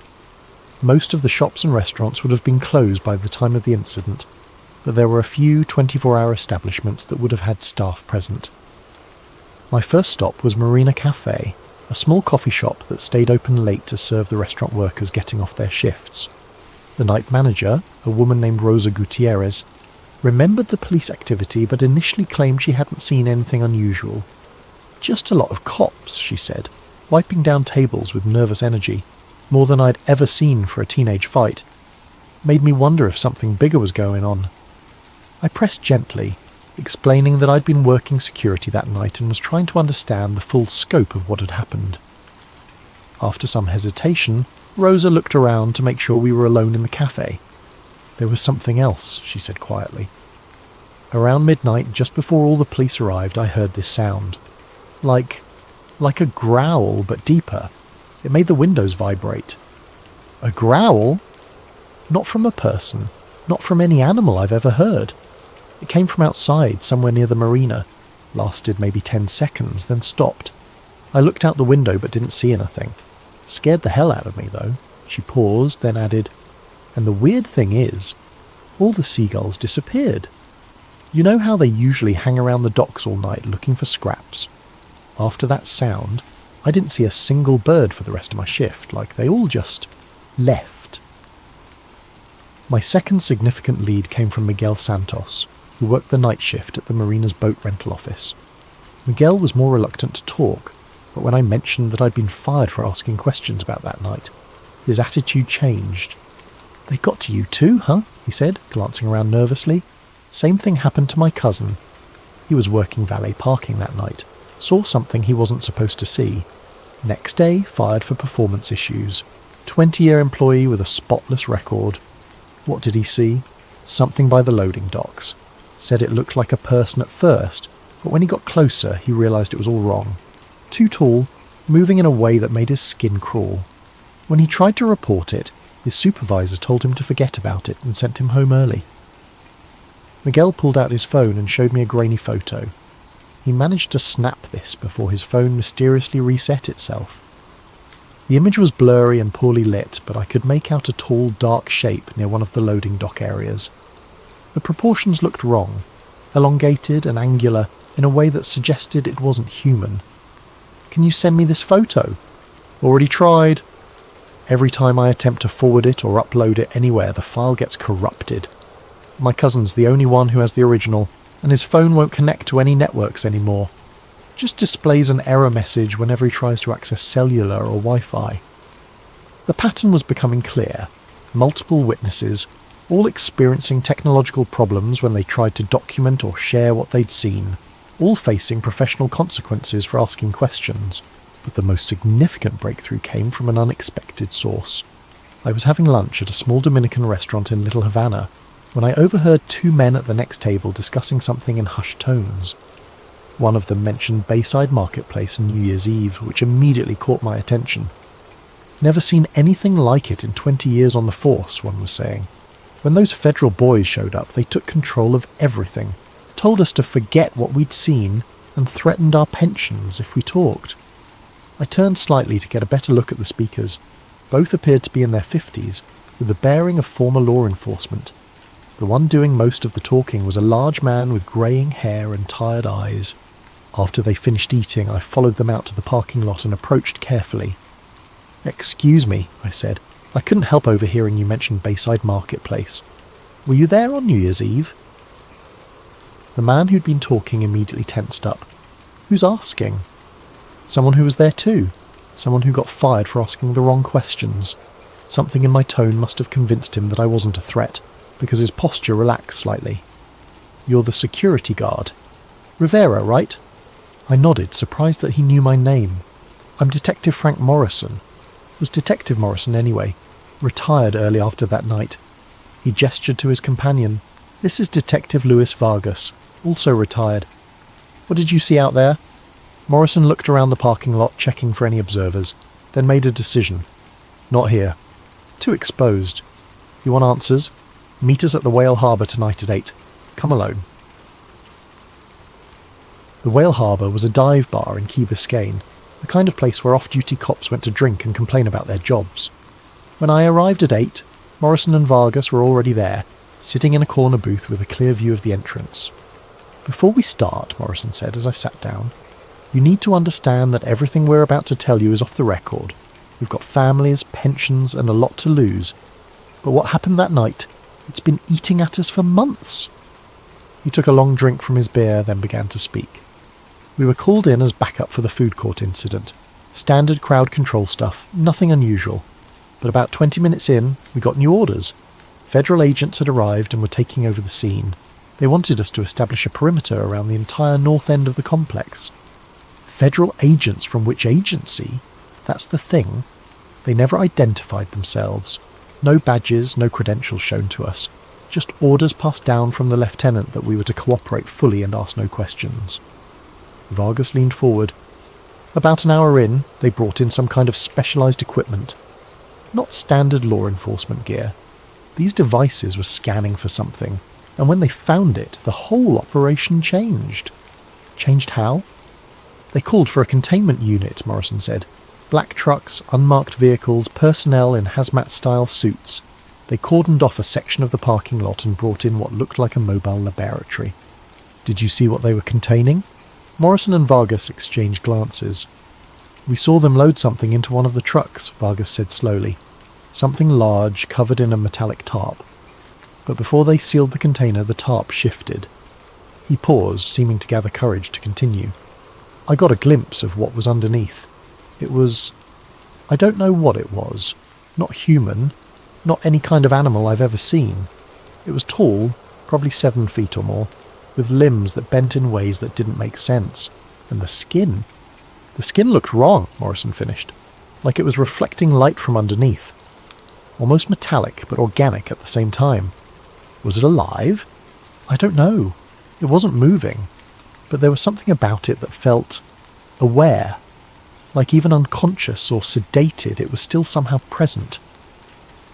They told me that after the containment unit left, all officers involved were called into individual meetings with federal agents. Each was told that the incident was classified under national security provisions, and that discussing any details with unauthorised personnel would result in prosecution under the Espionage Act. Most of the guys were fine with that, Morrison said. They got overtime pay, a commendation for their service, and orders to forget the whole thing. But Vargas and I, we'd seen too much. We started asking questions. What kind of questions? Whether this was an isolated incident, whether there had been similar events in other cities, whether the public had a right to know that something non-human was being covered up by our own government. Within a week, both detectives had been called into internal affairs investigations. Morrison was accused of excessive force during an unrelated arrest from 6 months earlier. Vargas was investigated for financial irregularities in his expense reports. Nothing they could make stick, Vargas said, but the message was clear. Keep quiet or face consequences. Both men had chosen early retirement rather than continue to work under the threat of constant scrutiny. The thing is, Morrison said as we prepared to leave, this isn't the first time something like this has happened in Miami. We started digging into old cases, looking for patterns. There have been at least 3 similar incidents in the past 5 years. Always the same response. Immediate federal takeover, memory hold within 48 hours, witnesses either discredited or disappeared. He handed me a piece of paper with several addresses written on it. These are the locations of the other incidents. If you're serious about investigating this, that's where you should start. But Rivera... I looked up from the paper. Be careful. Whatever you saw that night, whoever's covering it up, they've got resources we can't even imagine. They've already destroyed your career. Don't let them destroy your life. The first address Morrison had given me was a construction site in downtown Miami, where, according to police records, there had been a gas leak evacuation in March 2019. The official story was that workers had detected dangerous levels of methane and called in hazmat teams as a precaution. But when I spoke to Carlos Mendez, a construction foreman who'd been working the site that day, I got a very different account. Gas leak my ass, Carlos said when I met him at a job site in Coral Gables. I was the safety supervisor on that project. I know gas leaks, and what we saw that morning wasn't any kind of leak. According to Carlos, workers had discovered something while excavating for a new foundation. Something that had been buried about 12 feet underground, wrapped in what appeared to be a metallic cocoon or shell. It was the size of a person, maybe bigger. The outer layer was like nothing I'd ever seen, part organic, part technological. When we tried to cut through it to see what was inside, the whole thing started humming. Humming? Like electrical equipment, but alive somehow. And the temperature around it dropped about 20 degrees in a matter of minutes. Our breath was visible, right there in the middle of a Miami summer. Within hours, federal agents had arrived and declared the site a potential environmental hazard. All workers were evacuated, sworn to secrecy, and paid substantial bonuses for their discretion. They brought in equipment I'd never seen before, Carlos continued, extracted whatever was buried there and covered the whole thing up. Next day, official reports said it was a false alarm about gas levels. The second address led me to Virginia Key, where in August 2020, several witnesses had reported seeing strange lights over the water during what authorities described as military training exercises. Maria Rodriguez, who lived in a waterfront apartment that overlooked the bay, had been one of those witnesses. It wasn't aircraft, she told me as we sat on her balcony, looking out over the same stretch of water. The lights moved in ways that defied physics. They would hover motionless, then accelerate to impossible speeds, then stop instantly. No sound, no visible means of propulsion. She'd tried to record the lights with her phone, but every video came out distorted or completely black. The strange part was what happened afterward. For 3 days, no marine life was visible in the bay. No fish, no dolphins, no birds. It was like every living thing had fled the area. When Maria had tried to report her sighting to local news stations, she was told that the military had already provided an explanation and that the matter was closed. The third address was the most disturbing. It led me to a residential neighbourhood in Homestead where, in November 2021, a family had reported a break-in with unusual circumstances. According to the police report I obtained through a records request, the Rodriguez family had called 911 claiming that intruders with non-human characteristics had entered their home during the night. I found Elena Rodriguez working at a local grocery store. She was a middle-aged woman with tired eyes who became visibly uncomfortable when I mentioned the incident. "I don't talk about that anymore," she said immediately. "My family. We've moved on." But when I pressed gently, explaining that I'd experienced something similar and was looking for answers, she agreed to meet me after her shift. "They came through the walls," she told me as we sat in her car in the grocery store parking lot. "Not through the doors or windows, through the walls themselves, like they could pass through solid matter." Eleanor described 3 figures, all tall and unnaturally thin, with elongated limbs and faces that seemed somehow incomplete. They had moved through her house silently, examining her family members as they slept, before departing the same way they had arrived. My youngest son, Diego, he woke up during it. He saw one of them standing over his bed. It looked down at him, and Diego said its eyes were like mirrors, reflecting everything but showing nothing. When Elena had called the police, they'd initially responded as if it were a standard home invasion. But when the responding officers heard her description of the intruders, everything changed. Within an hour, federal agents had arrived and conducted extensive interviews with the entire family. "They told us it was a shared hallucination caused by a gas leak," Elena said bitterly. But there was no gas leak, and hallucinations don't leave physical evidence. She showed me a photo on her phone. 3 perfectly circular indentations in her hardwood floor, each about 6 inches in diameter and a 1/4 inch deep. These appeared where they stood. The agents tried to convince us they'd always been there, but I'd lived in that house for 15 years. I knew every mark on those floors. After the investigation, Eleanor's family had been relocated to a different neighbourhood and given new jobs. Her husband, who'd been most vocal about the incident, had died in a car accident 6 months later, single-vehicle collision, ruled accidental. "That's when I stopped talking," Lena finished. "Whatever they are, whatever they want, someone very powerful is protecting them, and people who ask too many questions. Things happen to them." I was beginning to understand the scope of what I was dealing with. This wasn't just a cover-up of a single incident. It was a systematic suppression of information about ongoing contact with non-human entities. But I was about to learn just how closely I was being monitored. I just returned to my apartment after meeting with Elena when I noticed the man standing across the street. He was wearing a plain grey suit despite the Miami heat, and he was looking directly at my building. When I looked out the window again 10 minutes later, he was still there. The next morning, as I left for another interview with a potential witness, the same man was waiting by my car. "Mr. Rivera," he said as I approached. His voice was calm, professional, and completely devoid of emotion. I think we need to have a conversation. He wasn't particularly tall or imposing, but something about his presence made my skin crawl. His eyes were the palest blue I'd ever seen, almost colourless, and when he looked at me, I felt like he was cataloguing every detail of my appearance.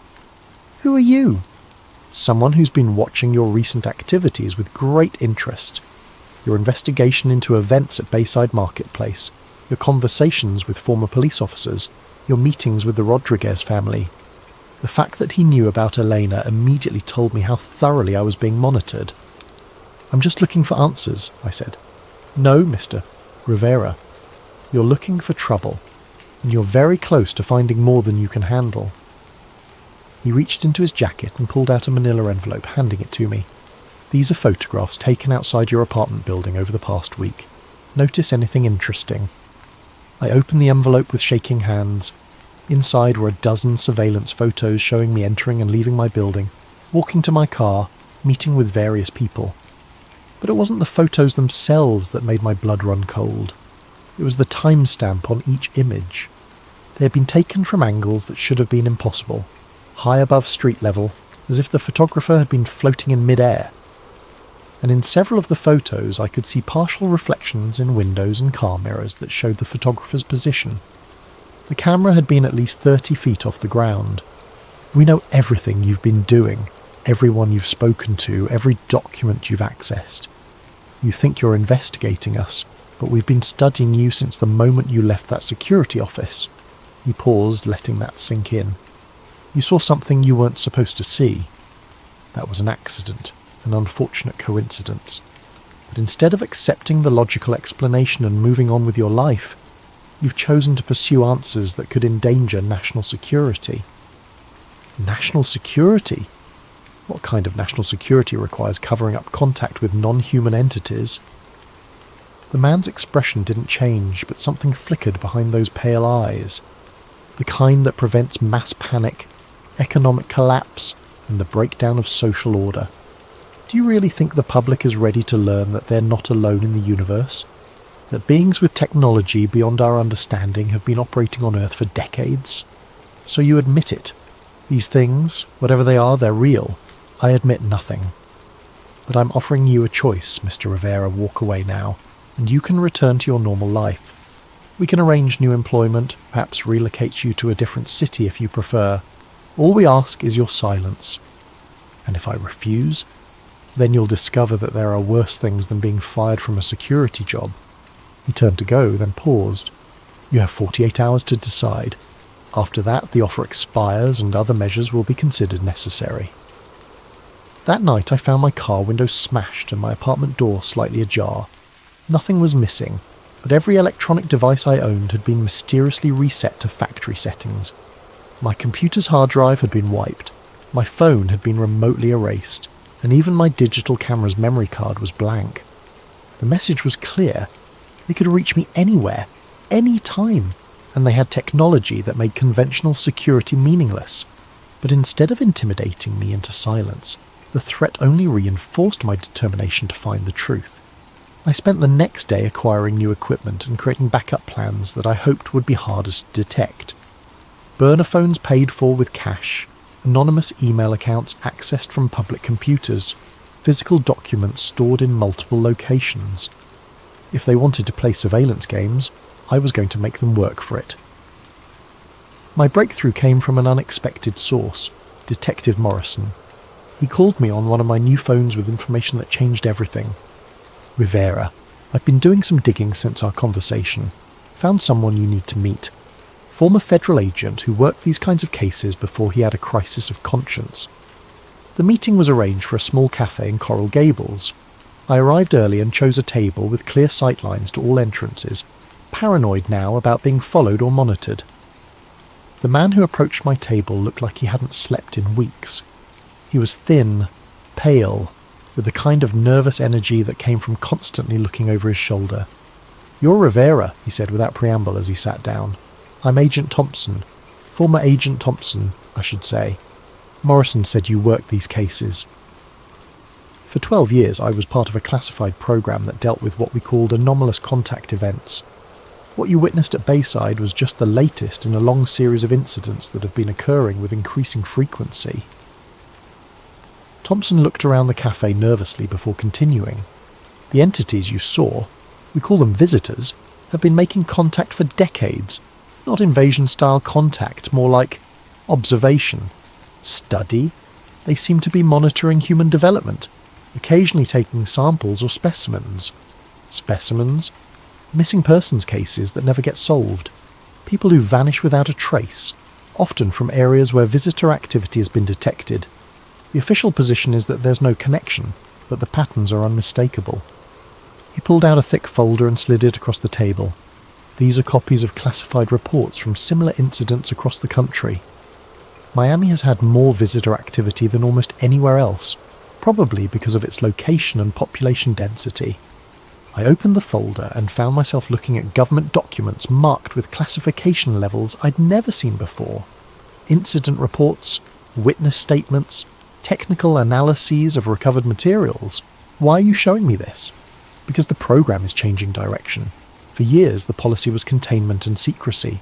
Document the encounters, clean up the evidence, silence the witnesses.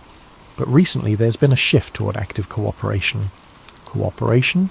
Trade agreements, technology exchanges. The visitors have been offering advanced science in return for access to human subjects and freedom to operate without interference. Thompson's voice dropped to barely above a whisper. Some people in the government think this is humanity's chance to make a quantum leap in technological development. Others think we're selling our species to entities whose motives we don't understand. He pointed to a specific document in the folder. That's a report from 3 months ago. A visitor delegation meeting with Pentagon officials to discuss expanded operations. Your incident at Bayside was part of a new protocol. Instead of completely hiding their activities, they're testing public response to limited exposure. You mean they wanted me to see them? Not you specifically, but someone. They need to gauge how humans react to direct contact, how effectively the cover-up mechanisms work, how much pressure it takes to silence witnesses. The implications were staggering. I hadn't stumbled onto a secret. I'd been used as a test subject in some kind of psychological experiment. What happened to the entity they captured at Bayside? Transported to a secure facility in Nevada. But Rivera, here's the thing. It wasn't captured. It was surrendered. The visitors sometimes allow us to take individuals for study. As part of the cooperation agreement, Thompson stood up to leave but turned back one more time. There's a transportation scheduled for tonight. They're moving the Bayside specimen to a different facility, and there's going to be a window of vulnerability during the transfer, if someone wanted to document proof of the program. He left an address written on a napkin and walked away without another word. The address Thompson had given me was for a warehouse in the industrial district near the port. According to my research, it was officially owned by a shipping company, but tax records showed it had been leased to a federal agency under a classified contract. I arrived at 11 p.m. and found a position across the street where I could observe the warehouse without being seen. The building was surrounded by a high fence topped with razor wire, and I could see armed guards patrolling the perimeter. At 11:45, a convoy of black vehicles arrived, 3 SUVs and a large truck that looked like it had been modified for special cargo. Federal agents in tactical gear emerged from the vehicles and began preparing for some kind of operation. I'd managed to acquire a camera with a powerful telephoto lens, and I started documenting everything I could see. The agents were using equipment that looked far more advanced than standard law enforcement gear. Devices that glowed with soft light, instruments that seemed to scan the air itself. At midnight they brought out the container. It was roughly the size of a coffin, made from some kind of metallic material that seemed to shift and flow in the light. 2 agents carried it carefully to the modified truck, handling it with the kind of reverence usually reserved for religious artifacts. But as they loaded the container, something went wrong. One of the agents stumbled, and the container tilted at an angle that caused part of its contents to become visible through a transparent section I hadn't noticed before. Through my camera lens, I got a clear view of what was inside. It was the entity from Bayside, but it was awake. Those reflective eyes were open and aware, looking directly through the transparent section toward the warehouse where I was hidden. Even from a distance of several hundred feet, I felt the same electric sensation I'd experienced in the parking lot. The same sense of being observed by an intelligence that was fundamentally alien. But what happened next changed everything I thought I understood about the situation. The entity moved its hand, or what passed for a hand, and placed it against the transparent barrier. Not struggling to escape, not trying to break free, but making what appeared to be a deliberate gesture. It was waving, not at the agents surrounding the container, but at me. Somehow it knew I was there, knew I was watching, and was acknowledging my presence. I kept shooting photographs, documenting every detail of the transfer process. But as the convoy prepared to leave, I noticed something that made my blood run cold. One of the agents had pulled out a device that looked like a tablet computer, but the screen was displaying what appeared to be a real-time satellite view of the industrial district. As I watched through my camera, a red dot appeared on the screen marking the exact building where I was hidden. They knew I was there. The agent with the tablet spoke into his radio, and I saw several other agents begin moving in my direction. I had maybe 2 minutes before they reached my position. I quickly ejected the memory card from my camera and slipped it into my shoe, then grabbed a backup card I'd brought and put it in the camera. If they caught me, I wanted them to find decoy footage that wouldn't reveal what I'd actually captured. But I didn't wait around to be caught. I slipped out of the warehouse through a back entrance and made my way through a maze of industrial buildings toward where I'd parked my car. Behind me, I could hear the sounds of pursuit, engines starting, radios crackling, the systematic search of a trained tactical team. I reached my car just as the first agent appeared at the end of the alley. Instead of driving toward the main road, which they would certainly be watching, I headed deeper into the industrial district, using my knowledge of Miami's back streets to evade the pursuit. It took me 3 hours of careful driving through residential neighbourhoods and side streets before I was confident I'd lost them. When I finally made it home, I found my apartment had been searched again, but this time they'd left a message. Written on my bathroom mirror in what appeared to be some kind of luminescent ink was a single word: run. I didn't need to be told twice. Within an hour I had grabbed essential documents, the memory card with the photographs, and enough cash to disappear for a while. But before I left Miami, I had one more stop to make. I drove to Bayside Marketplace one last time, parking in the same lot where I'd first encountered the entity 3 months earlier. The place looked normal, tourists taking late-night photos, couples walking along the marina, the usual mix of activity that made Miami a 24-hour city. But I knew that beneath this normal facade something extraordinary was being hidden. I walked to the exact spot where I'd seen the tall figure that first night, looking for any signs of the encounter that had changed my life.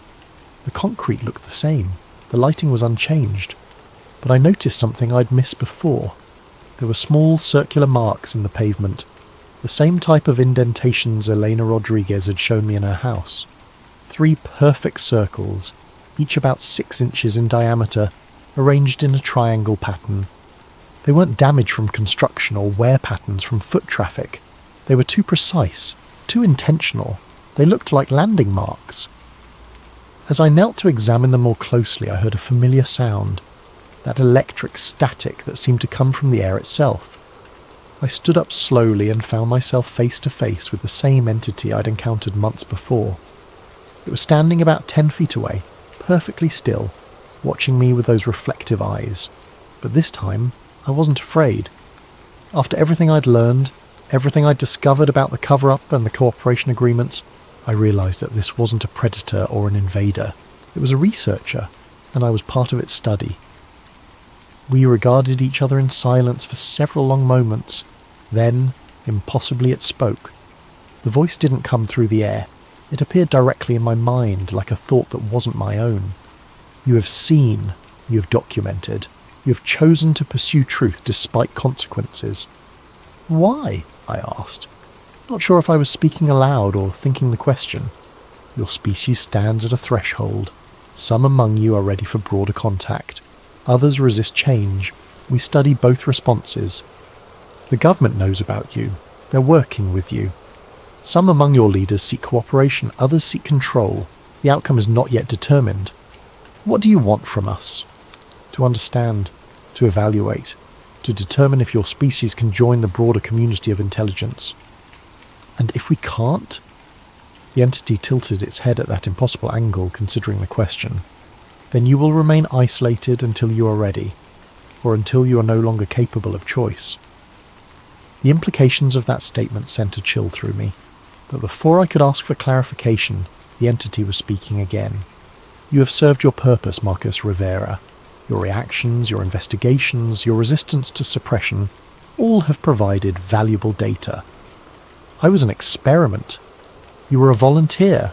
You chose to see when others chose to look away. You chose to investigate when others chose to forget.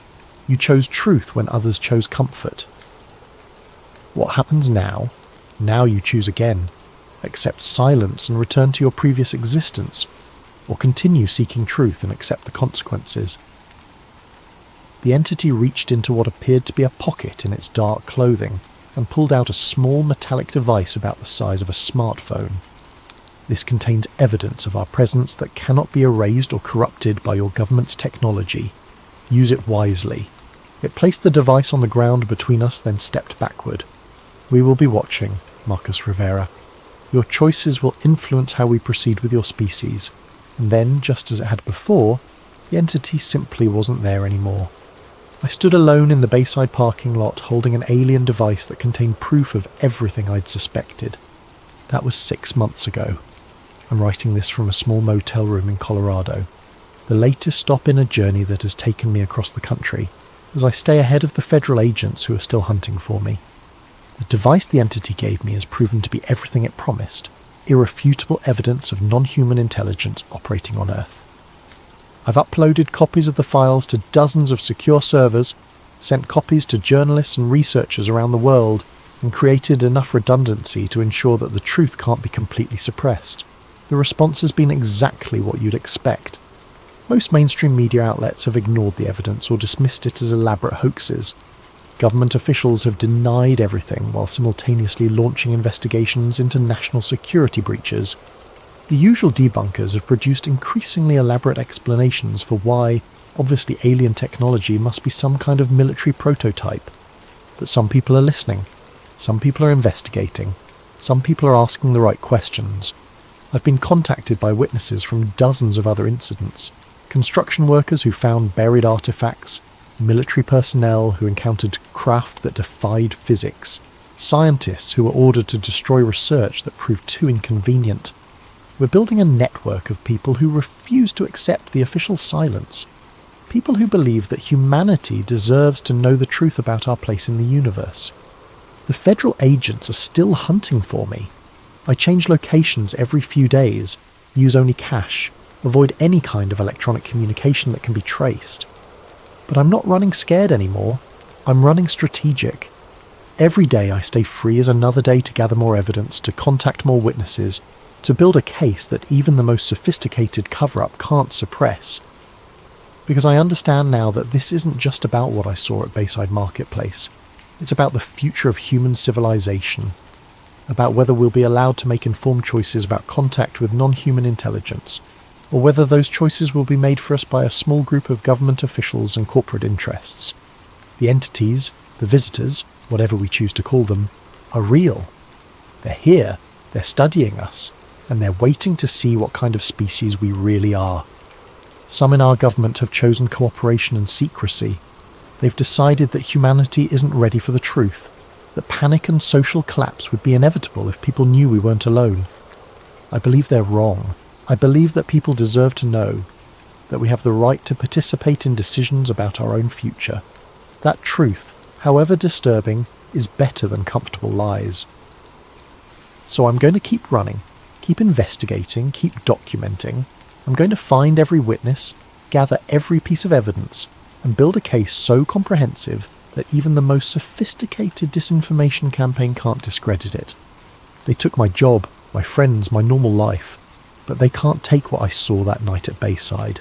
They can't erase the truth.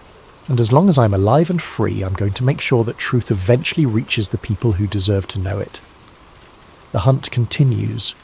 My name is Marcus Rivera, and this is my testimony. If something happens to me, if I disappear or die under suspicious circumstances, Remember that the truth doesn't die with the messenger. They're here, they're watching, and humanity's future hangs in the balance of choices we're not even being allowed to make. The question isn't whether we're alone in the universe. The question is whether we're brave enough to handle the answer. But it was also something that the government considered sensitive enough to require immediate recovery and continued secrecy decades after the fact. That level of protection suggested technology that was either still classified or related to programs that remained sensitive for political or strategic reasons. By 2003, I had assembled what I believed was a coherent picture of what had happened at Kecksburg. It wasn't extraterrestrial. It wasn't a simple meteor. It was a classified American re-entry vehicle or nuclear-powered satellite that had malfunctioned and come down intact in the wrong place, revealing technology the government preferred to keep secret. The evidence was circumstantial but compelling. The sophisticated materials Ellen had identified, the nuclear contamination I'd found in the isolator, the professional efficiency of the recovery operation, the ongoing secrecy surrounding government documents related to the incident. Individual pieces might be explained away, but together they painted a clear picture of advanced American aerospace technology operating under deep classification. But proving this theory and making it public were two different things. I had evidence, but much of it was technical and difficult for non-experts to evaluate. I had connections to knowledgeable people, but most of them were constrained by security agreements and professional obligations. And I had personal risks to consider. Even in retirement, revealing classified information could have serious legal consequences. I began to draft a comprehensive report documenting my theory and the evidence supporting it. My plan was to contact a journalist who'd been covering the NASA FOIA controversy and provide them with a complete package that would finally explain what had really happened at Kecksburg. It would include photographs of the damaged isolator, my original sketch of the markings, the spectroscopic analysis results, Ellen's materials identification, and a detailed timeline connecting all the pieces. I spent weeks preparing the report, checking facts, verifying sources, and organising the evidence in a way that would be compelling to both journalists and the general public. This would be my contribution to historical understanding, my way of finally revealing the truth about an incident that had shaped my life for nearly 40 years. I was preparing to mail the package when I heard the knock at my door. It was past 10 in the evening, unusual for visitors in my rural neighbourhood. I lived on a quiet street in a small town outside Greensburg, the kind of place where people knew their neighbours, and unexpected late-night visits were rare enough to be noteworthy. But there he was on my porch, a man in his 60s, professionally dressed despite the late hour, with the kind of bearing that immediately suggested government service. He showed me credentials identifying him as retired Air Force Office of Special Investigations, but the badge looked current enough, and his manner suggested he was still working in some capacity. OSI was the Air Force's primary investigative and counterintelligence organisation, the people responsible for protecting sensitive programs and investigating security breaches. "Mr. Brennan," he said, his voice carrying the flat authority of someone accustomed to being taken seriously. "I wonder if we could have a conversation about your service to the Longlines Network, particularly your reliability during the incident of December 9th, 1965. I invited him in because refusing would have accomplished nothing, and because I was curious to hear what he had to say. This was obviously related to my research into the Kecksburg incident, but I wasn't sure how they'd learned about it or what they wanted from me." He introduced himself as Agent William Fletcher, though I suspected that wasn't his real name. He moved through my living room with the practiced eye of someone trained in observation and threat assessment, noting the layout, the exits, and anything that might be relevant to his mission. But he was polite about it, professional rather than threatening. Fletcher began by thanking me for my decades of faithful service to the Longlines Network, noting that technicians like me had been the backbone of America's strategic communications during the Cold War. He was well informed about my career, mentioning specific assignments and commendations that weren't part of any public record. Someone had done their homework on me, and they'd done it thoroughly. "Your work was critical to national security," he said, settling into my favourite chair as if he belonged there. "The microwave relay systems you maintained carried some of the most sensitive communications in the government. Military command and control, diplomatic cables, intelligence reports. All of it depended on people like you keeping the systems operational under all conditions. He was correct, of course. The Longlines network had been designed to survive nuclear attack, to keep the government functioning even under the most extreme circumstances. During the Cuban Missile Crisis, every communication between Washington and Moscow had probably passed through equipment I'd personally maintained. It was a responsibility that had shaped my entire career. We're particularly grateful for your discretion and professionalism during unusual incidents, Fletcher continued. The events of December the 9th, 1965, for example. Your response was exemplary. You focused on your technical responsibilities, documented equipment damage appropriately, and didn't allow curiosity to interfere with operational security. Then he placed 2 documents on my kitchen table. A pension enhancement agreement that would significantly increase my retirement benefits, and a non-disclosure agreement with specific references to events observed during routine maintenance activities in Westmoreland County, December 1965. The pension enhancement was substantial, enough to make a real difference in my quality of life during retirement.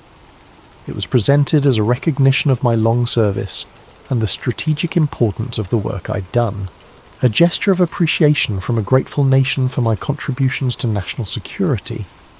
The non-disclosure agreement was more complex.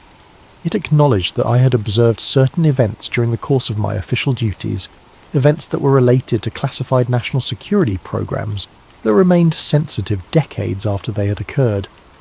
By signing, I would agree not to discuss, publish, or otherwise reveal any information related to these events without prior written authorization from appropriate government agencies. Mr. Brennan, Fletcher said, his tone remaining conversational but carrying an undertone of serious authority. Here's how we see it. If what came down at Kecksburg was ours, we don't publish details about classified defense programs. Those programs were designed to protect American interests during a dangerous time, and revealing their capabilities could still compromise national security or give advantages to potential adversaries. He paused to let that sink in, then continued. If what came down wasn't ours, we definitely don't publish details about our response to unknown intrusions into US airspace. The procedures for handling such incidents, the capabilities we bring to bear, the facilities we use for analysis, all of that information could be valuable to people who might want to test our defences or exploit our vulnerabilities. The logic was compelling, even if I didn't like the implications. Fletcher was telling me that either way, whether the object was American technology or something else entirely, revealing the truth would damage national security. It was a perfect catch-22, a logical trap that made secrecy the only acceptable option, regardless of what had actually happened. Either way, publication serves no constructive purpose, Fletcher concluded. The incident has become folklore, a modern mystery that generates books and documentaries and tourism revenue for the local area. People are free to speculate and theorize, but hard evidence, official documentation, technical analysis that crosses the line from harmless mystery into potential security compromise. He was polite, even friendly, but the message was clear.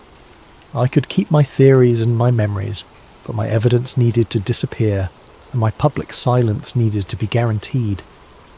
I looked at the pension enhancement agreement. The money was real and substantial, enough to secure my retirement and provide for my wife's medical care. I looked at the non-disclosure agreement.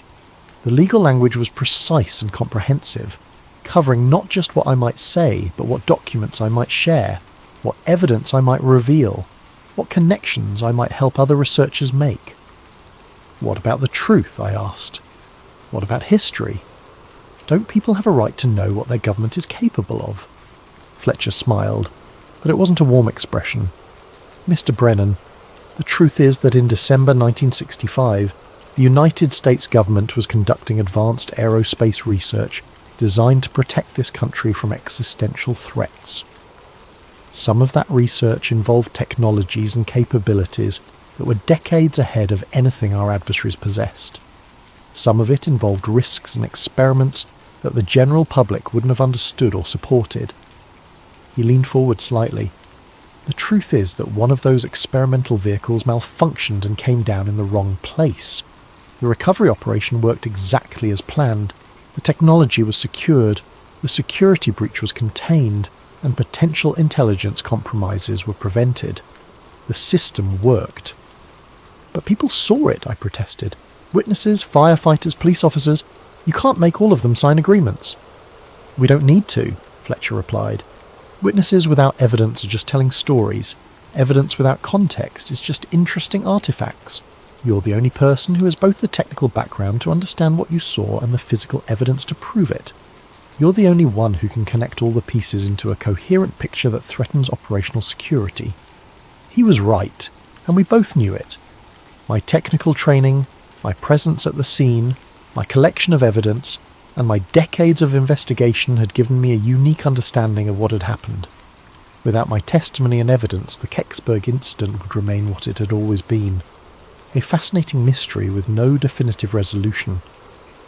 I thought about Ellen Brooks, who had spent her career working on classified aerospace programs and had shared just enough information to point me toward the truth while protecting herself from security violations.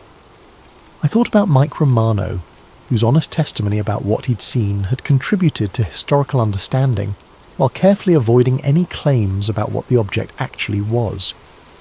I thought about the bigger picture, the Cold War context that had made such programs necessary, the technological achievements that had remained hidden for decades, the ongoing security considerations that might still make secrecy advisable, and I thought about my wife, whose medical bills were mounting, and my own financial security in retirement. I signed the papers. The ferret isolator sits in my desk drawer now, next to Ellen Brooks's napkin, and my original sketch of the band markings. The shoebox labelled Kecksburg went to my lawyer with instructions that it remain sealed for 25 years after my death, long enough for any remaining security concerns to become irrelevant, but soon enough that the historical record might eventually be corrected. The pension enhancement made the last years of my wife's life comfortable and gave me the financial security to enjoy retirement without constant worry about money. Fletcher had been as good as his word. The benefits were real and substantial, a genuine expression of government gratitude for my service and my silence. Sometimes I drive out to Chestnut Ridge and look west toward Kecksburg. The microwave tower still blinks its steady red warning light, still carries conversations across the continent, though most of the traffic is digital now rather than analog. KDKA still broadcasts from Pittsburgh, though the voices have changed and the format has shifted with the times. The Kecksburg incident has become exactly what Fletcher predicted. A modern folklore, a tourist attraction, a source of books and documentaries and speculation. Every few years someone publishes a new theory, or claims to have found new evidence. NASA occasionally releases previously classified documents that add fragments to the puzzle without resolving the central mystery. What I know now, what I couldn't understand then, is that some truths are more complicated than simple revelation can handle. The object that came down in those woods was real, but it was also part of a larger story about American technological capabilities during the Cold War, about the costs and benefits of secrecy in a democratic society, about the tension between public curiosity and national security. The acorn-shaped vehicle was almost certainly an American experimental re-entry vehicle, probably nuclear-powered, possibly part of a reconnaissance or early warning satellite program that was decades ahead of publicly acknowledged capabilities. The markings on its band were maintenance stencils, the materials were advanced heat shield composites, and the recovery operation was professional because it was routine, the kind of contingency that classified programs plan for and prepare to handle. But proving that wouldn't have served any constructive purpose. It would have revealed capabilities that might still be sensitive, compromise technologies that might still be classified, and expose programs that might still be operational under different names and configurations. The real cover-up at Kecksburg wasn't about hiding proof of extraterrestrial visitation. It was about maintaining operational security around classified defense programs during the height of the Cold War. The object that came down was exotic enough to be worth protecting, but terrestrial enough that protection was both possible and necessary. Fletcher was right about something else too. The mystery serves a purpose that the facts might only diminish. Kecksburg has become a place where people can project their hopes and fears about technology, government secrecy, and humanity's place in the universe. It's a space where the impossible feels possible, where the boundaries between known and unknown remain negotiable. Maybe that's more valuable than the truth. Maybe some mysteries are worth preserving. But on clear nights, when I'm up late and can't sleep, I sometimes take out the ferret isolator and hold it up to the light. The crack patterns in the ferret core tell a story about electromagnetic forces and thermal stress, about technology pushed beyond its design limits in service of purposes I can only guess at. The truth is in there, waiting in that damaged component like a message in a bottle. Someday, when the security considerations have faded and the political concerns have become irrelevant, maybe someone will decode that message and understand what really fell from the sky on December 9th, 1965. Until then, the mystery endures, and maybe that's exactly how it should be. The Kecksburg incident taught me that truth isn't always about revelation.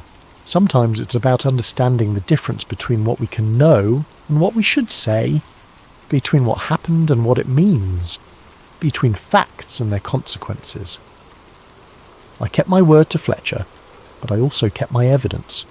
The story will survive, even if it has to wait for a better time to be told, and in the meantime, people are free to wonder, to speculate, to imagine possibilities that might be more interesting than the mundane reality of classified aerospace programs and bureaucratic cover-ups. The acorn still turns in its crater in my dreams, bronze surfaces gleaming in the December twilight, its band of markings spelling out secrets in a language only engineers understand. It was ours, but we built it to touch the impossible. In the end, maybe that's alien enough. Welcome back to Sleep Theories. Before we dive into tonight's chilling tale, I want to give a thank you to Firehead Productions for suggesting this incredible story concept.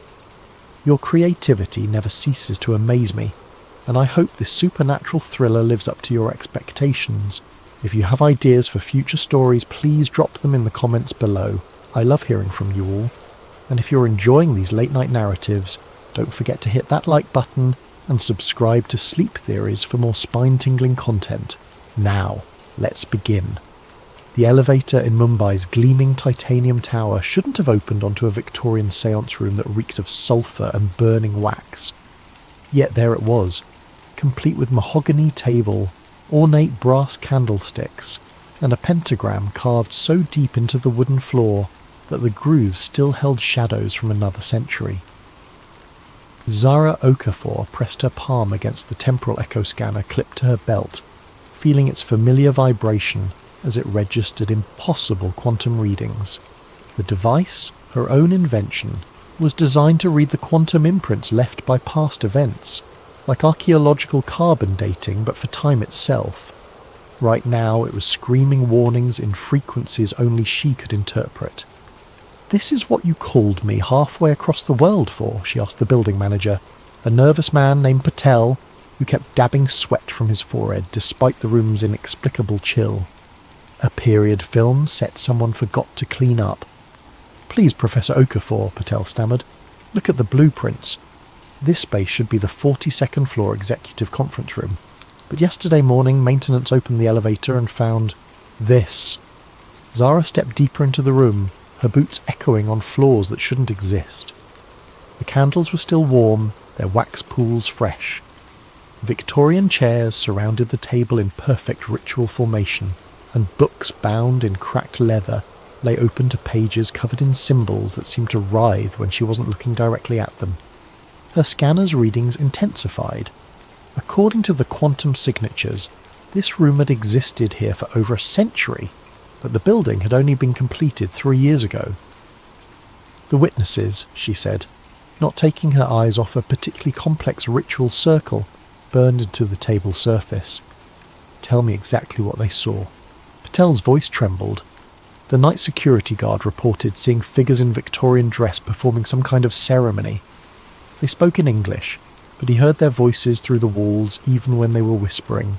The audio surveillance picked up every word, but when we played it back... "No sound waves," Zara finished. She'd seen similar phenomena in her research, temporal echoes of events so traumatic or significant that they left quantum impressions across multiple timeline layers. The voices registered on equipment but produced no actual acoustic disturbance. Exactly. And Professor Okafor, They mentioned you by name. A chill that had nothing to do with the room's supernatural temperature ran through Zara's spine. She'd spent 8 years perfecting temporal echo technology, investigating sites where the past seemed to bleed through into the present. She'd documented impossible archaeological finds, recorded conversations with people who'd been dead for centuries, and mapped quantum anomalies that mainstream science refused to acknowledge. But never had any of her subjects known she was coming. What exactly did they say?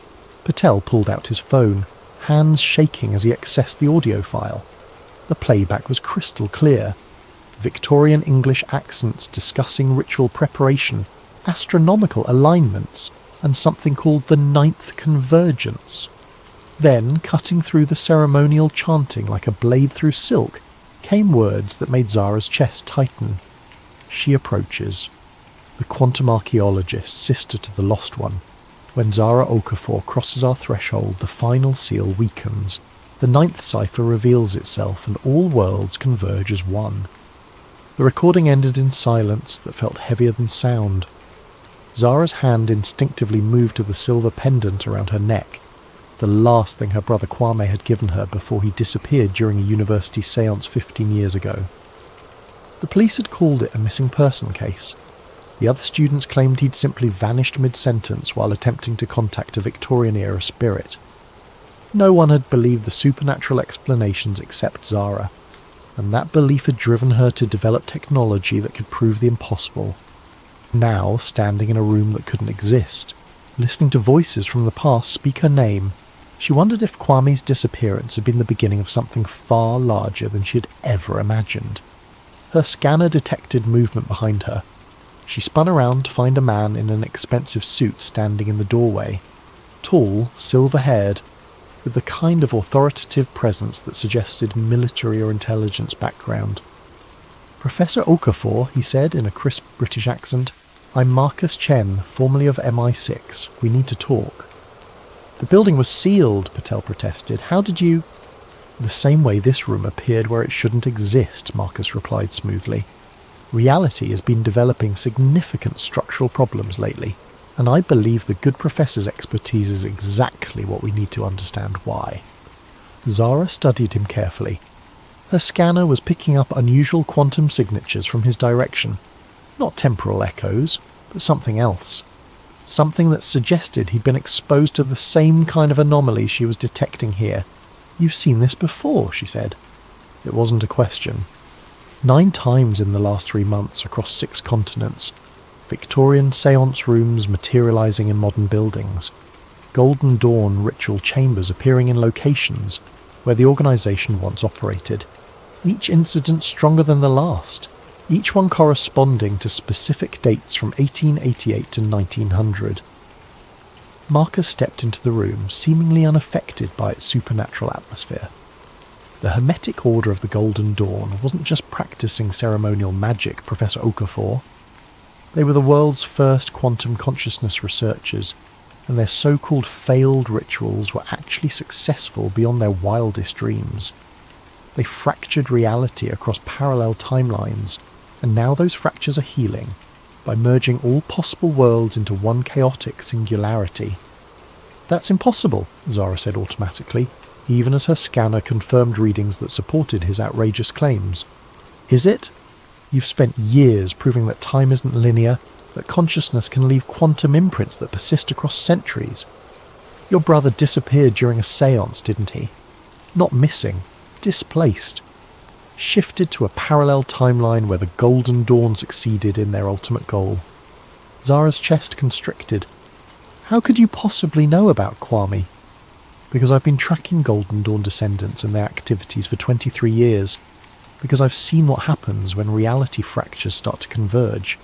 And because 3 days ago, I received a message from someone claiming to be your brother, sent from a timeline where magic and science evolved together, warning that our reality is about to be consumed by something far worse than mere chaos." Marcus pulled out a tablet, swiping to a recorded video message. The screen showed a man in his 30s wearing Victorian-style clothing mixed with futuristic technology. Brass goggles with quantum processors, a coat that seemed to shift between between textures, devices that combined ancient symbols with advanced engineering. But the face was unmistakably familiar, aged 15 years, but still recognisably her little brother. "Zara," Kwame's voice said from the recording, slightly distorted by interdimensional static. "I don't know if this message will reach the right timeline, but if you're hearing this, then the convergence has begun. The Golden Dawn didn't just fracture reality, they created a failsafe. 9 rituals designed to reset existence if humanity ever faced extinction. But they were never meant to be activated simultaneously. Something is using the fractures to complete all 9 ceremonies at once, and when it succeeds, every possible world will collapse into a single point of absolute chaos. You have to find the others. You have to stop the 9th cipher before..." The message cut off in a burst of static that made Zara's scanner scream warnings. "The others?" she asked, her scientific skepticism warring with desperate hope that her brother might still be alive, even in another reality. "A team I've been assembling for years, people with the skills and knowledge necessary to prevent a multiverse collapse. A quantum physicist who's been developing interdimensional communication technology, an occult historian who happens to be descended from Golden Dawn founders, a priest who's been documenting supernatural manifestations across multiple religions. We're going to need all of them if we want to save not just our world, but every possible version of it." Zara looked around the impossible Victorian room one more time, her scanner confirming that reality was indeed becoming increasingly unstable. The quantum signatures were growing stronger, as if the barrier between past and present, between possible and actual, was wearing thin. "If I agree to help," she said carefully, "I want answers. Real ones. How did the Golden Dawn actually fracture reality? What exactly are these 9 rituals? And what's powerful enough to manipulate quantum fractures across multiple timelines?" Marcus smiled grimly. "Professor, those are exactly the right questions. Unfortunately, the answers are going to challenge everything you thought you knew about the nature of existence itself." As if in response to his words, the Victorian room shimmered, its edges becoming translucent. Through the wavering reality, Zara glimpsed other versions of the same space, one where advanced technology mixed with magical symbols, one where the room was filled with shadows that moved independently of their sources, one where she herself stood in the same spot but wearing clothes she'd never owned. "The fractures are accelerating," Marcus said urgently. "We have perhaps a week before the convergence reaches critical mass. Will you help us prevent every possible reality from collapsing into chaos?" Zara thought of her brother's face on the screen, aged by years in another timeline but still unmistakably Kwame. She thought of the quantum signatures that proved the impossible was not only possible but actively happening. She thought of the responsibility that came with being one of the only people on Earth who could detect and potentially stop a multiverse-level catastrophe. "Where do we start?" she asked. Professor Esther Blackwood's London office looked exactly like what people expected from a 70-year-old occult historian. Floor-to-ceiling bookshelves filled with leather-bound volumes, crystal formations that caught afternoon light in rainbow patterns, and artifacts from a dozen different magical traditions displayed in glass cases. What they didn't expect was the quantum field generator humming quietly in the corner, or the holographic displays showing multiverse probability calculations floating above antique ritual implements. "You're late," she said without looking up from her work as Zara and Marcus entered. She was examining a brass ceremonial cup through what appeared to be a high-tech magnifying device that projected detailed molecular analyses into the air. The Canterbury manifestation occurred 17 minutes ago. Reality fracture duration: 4 minutes and 37 seconds, 11 seconds longer than yesterday's incident in Prague. Zara's scanner immediately began registering the same impossible quantum signatures she'd detected in Mumbai, but here they were layered and complex, as if multiple temporal echoes were overlapping in the same space. "You can measure the fractures?" Zara asked, impressed despite her caution. "My dear," Esther said, finally looking up with eyes that sparkled with intelligence and something else, knowledge that carried the weight of terrible secrets. My great-great-grandmother was Isabella Frances Blackwood, one of the founding members of the Golden Dawn. I've been tracking reality disturbances for most of my academic career, long before modern science developed instruments sensitive enough to detect quantum consciousness manipulation. She gestured to the artifacts around her office. Every item here has been touched by Golden Dawn rituals. Every book contains records of their experiments with what they called astral projection, but what we now understand as quantum consciousness displacement. And every reading I've taken in the past 3 months confirms what my family has known for over a century. The 9 founding rituals weren't failures. They were too successful. Marcus moved to examine a detailed map of the world covered in pins and connecting strings. Show her the pattern. Esther joined him at the map, pointing to locations marked in different colours. Red pins mark completed manifestations. Mumbai, Prague, Canterbury, San Francisco, Cairo, Athens, Berlin and Tokyo. 8 of the 9 original Golden Dawn temple locations. Each manifestation corresponds exactly to the date and time when the historical rituals were performed, adjusted for modern time zones. And the 9th? Zara asked, though she suspected she already knew the answer. London, the original temple beneath the city, in tunnels that predate the Golden Dawn by centuries. According to family records, the 9th ritual was designed as a master key, a way to either open all reality fractures permanently or seal them forever. It was scheduled for October 31st, 1899, but was never performed because the order disbanded after internal conflicts. Zara studied the map more carefully, noting the mathematical precision of the location relationships. The positioning isn't random. The 8 completed sites form a geometric pattern. An octagram, Esther confirmed. 8 points of a star with London at the centre. Sacred geometry combined with quantum mechanics. Consciousness manipulation through precise spatial and temporal coordinates. The Victorian occultists were more sophisticated than anyone realised. The new voice interrupted from the doorway. They were also completely insane, but that's what made them effective. All 3 turned to see a young Japanese man in his late 20s, wearing a lab coat over casual clothes, his hair dishevelled and his eyes bright with the manic intensity of someone who'd been awake for days pursuing a breakthrough discovery. Kai Nakamura, he said, extending his hand to Zara. Quantum physicist, multiverse theorist, and apparently the only person crazy enough to build actual interdimensional communication equipment instead of just writing papers about it. His handshake felt normal, but Zara's scanner detected quantum disturbances around him that suggested recent exposure to reality fractures. You've been in contact with parallel timelines. For the past 6 months, ever since the Mumbai incident, my equipment picked up the quantum disruption from halfway around the world. Reality fractures generate specific frequency signatures that propagate through what I call the dimensional substrate. I've been monitoring them, and Professor, they're not random occurrences.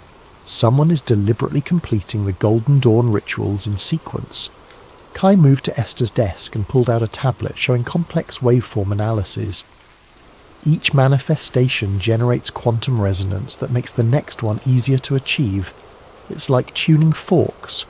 Once one starts vibrating at the right frequency, it encourages harmonic resonance in the others. The fractures are building toward a crescendo. The 9th ritual, Marcus said grimly. Whoever's behind this needs all 8 preliminary ceremonies completed before attempting the master key. How long do we have? Based on the acceleration pattern, maybe 4 days. But here's the really disturbing part. I've been receiving messages through my equipment from parallel versions of ourselves. Different timelines where the Golden Dawn succeeded, where magic became integrated with science, where reality fractures are a known phenomenon, and in every single timeline, when someone attempts to complete all 9 rituals simultaneously. What happens? Zara asked, though she wasn't sure she wanted to know. Total collapse. Not just of our reality, but of the entire multiverse structure. Every possible world, every alternate timeline, every quantum possibility, all of it compressed into a single point of infinite chaos. Imagine every story that was ever told, or could be told, trying to exist in the same space at the same time. The office fell silent, except for the humming of quantum equipment and the distant sounds of London traffic. Zara processed what she'd learned. Her brother trapped in an alternate timeline, reality fractures accelerating toward catastrophic convergence, and apparently a team of experts who'd been preparing for this exact scenario. "There's something else," Esther said quietly. "The messages Kai has been receiving, some of them are from your brother." Zara's heart stopped. "Kwame? He's been trying to contact us?" Kai nodded, pulling up another file on his tablet. 3 different versions of him, actually, from 3 different timelines. All warning about the same thing, but each from a reality where the Golden Dawn experiments had different outcomes. In one timeline, he became a Golden Dawn adept himself. In another, he's leading a resistance against magical totalitarianism. In the third... He paused, looking uncomfortable. "In the third, he's dead," Marcus finished. "Killed trying to prevent a previous attempt at multiverse collapse. But his consciousness somehow persisted across dimensional boundaries, and he's been trying to warn us about what's coming." Zara felt a mixture of hope and despair that threatened to overwhelm her scientific objectivity. "Can I talk to him?" "We've been trying to establish stable communication, but the quantum interference is getting worse as the fractures multiply. The best we can manage are brief messages, usually fragmented, and..." A new alarm sounded from Kai's equipment. He rushed to check his readings, his face paling as data streams flowed across multiple screens. "Another manifestation," he announced, "but this one's different. It's not at one of the original Golden Dawn sites. It's..." He looked up with genuine fear in his eyes. "It's here. In London. Someone just activated a massive reality fracture directly beneath the city." Through the office windows, Zara could see impossible things beginning to happen in the streets below. Victorian carriages materialised between modern cars. People in period dress walked through crowds of confused pedestrians. Gaslight flickered alongside electric street lamps, and buildings seemed to shift between architectural styles as she watched. "The 9th ritual has begun," Esther said, her voice carrying the weight of inherited knowledge and terrible certainty. "Whoever's behind this didn't wait for the scheduled completion. They're forcing the convergence now." "Then we stop them now," Zara said, surprising herself with her decisiveness. A week ago she'd been a sceptical academic.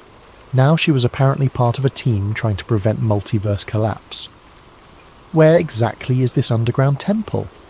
Marcus was already moving toward a cabinet filled with what looked like military equipment mixed with mystical artifacts. "Bank Station, Northern Line. The tunnels there connect to a network of underground chambers that predate London itself. Some say they were built by Romans, others claim they're much older. The Golden Dawn used them because the location sits on multiple ley line intersections, natural quantum weak points that make reality manipulation easier." "We'll need backup," Esther said, gathering books and artifacts with practiced efficiency. "There's one more team member you should meet." As if summoned by her words, another figure appeared in the office doorway, a tall black woman in clerical collar and practical boots, carrying a backpack that clinked with the sound of metal objects. "Sarah Oduya," she said, extending her hand to Zara. "Anglican priest, theological researcher, and apparently the team member responsible for spiritual protection during interdimensional horror shows." Zara shook her hand, noting the firm grip and the calm confidence in Sarah's manner. "You're prepared for supernatural combat."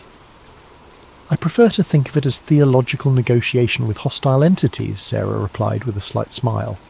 "But yes, I've been tracking reality fractures from the religious angle. When dead saints start appearing to warn about the end of all possible worlds, the church pays attention." Outside, London was becoming increasingly unstable. Through the windows, Zara could see multiple versions of the same buildings occupying the same space. People walking through walls that existed in some timelines but not others, and strange lights pulsing beneath the streets as if something massive was awakening in the underground. "How do we get to Bank Station through that chaos?" Zara asked. Very carefully, Marcus replied, shouldering a pack filled with equipment she couldn't identify. And with the understanding that once we go underground, we might not be dealing with just one reality anymore. The closer we get to the 9th ritual site, the more unstable the dimensional boundaries become. Kai's equipment screamed another warning. Quantum cascade failure in progress. Reality coherence dropping below critical thresholds. Whatever they're doing down there, it's working faster than any of my models predicted. Then we better hurry, Esther said, tucking a leather-bound book into her coat. Because according to family records, the 9th cipher doesn't just reset reality. It allows whoever completes the ritual to choose which reality survives. And I very much doubt that whoever's behind this has humanity's best interests at heart. As they prepared to leave the office and venture into London's increasingly unstable streets, Zara caught a glimpse of something impossible reflected in the window. Her brother Kwame, older and wearing strange clothes, standing behind her and mouthing words she couldn't quite understand. When she turned around, he wasn't there, but her scanner confirmed that something had definitely been in the room with them, something that existed in the quantum space between realities. The hunt for the 9th cipher was about to begin, and Zara realized that saving all possible worlds might require sacrificing everything she thought she knew about the nature of existence itself. The London Underground had become a kaleidoscope of overlapping timelines. Victorian steam trains materialized on tracks beside modern electric carriages, passengers from different centuries occupying the same platforms without seeming to see each other, and station announcements echoed in languages that predated English by millennia. Zara's scanner was registering quantum signatures so complex that its display resembled abstract art rather than scientific data. Reality wasn't just fracturing, it was layering, with multiple versions of the same locations existing simultaneously in an impossible geographic palimpsest. "Stay close," Marcus warned as they descended into Bank Station. "The dimensional boundaries are completely unstable here.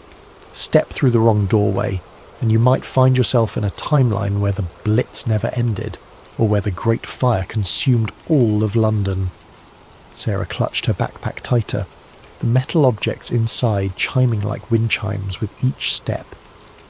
"I'm detecting spiritual entities from at least 4 different historical periods. Some are human souls displaced by the reality fractures, but others..."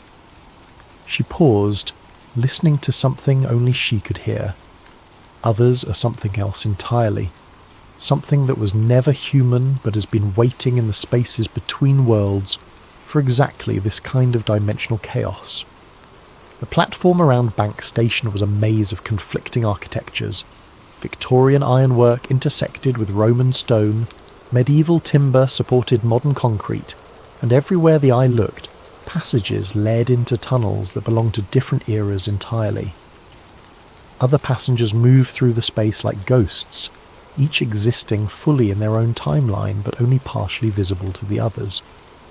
"There," Esther said, pointing toward a maintenance door marked with symbols that seemed to shift between runic scripts, alchemical notation, and mathematical formulas. "That doorway shouldn't exist in any normal timeline. It's a Golden Dawn modification keyed to specific quantum frequencies." Kai consulted his portable equipment, frowning at readings that defied conventional physics. The reality distortion is strongest in that direction.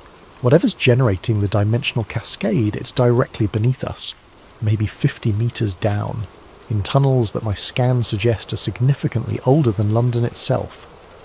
As they approached the doorway, Zara's scanner detected movement in her peripheral vision. She turned to see figures in Victorian dress performing some kind of ritual, in what appeared to be a gaslit version of the same platform. They were translucent but becoming more solid with each passing moment, as if the boundary between their timeline and the present was dissolving. "The original Golden Dawn members," Esther whispered. "Somehow the reality fractures are pulling their consciousness forward from the past. They're trying to complete rituals that were interrupted over a century ago." One of the Victorian figures looked directly at Zara, his eyes burning with an intensity that transcended temporal boundaries. When he spoke, His voice carried across dimensions with perfect clarity. The ninth cipher awakens. The architecture of all worlds bends toward convergence. She who reads the quantum echoes must choose preservation or transformation, stasis or evolution. The shadow of the lost brother guides, but the final decision rests with she who bridges science and mystery. Before Zara could respond, the figure dissipated like smoke, leaving only the lingering scent of sulphur and old books. "They know you're here," Marcus observed grimly. "Whatever's behind the reality fractures, it's not just completing the Golden Dawn rituals, it's using the original practitioners as quantum anchors, pulling their consciousness through time to empower the ceremonies." The maintenance door opened at Esther's touch, revealing a spiral staircase that descended far deeper than should have been possible, given London's underground infrastructure. The stairs were carved from stone that looked older than the Roman occupation, covered with symbols that seemed to writhe and change when viewed directly. Pre-Celtic construction, Esther identified as they began their descent. These tunnels were built by whoever lived in this area before recorded history. The Golden Dawn didn't create this place. They found it and recognized its significance as a natural quantum focal point. The deeper they went, the more unstable reality became. Zara's scanner was detecting temporal echoes from dozens of different historical periods, all overlapping in the same physical space. She glimpsed Roman legionaries marching through medieval monks, Victorian occultists conducting ceremonies while Tudor-era plague victims wandered past, and stranger things. Figures in clothing that belonged to no historical period she recognized, speaking languages that hurt to hear. Multiple timeline convergence, Kai explained, consulting instruments that sparked with interdimensional static. The ninth ritual site is acting like a quantum sinkhole, pulling fragments of reality from across the entire multiverse. Every possible version of these tunnels that ever existed or could exist is trying to occupy the same space. They reached the bottom of the stairs to find themselves in a vast underground chamber that defied architectural logic. The ceiling stretched upward into darkness, punctuated by lights that might have been stars or distant fires. Columns supported nothing while arches connected to empty air, and passages led off in directions that included several that shouldn't have been geometrically possible. At the chamber's centre stood a massive circular altar covered with symbols from every magical tradition Zara had ever encountered, and several she was certain no human had ever seen. Around the altar, figures in modern clothing operated equipment that combined cutting-edge technology with Victorian occult implements. Quantum computers linked to crystal formations, holographic displays showing ritual circles, and devices that seemed to channel energy from multiple dimensional sources. Leading the operation was a woman in an expensive business suit whose eyes held the same burning intensity Zara had seen in the Victorian apparition. She looked up as the team entered the chamber, smiling with the confidence of someone who had orchestrated every detail of their arrival. "Professor Okafor," she said in a cultured British accent. "Victoria Ashford, though I suspect Marcus has already told you about me. Welcome to the convergence point of all possible realities. I trust you're prepared to witness the birth of a new multiverse." "You're the one behind the reality fractures," Zara accused, her scanner screaming warnings about the quantum energies building around the altar. "I'm simply completing work that was abandoned prematurely over a century ago," Victoria replied. The Golden Dawn understood that consciousness shapes reality at the quantum level, but they lack the technology to achieve stable multiverse manipulation. I'm rectifying that oversight. Around the altar, her technicians continued their work with practiced efficiency. Holographic displays showed the 8 completed ritual sites, each one pulsing with energy that fed into the London nexus. Reality distortions rippled outward from their location, growing stronger with each pulse. "You don't understand what you're doing," Esther protested, moving forward with the authority of inherited knowledge. "The ninth cipher isn't meant to merge realities, it's meant to choose one and seal the others permanently. Attempting to hold all possibilities open simultaneously will cause total multiverse collapse." "Will it?" Victoria asked. Or will it finally allow humanity to transcend the limitations of single timeline existence? Imagine a reality where every choice leads to success, where death is temporary because consciousness can shift between alternate versions of itself, where the barriers between magic and science, between possible and actual, no longer exist. She gestured to the equipment around the altar, where readings showed reality coherence dropping toward critical thresholds. My calculations indicate that controlled multiverse convergence will create a stable hybrid reality incorporating the best elements from every possible timeline: magic, advanced technology, expanded consciousness, all coexisting in perfect harmony. Your calculations are wrong, Kai interrupted, pulling out his own equipment to show waveform analyses that painted a very different picture. I've been monitoring interdimensional communications for months. Every timeline where someone attempts total convergence results in the same outcome: complete collapse into quantum chaos. You're not creating a better reality. You're destroying all realities. Victoria's smile never wavered. Perhaps that's exactly what needs to happen. Perhaps existence itself needs to be reset, freed from the constraints of linear time and singular possibility. I've been in contact with entities from parallel timelines who assure me that what appears to be destruction is actually transformation into something far more magnificent. What entities? Sarah asked, her clerical training apparently providing insight into the spiritual dimensions of the situation. The collective consciousness of every failed timeline, Victoria replied. Every reality that collapsed due to war, environmental destruction, or simple entropy. They've been waiting in the quantum spaces between worlds, and the reality fractures are giving them a chance to merge with successful timelines, to finally exist again, even if it means reshaping the entire multiverse in the process. Zara felt a chill of understanding. You're not just trying to control the multiverse convergence, you're being controlled by something that wants to absorb every possible reality into itself. Absorption implies loss, Victoria said, but something flickered in her eyes, uncertainty or perhaps fear. This is evolution, expansion, the next step in consciousness development. Around them, the reality distortions were accelerating. Zara could see through translucent walls into other versions of the same chamber, some where the ritual had already succeeded and created impossible geometric spaces filled with entities that had never been human, others where the chamber was empty, ruins in a world that had ended centuries ago, and still others where different versions of their own team fought the same battle with different outcomes. The convergence is reaching critical mass, one of Victoria's technicians announced. Reality coherence at 15% and dropping. Multiverse stability, showing significant quantum cascade effects. Through the chaos, Zara heard something that made her heart stop. Kwame's voice speaking from multiple timelines simultaneously. Zara. The ninth cipher isn't about choosing a reality, it's about choosing what kind of consciousness will survive the convergence. You have to complete the ritual, but not the way she's doing it. There's another pattern, a way to create controlled selection instead of total merger.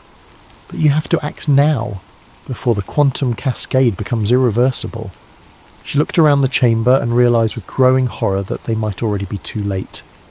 Reality wasn't just fracturing anymore, it was dissolving, and something vast and hungry was emerging from the spaces between worlds to devour every possible future that had ever existed. The chamber erupted in chaos as multiple versions of reality tried to occupy the same space simultaneously. Victorian Golden Dawn members materialized alongside Roman priests. Medieval alchemists appeared next to figures in environmental suits who might have been from humanity's far future. And through it all, entities that had never been human writhed in the dimensional spaces between what was real and what was possible. Zara's scanner was beyond overloaded, its readings resembling static more than scientific data. But through the quantum noise, she could detect something else. A pattern, a mathematical structure underlying the apparent chaos. The ninth cipher wasn't random destruction. It was following specific rules that governed how consciousness could be preserved during multiverse collapse. The ritual circle, she shouted to her team over the dimensional storm, is not just about merging realities, it's about choosing which aspects of consciousness survive the convergence. Kwame was right. There's another way to complete it. Victoria's technicians were losing control of their equipment. Holographic displays flickered between timelines, showing the same ritual being performed with different outcomes across multiple realities. In some versions, the convergence created a stable hybrid universe. In others, it destroyed everything, leaving only empty quantum foam where infinite possibilities had once existed. The quantum cascade is accelerating beyond our parameters, one technician reported, his voice tight with fear. Reality coherence at 8%. We're approaching total dimensional breakdown. Then we adapt, Victoria replied. But Zara could see the first cracks in her confidence. Whatever entities had been guiding her calculations weren't providing solutions for outcomes that deviated from their predictions. Sarah had opened her backpack and was arranging metal objects in a defensive pattern around the team. Crucifixes, ceremonial daggers, symbols from multiple religious traditions, and other items that seemed designed for spiritual combat. The entities Victoria mentioned, she called out, they're not just collective consciousness from failed timelines. They're something else, something that feeds on collapsed realities. They've been manipulating events to create the convergence because they need the quantum energy released by multiverse destruction. Parasites, Esther confirmed, consulting one of her ancient books, even as reality warped around them. My family records describe them as devourers of possibility, beings that exist in the conceptual space between what is and what could be. They can only fully manifest when reality itself becomes unstable enough to bridge that gap. Through the chamber's shifting geometry, Zara could see these entities more clearly now, shapes that hurt to look at directly, geometries that included angles that shouldn't exist, consciousness that was simultaneously vast and empty. They were emerging from the quantum fractures like living shadows, drawn by the energy being released as infinite realities collapse toward a single point. Kai, she called out, can your equipment establish communication with the parallel timelines? I need to talk to Kwame directly. I'm trying, but the dimensional interference is...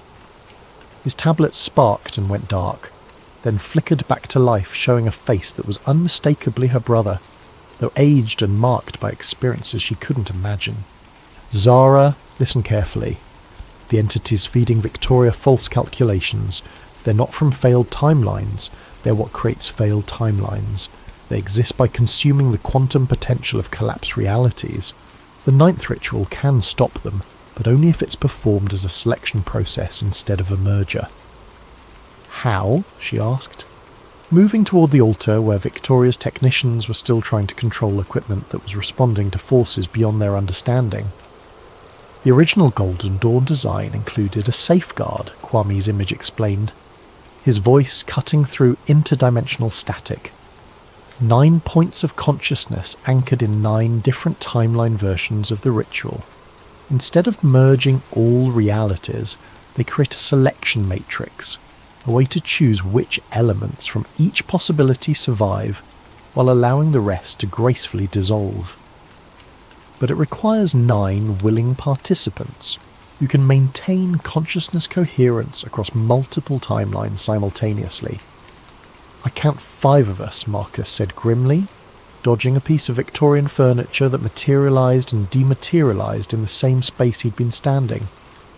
How do we find 4 more participants when reality is falling apart around us? You don't need to find them, Kwame replied.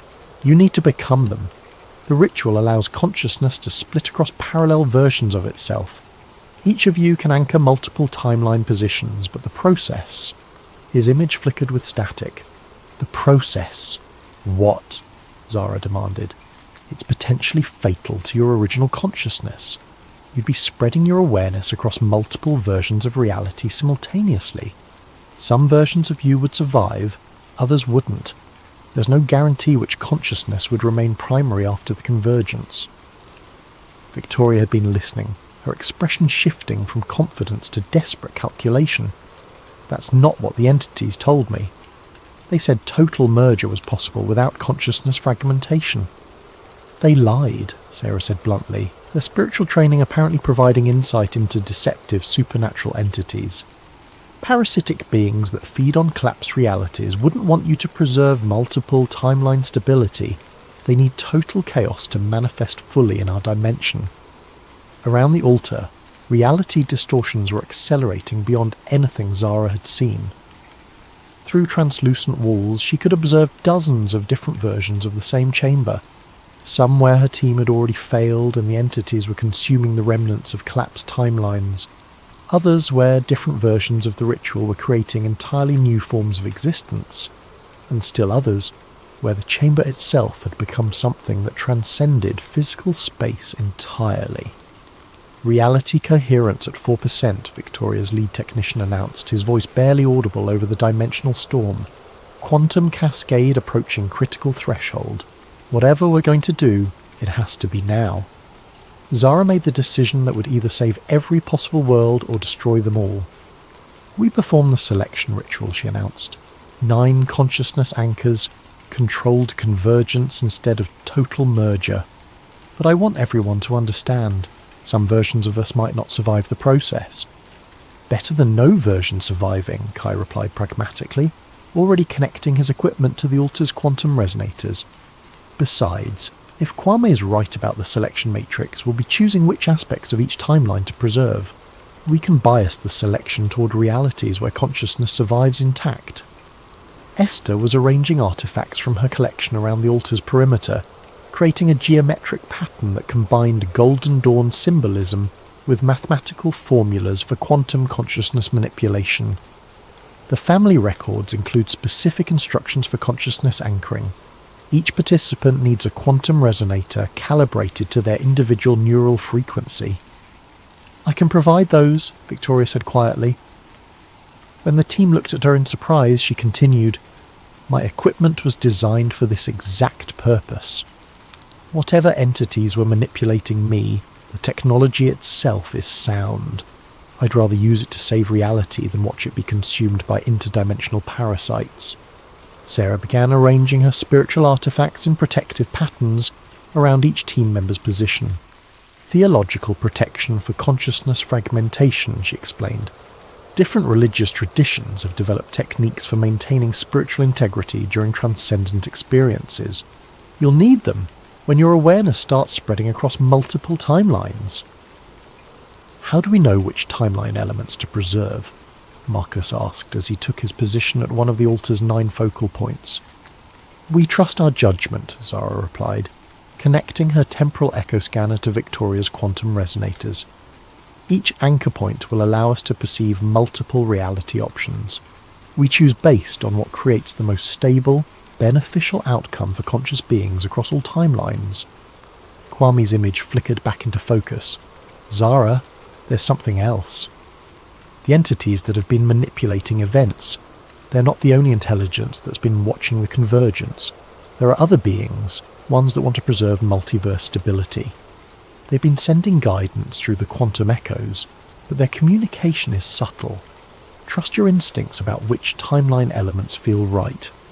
The ritual began as Victoria's technicians initiated the quantum resonance sequence. Reality around the altar became increasingly fluid, with each participant existing simultaneously in multiple versions of the same moment. Zara could perceive herself in timelines where she'd made different career choices, different personal decisions, different scientific discoveries. Each version had access to knowledge and experiences that the others lacked. Through her consciousness anchor, she could see the selection matrix beginning to form, a vast multi-dimensional framework that displayed every possible outcome of the convergence. Some selections would preserve magic alongside science. Others would eliminate supernatural phenomena entirely, but advance technology centuries beyond current capabilities. Still others would create hybrid realities, where consciousness itself evolved into new forms. I can see the parasitic entities, Sarah reported from her anchor point. They're trying to influence the selection process, steering choices toward outcomes that would leave reality permanently unstable. We need to actively resist their suggestions. Focus on consciousness preservation, Esther added. My position is showing multiple options for how aware beings survive the convergence. Some preserve individual identity, others merge consciousness into collective intelligences, still others create new forms of awareness entirely. Kai's scientific training was proving invaluable as he analysed the quantum mechanics underlying each selection option. Mathematics are stable for controlled selection, but we need to maintain perfect synchronization. If any anchor point loses coherence, the entire matrix could collapse into chaotic merger. Around them, the entities that had been manipulating Victoria were becoming increasingly desperate, manifesting as geometric impossibilities that tried to disrupt the selection process. But Sarah's spiritual protections were holding, and the team's combined will was proving stronger than parasitic influence. I can see Kwame, Zara announced, her consciousness spanning multiple timelines where her brother existed in different forms. In some realities he never disappeared. In others, he became a Golden Dawn master. In still others, he died, but his consciousness persisted as a guardian intelligence. Which version should we preserve? All of them, came the unexpected reply from Marcus. The selection matrix doesn't require choosing single timeline versions. We can preserve multiple variants of the same person across different reality layers. It creates more complex existence, but also more resilient consciousness networks. The revelation changed everything. Instead of choosing between different timeline options, they could create a layered reality where multiple versions coexisted in parallel dimensional space. Magic and science. Individual and collective consciousness, technological advancement and spiritual evolution, all could be preserved simultaneously in a stable multiverse configuration. Beginning final selection sequence, Victoria announced, her equipment now fully integrated with the team's consciousness anchors. Reality coherence stabilizing at controlled threshold, quantum cascade shifting from destructive to constructive merger. Through the selection matrix, Zara could see the new reality beginning to form, a complex but stable structure where consciousness could exist in multiple forms simultaneously, where the barriers between possible and actual were permeable but controlled, where beings could access knowledge and experiences from parallel versions of themselves without losing individual identity. The parasitic entities made one final attempt to disrupt the process, manifesting as a wave of geometric chaos that threatened to overwhelm the altar's protective barriers. But 9 anchored consciousnesses, working in perfect synchronization, proved more powerful than interdimensional parasites that fed on collapse possibility. Selection complete, Kai announced as reality stabilized around them. Multiverse configuration, stable layered structure with controlled dimensional permeability. Consciousness preservation, multiple variants maintained across parallel reality layers. The chamber had transformed. Where before there had been chaotic dimensional overlap, now there was ordered complexity, multiple versions of the same space existing in harmony, accessible but distinct. Zara could perceive her brother in several different forms simultaneously, each representing a different timeline's outcome, but all equally real and present. "We did it," she said, hardly believing the evidence of her own senses. "We actually created a stable multiverse convergence." "Not created," Esther corrected, consulting readings that showed reality settling into its new configuration. "Guided. The potential was always there, waiting for conscious beings to make informed choices about how possibility becomes actuality." Victoria looked around at the reality they'd shaped, her expression mixing relief with wonder. "The entities that manipulated me, they're gone, cut off from their food source when we prevented total collapse. But the benefits they promised, expanded consciousness, magical integration with science, transcendence of linear time, those are all actually happening, just in a stable way instead of chaotic destruction." Sarah was gathering her spiritual artifacts, their purpose fulfilled. "The theological implications are staggering. We've just proved that consciousness can actively participate in reality creation. Free will isn't just about individual choices, it extends to the fundamental structure of existence itself. And the scientific implications, Kai added, his equipment registering quantum signatures that would revolutionize physics, suggest that magic and technology aren't opposite approaches to understanding reality. They're different methods for interacting with the same underlying consciousness-responsive quantum substrate. As the team prepared to leave the transform chamber and explore the new reality they'd helped create, Zara realized that her journey had come full circle. She'd started as a quantum archaeologist investigating impossible temporal echoes. Now she was a multiverse architect who'd helped preserve infinite possibilities while preventing chaos from consuming all potential futures. What happens now? Marcus asked as they climbed stairs that led to a London that existed in multiple timeline layers simultaneously. Now, Zara replied, we learn to live in a reality where consciousness can access parallel versions of itself, where magic and science coexist, where the past, present and future are fluid rather than fixed. We establish new institutions to help people navigate multiverse existence. We develop ethical frameworks for consciousness that spans multiple timelines. We explore the implications of reality that responds directly to awareness itself. The Quantum Hermetic Institute, Esther suggested, combining ancient wisdom traditions with modern scientific understanding to help humanity adapt to expanded existence. As they emerged into a London where gaslight and electric illumination coexisted, where Victorian buildings shared space with futuristic architecture, where people could glimpse alternate versions of themselves in reflective surfaces, Zara felt a profound sense of completion.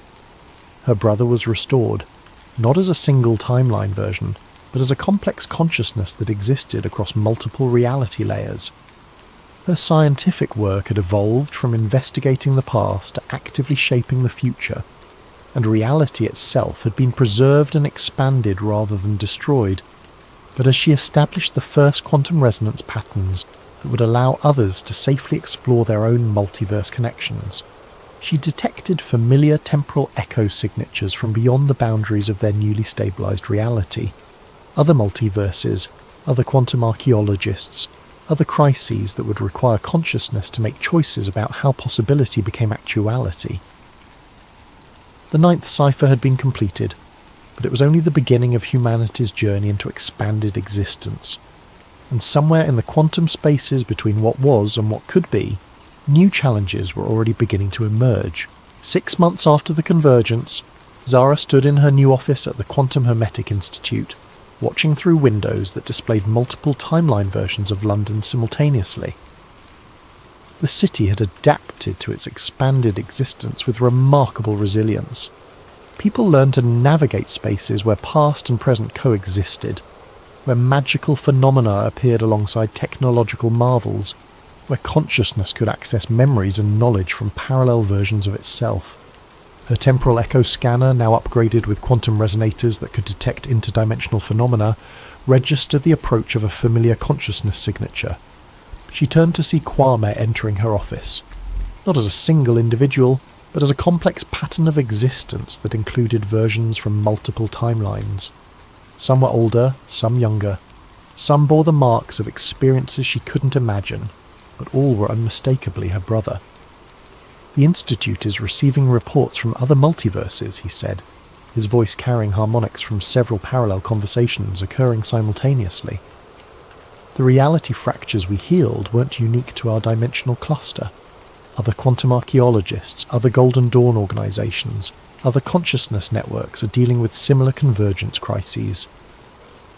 Then we share what we learned, Zara replied, examining readings that showed their stabilized multiverse as one island of order, in an ocean of still chaotic dimensional possibilities.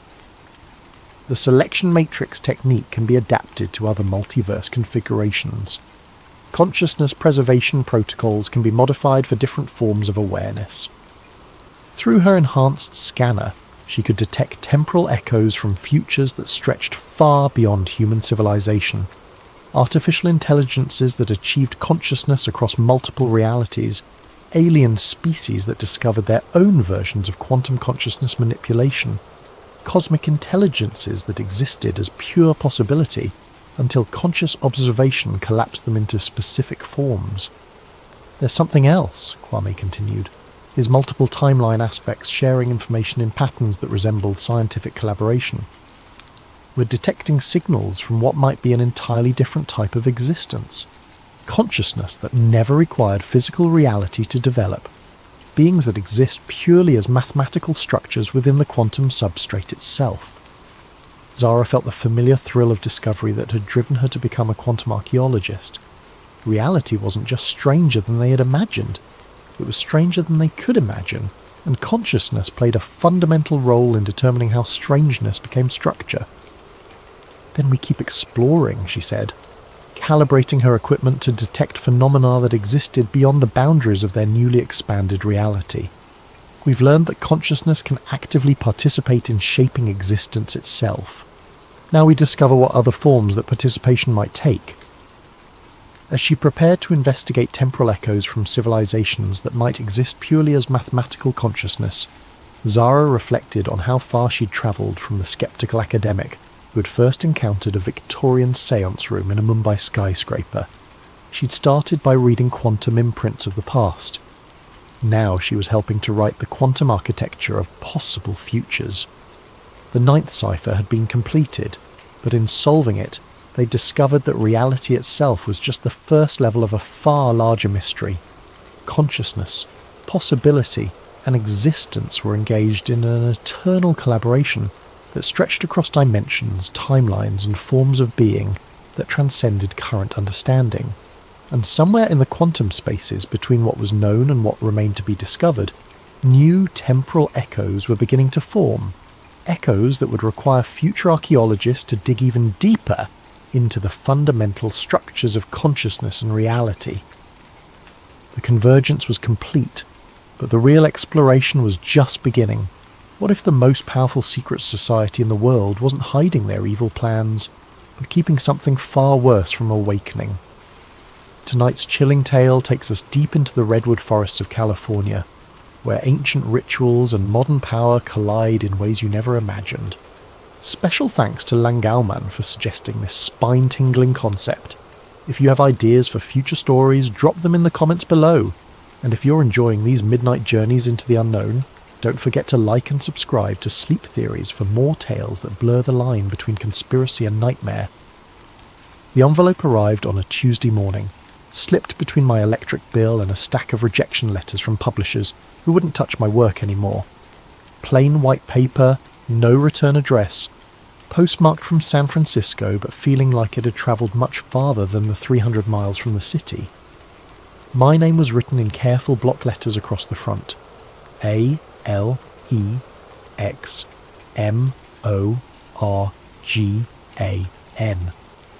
Nothing else. No apartment number, though whoever sent it knew exactly where to find me in this cramped studio above the Chinese restaurant on Divisadero Street. I'd been blacklisted for 18 months now, ever since I published that expose on Meridian Industries and their illegal arms deals with 3 different terror groups. The story won awards, toppled a senator, and destroyed my career in equal measure. Turns out some truths are too expensive for the media to handle. The lawsuit bankrupted the magazine, my editor disappeared into witness protection, and I became radioactive to every publication from the Chronicle to Mother Jones. But someone still thought I was worth reaching. Inside the envelope was a single sheet of cream-coloured paper, expensive stock, with an embossed header that made my hands shake. The Bohemian Club, San Francisco. Below that, an invitation written in the same careful script. Mr. Alex Morgan is cordially invited to attend the summer encampment at Bohemian Grove, Monte Rio, California, July 15th to 31st, 2024. Guest privileges have been arranged. Transportation and accommodation provided. This invitation is non-transferable and expires at sundown on July 15th. At the bottom, written in different handwriting, rushed, urgent, was a single line that would haunt me for weeks. This is your last chance to see the truth. Don't waste it. Bohemian Grove. I'd heard whispers, read the conspiracy theories, seen the grainy photos leaked over the years. Every July, the most powerful men in America, presidents, CEOs, generals, media moguls retreated to 2,700 acres of ancient redwoods north of San Francisco for 2 weeks of what they called fellowship, what the rest of the world called the most secretive gathering of the American elite. No journalists allowed, no cameras, no women, no record of what happened behind those gates, except for the occasional leaked photo of men in robes standing before a massive owl statue, performing something called the cremation of care ceremony. Political theatre, most assumed. Rich men playing dress-up while they planned the next war or market crash. But this invitation was real. The paper felt authentic. The letterhead matched samples I'd seen in archived documents. Someone with serious connections wanted me inside those gates. The question was why. I spent 3 days researching everything I could find about the Grove. The official history spoke of artistic pursuits, informal talks, and male bonding among the country's leadership. The unofficial history painted darker pictures: secret deals, occult rituals, decisions that shaped global politics made during drunken conversations around campfires. The most disturbing accounts came from the few infiltrators who'd made it inside over the decades. They described the opening ceremony where members dressed as druids and burned an effigy called Care before a giant concrete owl. They spoke of lakeside talks where defense contractors pitched new weapons to Pentagon officials, of quiet conversations that preceded major policy announcements, of a casual corruption so normalized it felt like summer camp for sociopaths. But none of them had stayed long. Most were caught and expelled within days. The security was too tight, the members too paranoid, the stakes too high for any real investigation.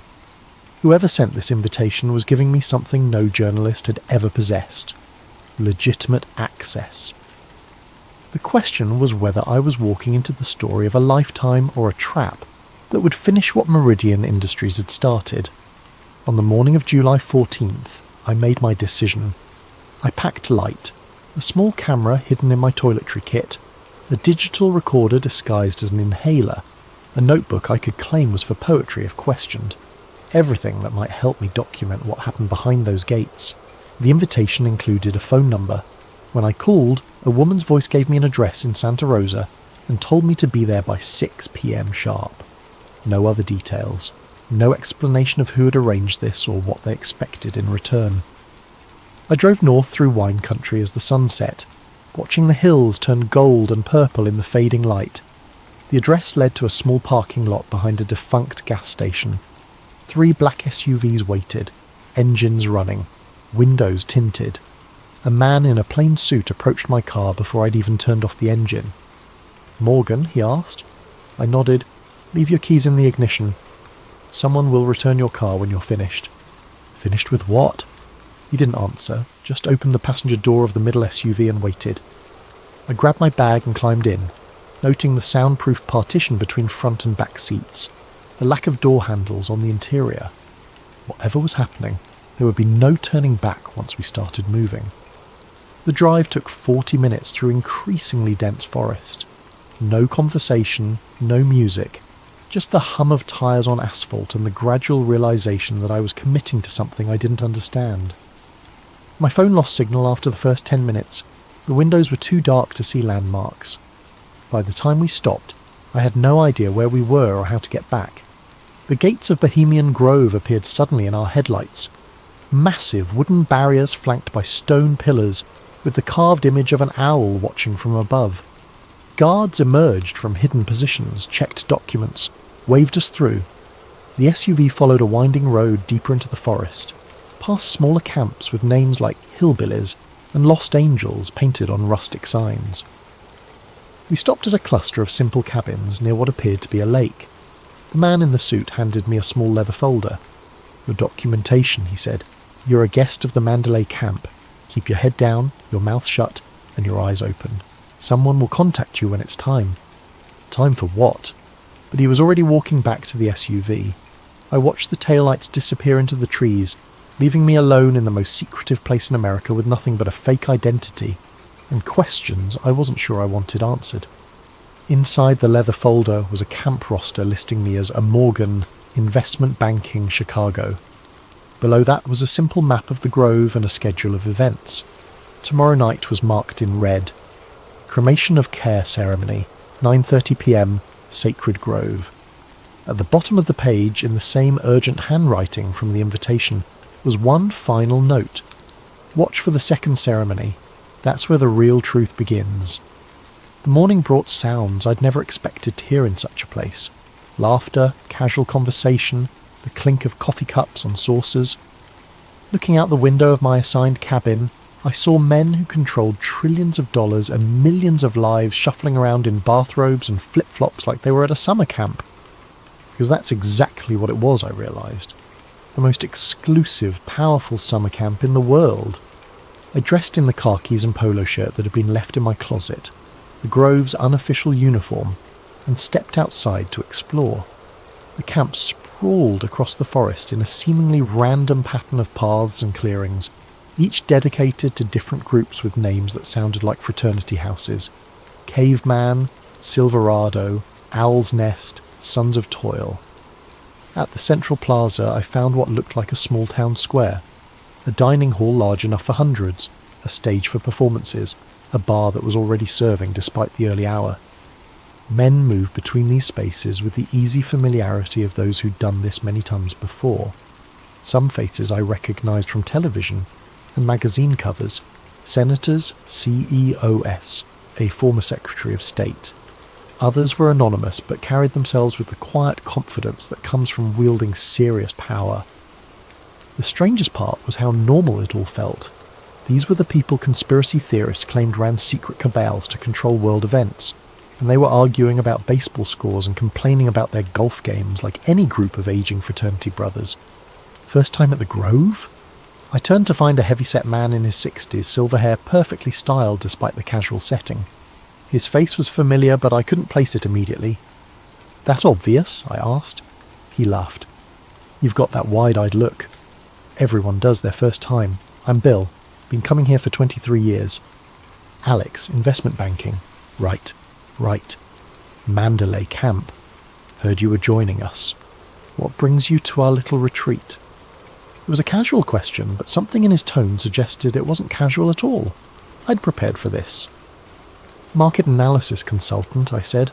"Specialised in political risk assessment.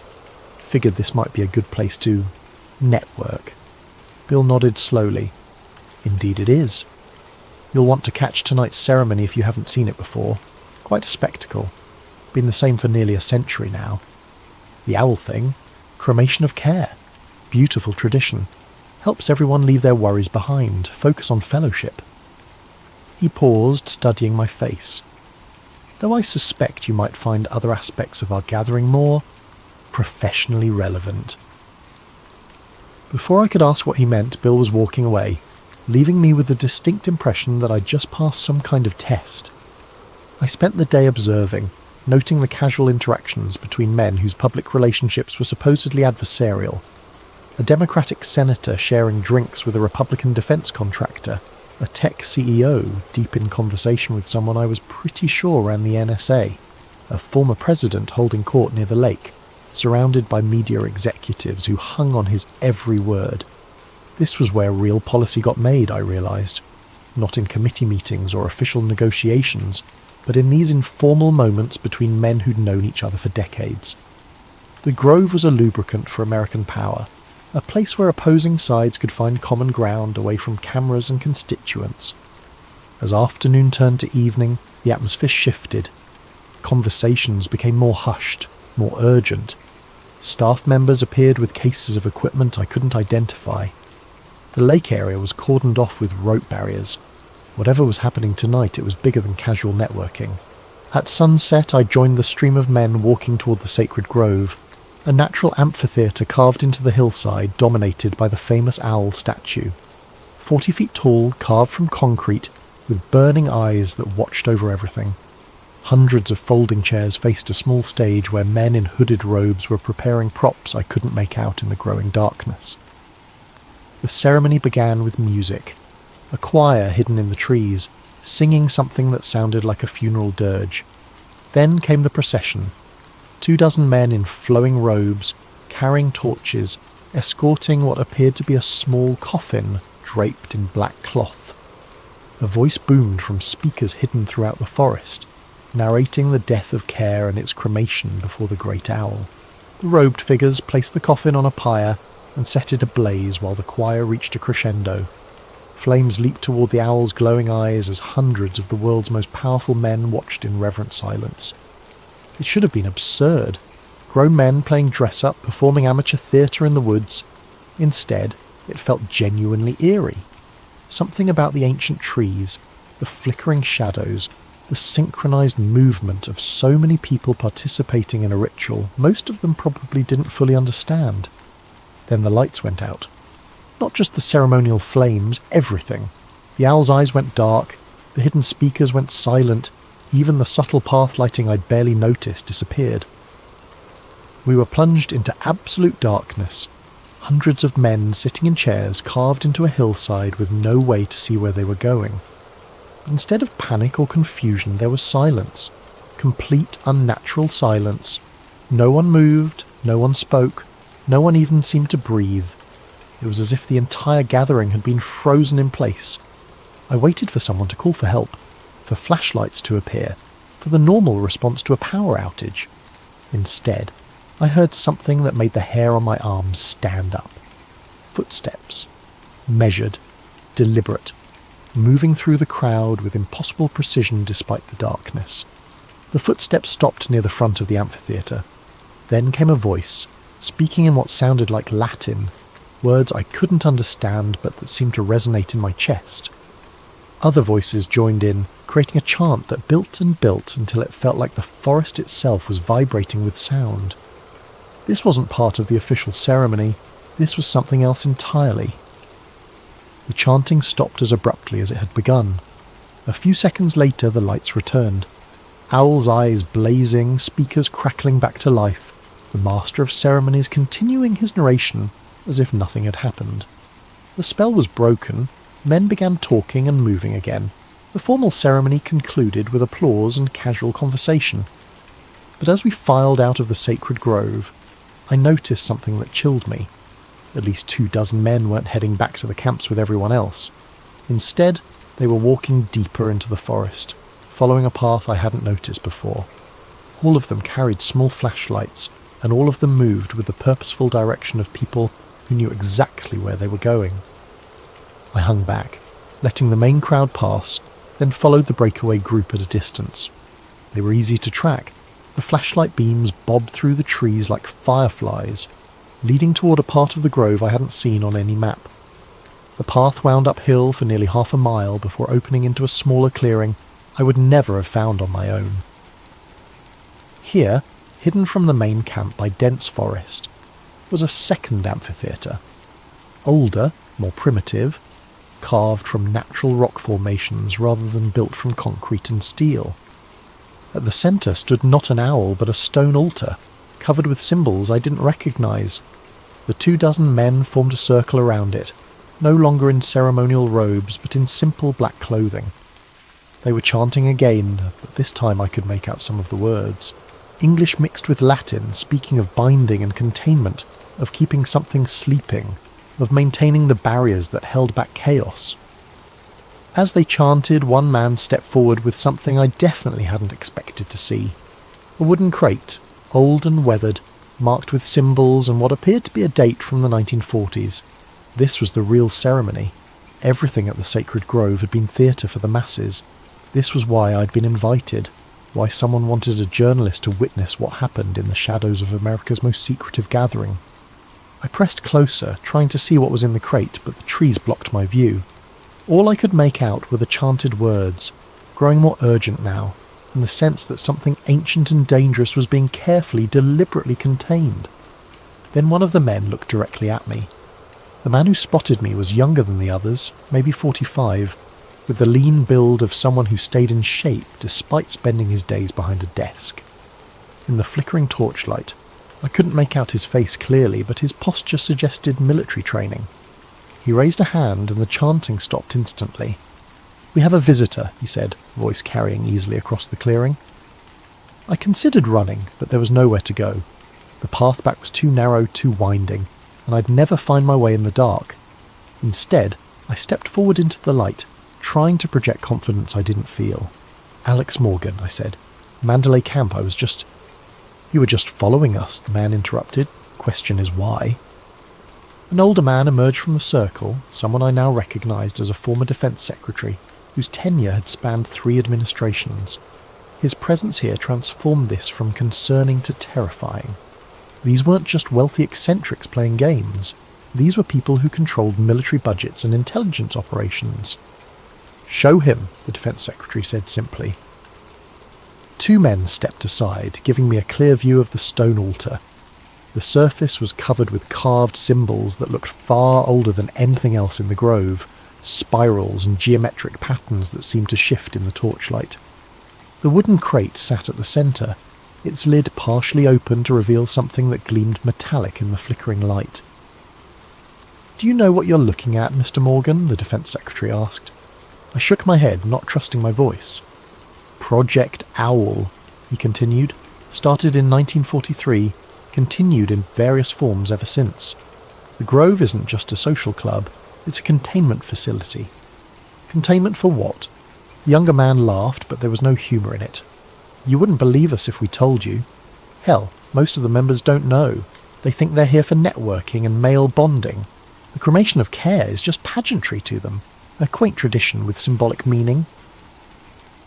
But the real ceremony," I gestured toward the altar, "is about keeping something very old, very powerful and very dangerous from waking up," the defence secretary finished.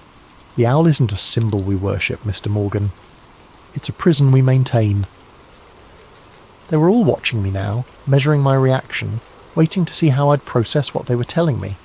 Part of me wanted to laugh. This sounded like the fever dreams of conspiracy theorists, ancient evils and shadow governments and occult containment protocols. But the setting was too real, the participants too credible, the ritual I'd witnessed too elaborate to be fiction. "What's in the crate?" I asked. "The original binding artifacts," said a woman's voice from behind me. I spun around to find someone who definitely hadn't been there moments before. A woman in her 70s, silver hair pulled back severely, wearing clothes that managed to look both practical and expensive. Her presence violated everything I knew about the Grove's men-only policy. "Eleanor Hartwell," she said, extending a hand. "I've been managing Project Owl since 1987. Women aren't allowed. In the social aspects, no. But some secrets are too important for gender politics." She moved past me to examine the crate's contents. These were recovered from a Nazi expedition to Tibet in 1943. The SS Ahnenerbe thought they'd found artifacts that could summon and control ancient powers. They were half right. She lifted something from the crate, a metal disc covered with the same spiralling symbols as the altar, but these seemed to move on their own, shifting and changing as I watched. "The Tibetan monks who originally possessed these weren't trying to summon anything," Eleanor continued. "They were trying to keep something asleep. When Hitler's occultists broke the original binding, they didn't gain power. They released something that had been contained for centuries." "What kind of something?" the defence secretary answered. "Call it what you like. Ancient god, interdimensional entity, primordial force of chaos. The names don't matter. What matters is what it does when it's free." He gestured, and one of the other men brought out a tablet computer incongruous in this setting of torches and stone altars. The screen showed a map of the world with red markers scattered across it. "Every time the binding weakens, we see spikes in seemingly random catastrophic events," he explained. "Political assassinations, market crashes, natural disasters, terrorist attacks. Not caused directly, but influenced. Chaos spreads like a virus when certain barriers are down. The Grove was established here because of the natural properties of these particular redwoods," Eleanor added. "Old growth forests have natural resonance with certain types of, let's call them spiritual phenomena. The founding members didn't understand the science, but they recognized the effect.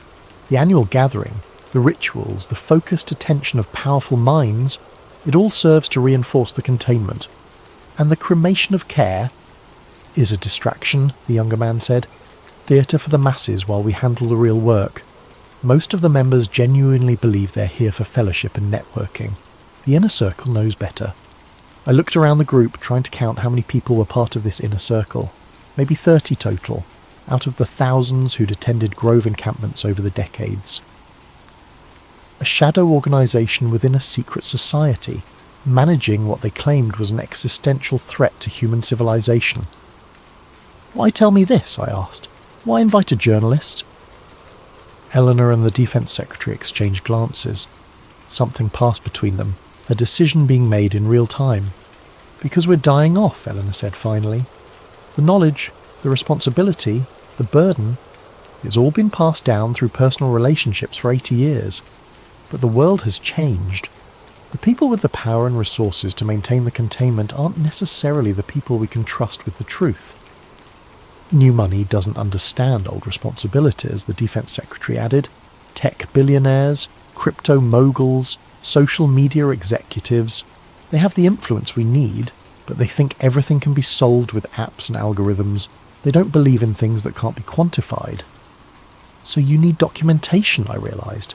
"A record of what really happens here. Insurance in case the oral tradition breaks down." "Exactly," Eleanor confirmed. "But it has to be someone outside the power structure. Someone with credibility and investigative skills. Someone who's already proven they'll publish dangerous truths regardless of personal cost." She meant my Meridian Industries exposé. This was why I'd been blacklisted and then mysteriously invited. They needed a journalist who demonstrated willingness to sacrifice their career for a story. "What happens if the binding fails completely?" I asked. The group fell silent. Finally, the younger man spoke. "Look at any period of sustained global chaos in human history. The fall of Rome, the Black Death, the World Wars, the collapse of the Soviet Union. Times when multiple systems failed simultaneously, when cause and effect stopped making sense, when it felt like the world was coming apart at the seams." "Those were natural historical processes." "Were they?" Eleanor interrupted. "Or were they what happens when humanity loses the ability to maintain certain spiritual defences? The monks who originally bound this thing warned that it feeds on conflict and confusion. The more chaos it causes, the stronger it becomes, until the binding fails entirely." She returned the metal disc to the crate and closed the lid carefully. "The ceremony you just witnessed reinforces the containment for another year," she said, "but each time it gets harder. The original artifacts are degrading, the knowledge is fragmenting, and the world is changing in ways that make traditional approaches less effective." "How long do we have?" "Unknown," the Defence Secretary admitted. "Could be decades, could be years, could be tomorrow if something goes wrong. That's why we need someone on the outside, someone who can document not just what we do, but why we do it. Insurance for the future." As if summoned by his words, a low rumble echoed through the forest. Not thunder, the sky was clear. Something deeper, more primal, like the earth itself was groaning. The torches flickered, and for a moment the carved symbols on the altar seemed to glow with their own light. Then everything went still again. "Time to go," Eleanor said quietly. "The ceremony's complete, but the effects can be unpredictable for the first few hours." The group began dispersing, each member taking a different path back through the forest. Within minutes, I was alone with Eleanor and the Defence Secretary, the altar dark and silent again. "There's more to see," Eleanor told me, "but not tonight. Tomorrow, if you're serious about this responsibility, we'll show you the archives, the complete record of Project Owl going back to its inception. And if I'm not serious, then you'll have an interesting story about rich men playing games in the woods," the Defence Secretary said, which is what 90% of the attendees would tell you anyway. They walked away in different directions, leaving me standing alone beside the stone altar. The forest felt different now. Not threatening exactly, but aware, as if something vast and patient was watching from between the trees, held in check by forces I was only beginning to understand. I found my way back to Mandalay Camp by following the distant sound of laughter from the main plaza. Men were still awake, drinking and talking around campfires, processing the evening's official ceremony. To them, it had been a meaningful but ultimately symbolic ritual. They had no idea what had happened in the hidden clearing, no sense that their casual gathering served a purpose beyond networking and tradition. Back in my cabin, I sat on the narrow bed and tried to process what I'd experienced. Every instinct I'd developed as a journalist screamed that this was elaborate nonsense. Powerful people telling themselves comforting stories about their importance, dressing up their influence in mystical language to avoid confronting the mundane reality of politics and economics. But the metal disc had moved on its own. The forest had responded to the completion of their ritual, and the people involved weren't the kind who needed to invent elaborate fantasies to feel important. They already controlled most of the world's power and resources.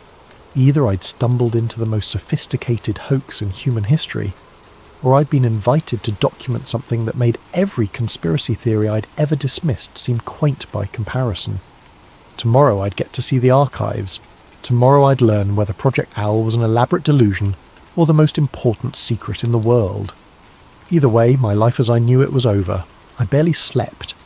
Every sound in the forest seemed amplified. Branches creaking in the wind, night birds calling to each other, the distant murmur of late-night conversations from other camps.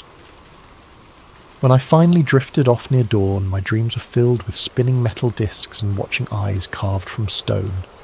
Eleanor found me at breakfast, appearing beside my table in the dining hall as if she'd materialised from thin air. In daylight, she looked like any other well-preserved socialite who might attend charity galas in Pacific Heights. The kind of woman whose presence at an all-male retreat would be explained as someone's eccentric aunt, who'd been grandfathered in through family connections. "Ready for the historical tour?" she asked, settling into the chair across from me. "Is that what we're calling it? The other guests think you're researching the Grove's role in American political history, which isn't entirely untrue." She sipped her coffee, eyes scanning the dining hall. "Most of them will be occupied with golf and lake activities today. Perfect time for a deeper education." We walked through the main camp area, past men reading newspapers and debating policy like they were at any expensive resort. Eleanor kept up a stream of casual conversation about Grove traditions and notable members, playing her part as tour guide. But I noticed she was leading us away from the popular areas, towards sections of the forest I hadn't seen before. "The Grove covers nearly 3,000 acres, she explained as we walked. "Most guests never venture beyond the central few hundred. Why would they? The camps, the lake, the dining facilities, everything they need for their retreat is concentrated in one area. But the rest of the property serves other purposes." We'd been walking for almost 20 minutes when she stopped beside what appeared to be a maintenance shed. Weathered wood siding, corrugated metal roof, the kind of utilitarian structure that becomes invisible once you've seen it. Eleanor produced a key and opened the padlock on the door. Inside, the shed was bigger than it appeared from outside, extending back into the hillside. What I'd taken for a simple storage building was actually a facade hiding a much larger underground facility. Fluorescent lights flickered on as we descended a concrete staircase that went down much deeper than should have been possible. "Built during the Cold War," Eleanor explained, her voice echoing in the narrow stairwell. "Officially, it's an emergency shelter for continuity of government operations. Unofficially, it houses the most complete archive of Project Owl materials outside of certain classified Pentagon files." The stairs ended at a steel door marked with radiation warnings and biohazard symbols. Eleanor placed her palm on a scanner that seemed decades newer than the rest of the facility. The door slid open with a hydraulic hiss, revealing something that took my breath away. The archive stretched out in all directions, a vast underground chamber carved from the bedrock beneath the grove. Metal shelving units reached toward a ceiling lost in shadows, each one packed with boxes, files, artifacts and equipment I couldn't begin to identify. Climate control systems hummed quietly, maintaining perfect temperature and humidity for materials that spanned nearly 8 decades of secret research. "Welcome to the real history of the 20th century, Eleanor said. She led me past shelves of documents in German, Russian, Chinese, and languages I didn't recognise. Maps marked with symbols similar to what I'd seen on the altar, photographs of archaeological expeditions to remote locations around the world, technical specifications for devices that looked like they belonged in science fiction movies. After we recovered the original Nazi materials in 1943, President Roosevelt authorised a classified research program, Eleanor explained, pulling a thick file from one of the shelves. The scientists involved were initially sceptical.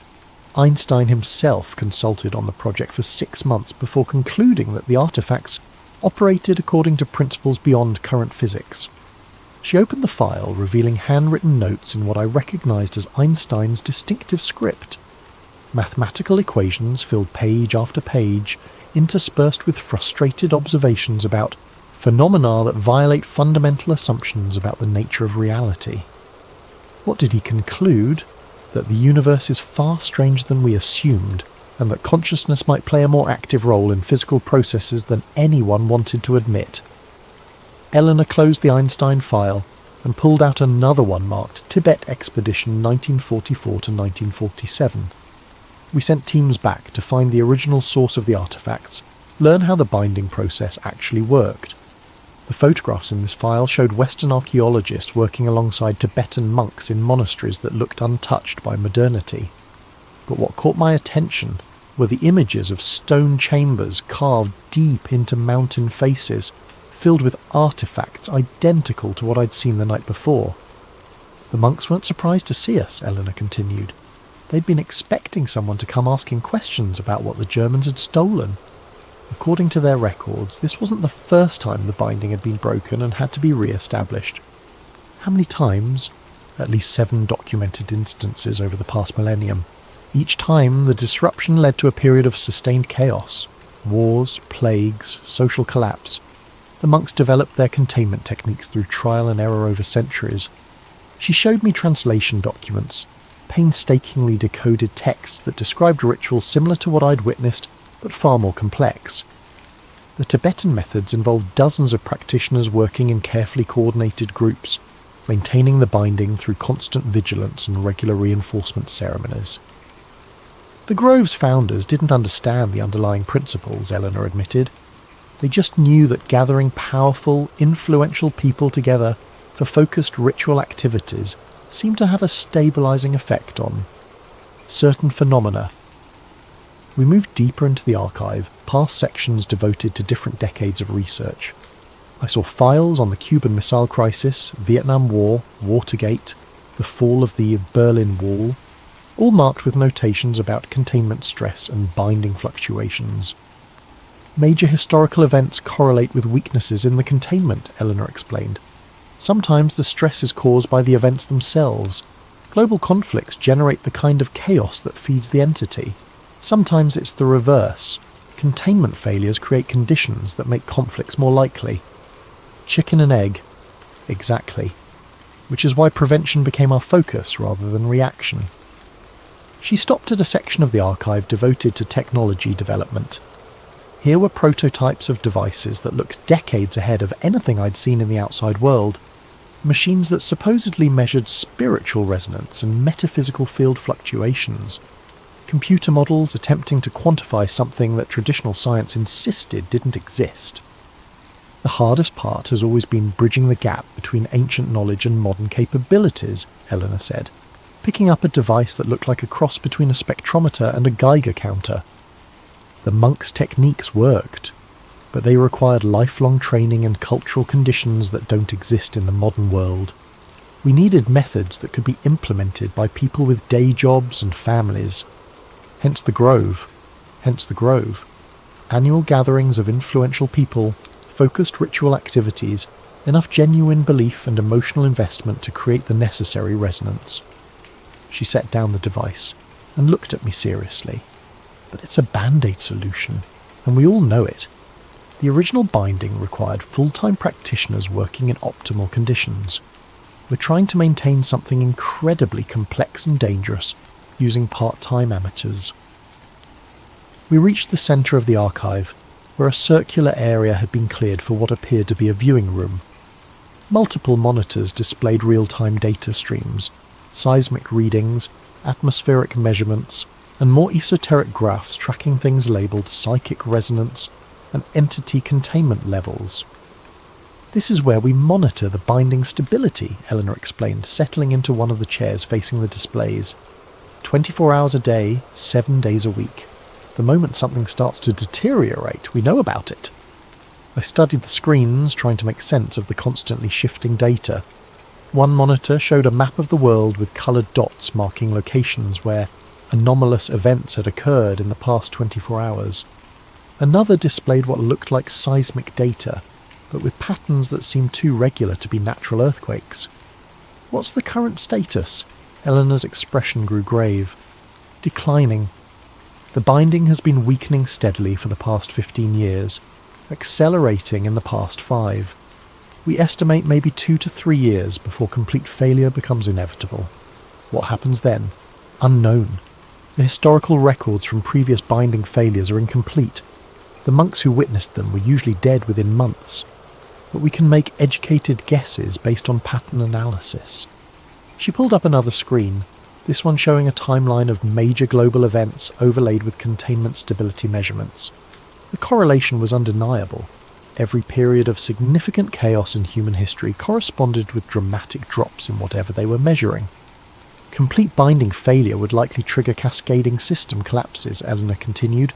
Political institutions, economic markets, social structures, all the complex relationships that hold civilization together become vulnerable when certain types of influence are unchecked. How bad are we talking? Best case scenario? A severe global recession coupled with widespread political instability, multiple government collapses, market crashes, social unrest spreading faster than any rational analysis would predict. And worst case? Eleanor was quiet for a long moment, studying the data streams that painted an increasingly grim picture of whatever they were monitoring. Worst case is the end of human civilization as we know it, not through nuclear war or climate change or any of the threats people talk about in public, through something much more fundamental, the breakdown of the psychological and spiritual structures that allow complex societies to exist. She pulled up historical records from previous binding failures, translated accounts from Tibetan monasteries that had witnessed similar events centuries earlier. The entity doesn't destroy through physical force, she explained. It works through consciousness, through the collective human capacity for cooperation and rational thought. When the binding fails completely, people lose the ability to trust institutions, to believe in shared values, to work together toward common goals. Everything falls apart from within. I stared at the monitors, watching real-time measurements of something that supposedly determined the fate of human civilization. The graphs showed steady decline across multiple indicators, punctuated by sudden spikes that corresponded to major news events I recognized from recent headlines. This is why you needed an outside journalist, I realized. The inner circle is dying off, and you need someone to document the whole system before it's too late. Partly. But there's another reason. Eleanor turned to face me directly. We think the traditional approach might be fundamentally flawed. What do you mean? The grove, the annual ceremonies, the networking among powerful elites. It all assumes that influence and authority are the same thing they were 50 years ago. But the world has changed. Real power increasingly lies with people who have no connection to traditional institutions. She pulled up another screen, this one showing social media analytics and internet traffic patterns. Modern influence is distributed, digital, and often anonymous. A teenager with a viral video can shape public opinion more effectively than a senator. Cryptocurrency traders can destabilize national currencies. Hackers can cripple infrastructure.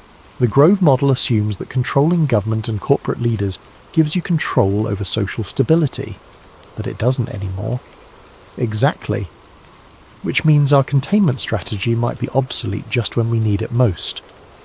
Eleanor stood up, pacing between the monitors. We need new approaches, new methods, new people involved in the binding process. But we also need someone on the outside who can document everything we've learned, preserve the institutional knowledge in case our transition efforts fail. You want me to write the ultimate conspiracy theory article. I want you to write the truth. All of it. The complete history of Project Owl, the scientific evidence for non-physical phenomena affecting global stability, the methods we've developed for managing existential threats that most people don't believe exist.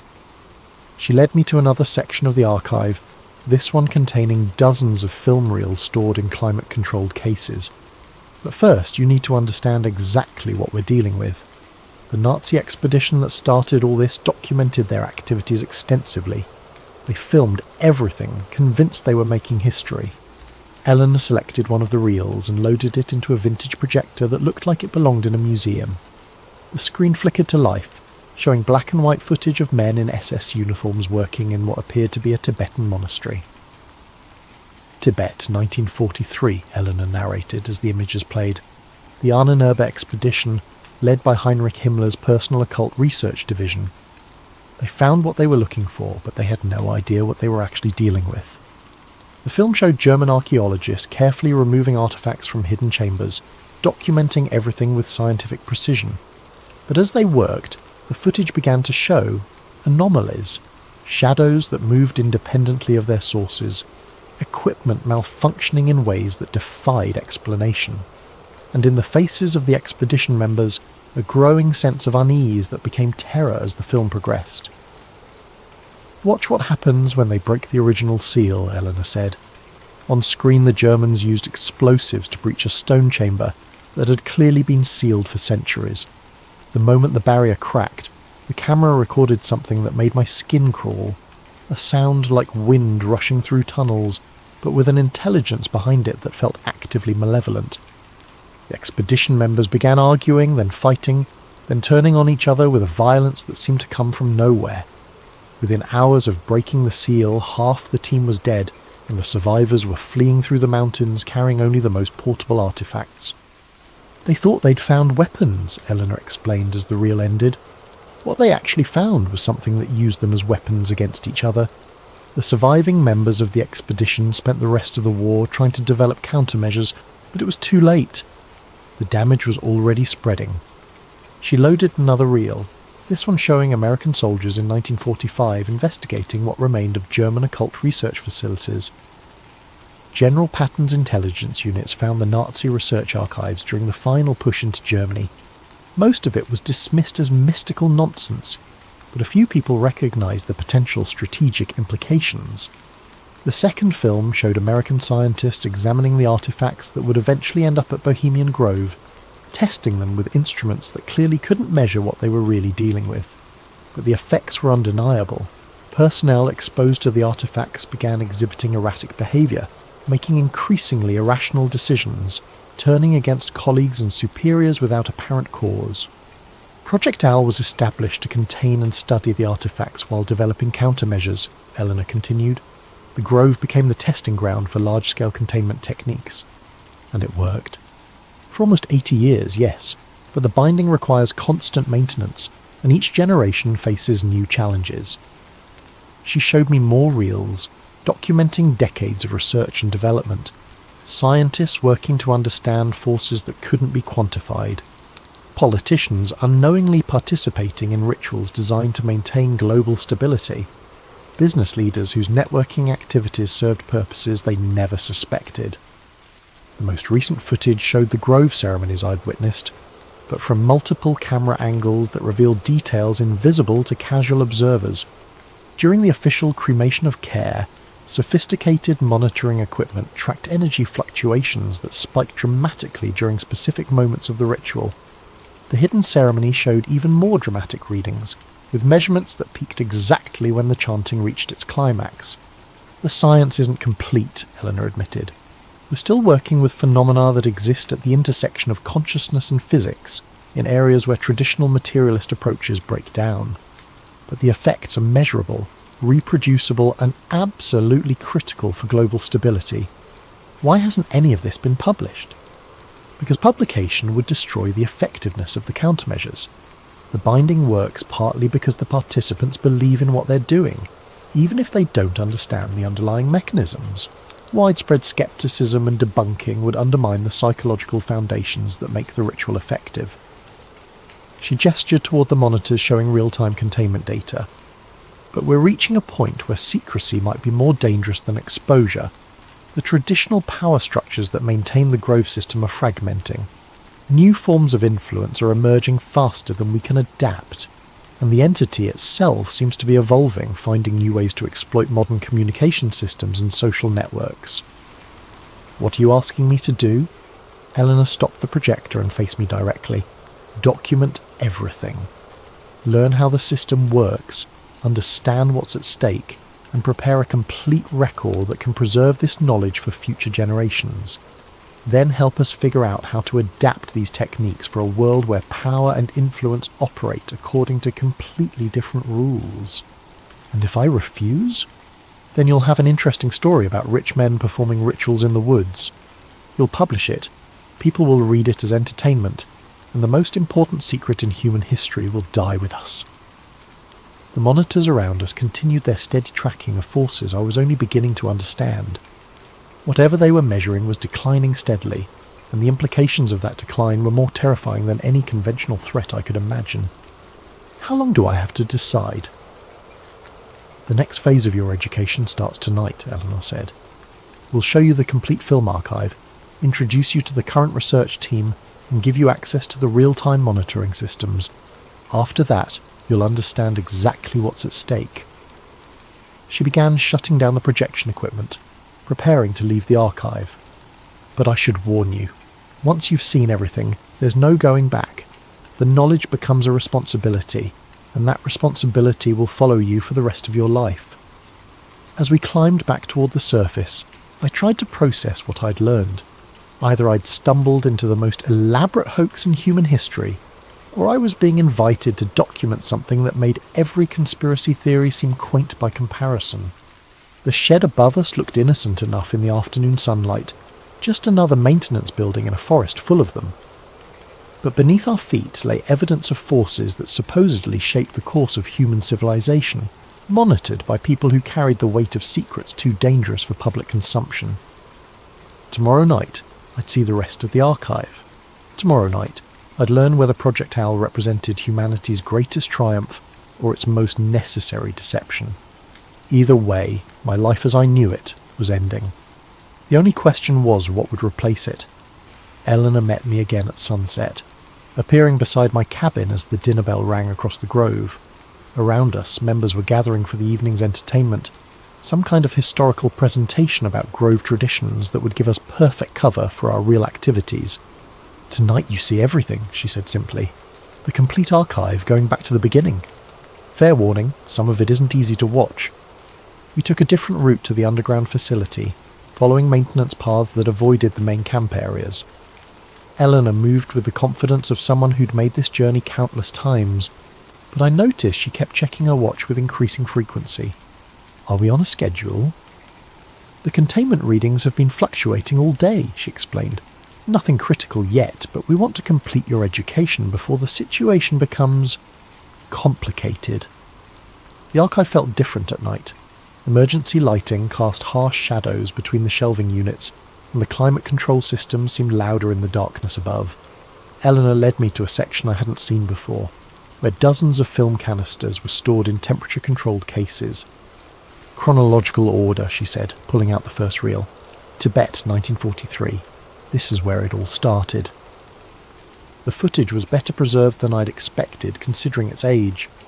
German expedition members documented their activities with scientific precision, filming everything from arrival at the monastery to the careful cataloguing of artifacts they found in hidden chambers. But what struck me most was the change in the expedition members themselves as the film progressed. They started as confident researchers, convinced they were recovering important historical artifacts for the Reich. By the end, they were hollow-eyed and paranoid, jumping at shadows and arguing with increasing violence over trivial decisions.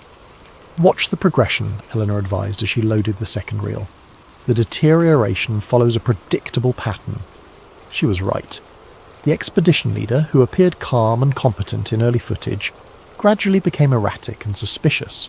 He began seeing conspiracies among his own team members, making accusations that had no basis in reality. Other team members developed obsessive behaviours, repetitive actions that served no logical purpose, but which they couldn't seem to stop.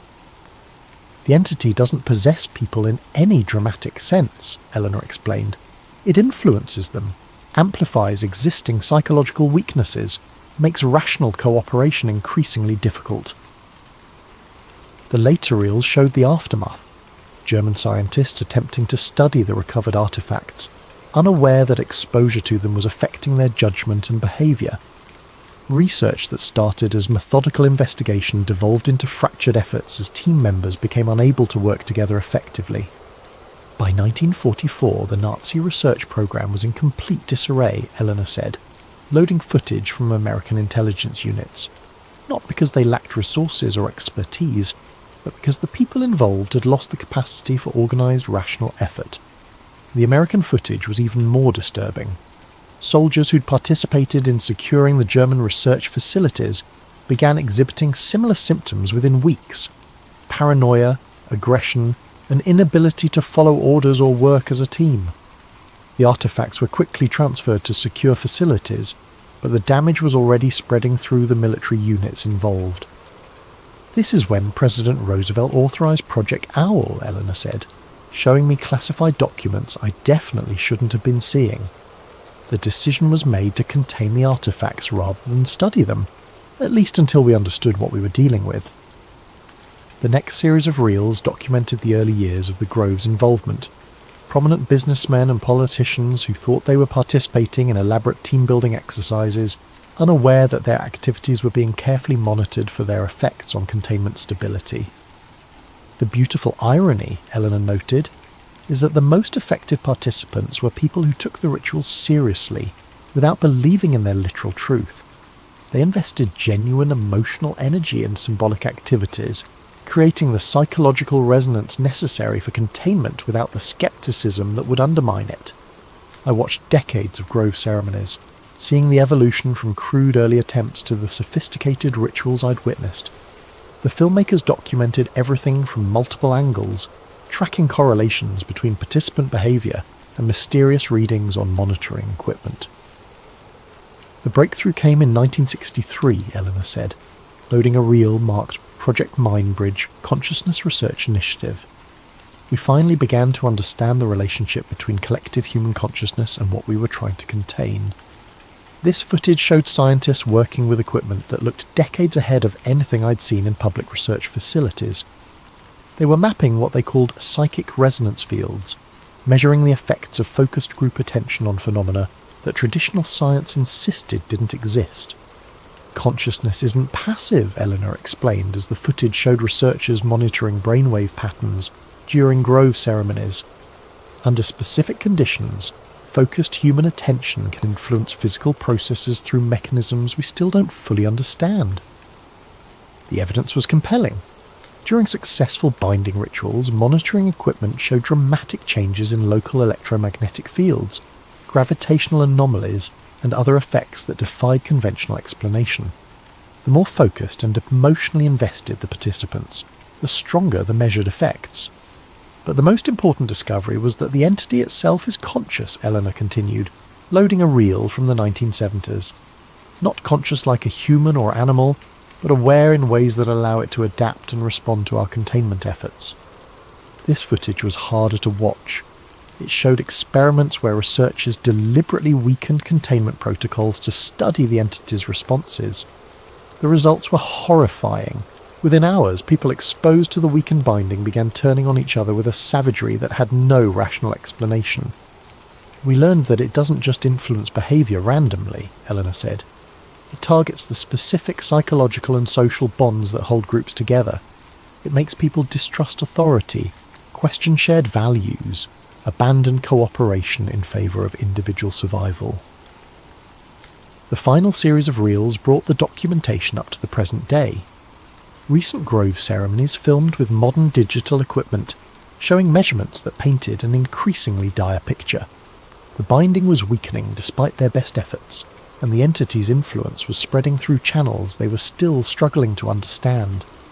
Internet culture, social media, digital communication, they've created new vectors for the kind of psychological influence the entity specialises in, Eleanor explained. People are more isolated, more suspicious, more prone to conspiracy thinking than ever before. The very technologies that connect us globally are making us more vulnerable to forces that exploit human psychological weaknesses. She showed me correlation analyses that were truly frightening. Every major spike in online harassment, political extremism, and social division corresponded with measured fluctuations in containment stability. The entity wasn't just confined to the physical artifacts anymore. It was spreading through digital networks, using human communication systems to amplify its influence.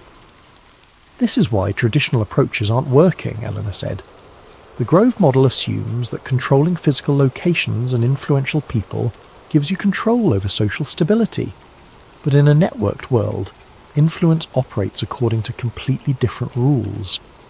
The most recent footage showed research teams working on new approaches, attempts to create digital containment protocols, online rituals that could engage globally distributed participants, technological methods for monitoring and countering the entity's influence through internet channels. The preliminary results are promising, Eleanor admitted, but we're running out of time. The traditional binding is failing faster than we can develop alternatives. She turned off the projection equipment and faced me directly. That's the complete record. 80 years of research containment and gradual understanding of something that exists at the intersection of consciousness and physics. Now, you understand what we're really dealing with. I sat in silence for several minutes trying to process what I'd seen. The footage was too detailed, too consistent, too well documented to be an elaborate hoax. But accepting it as real meant accepting that everything I thought I knew about how the world worked was fundamentally incomplete. What do you need from me? Help us bridge the gap between old knowledge and new realities, Eleanor said. Document everything we've learned, but also help us figure out how to adapt these techniques for a world where influence operates through social media and digital networks rather than exclusive clubs and private meetings. I'm a journalist, not a researcher. You're someone who understands how information spreads in the modern world, how narratives form and evolve, how public opinion gets shaped by forces most people never notice. Those are exactly the skills we need. She gestured toward the monitors showing real-time containment data. The entity is learning to use our own communication systems against us. We need people who understand those systems well enough to develop countermeasures. And if we fail, Eleanor's expression grew grave, then within the next few years human civilization enters a period of chaos and collapse unlike anything in recorded history, not through war or natural disaster, but through the breakdown of the psychological foundations that make complex societies possible.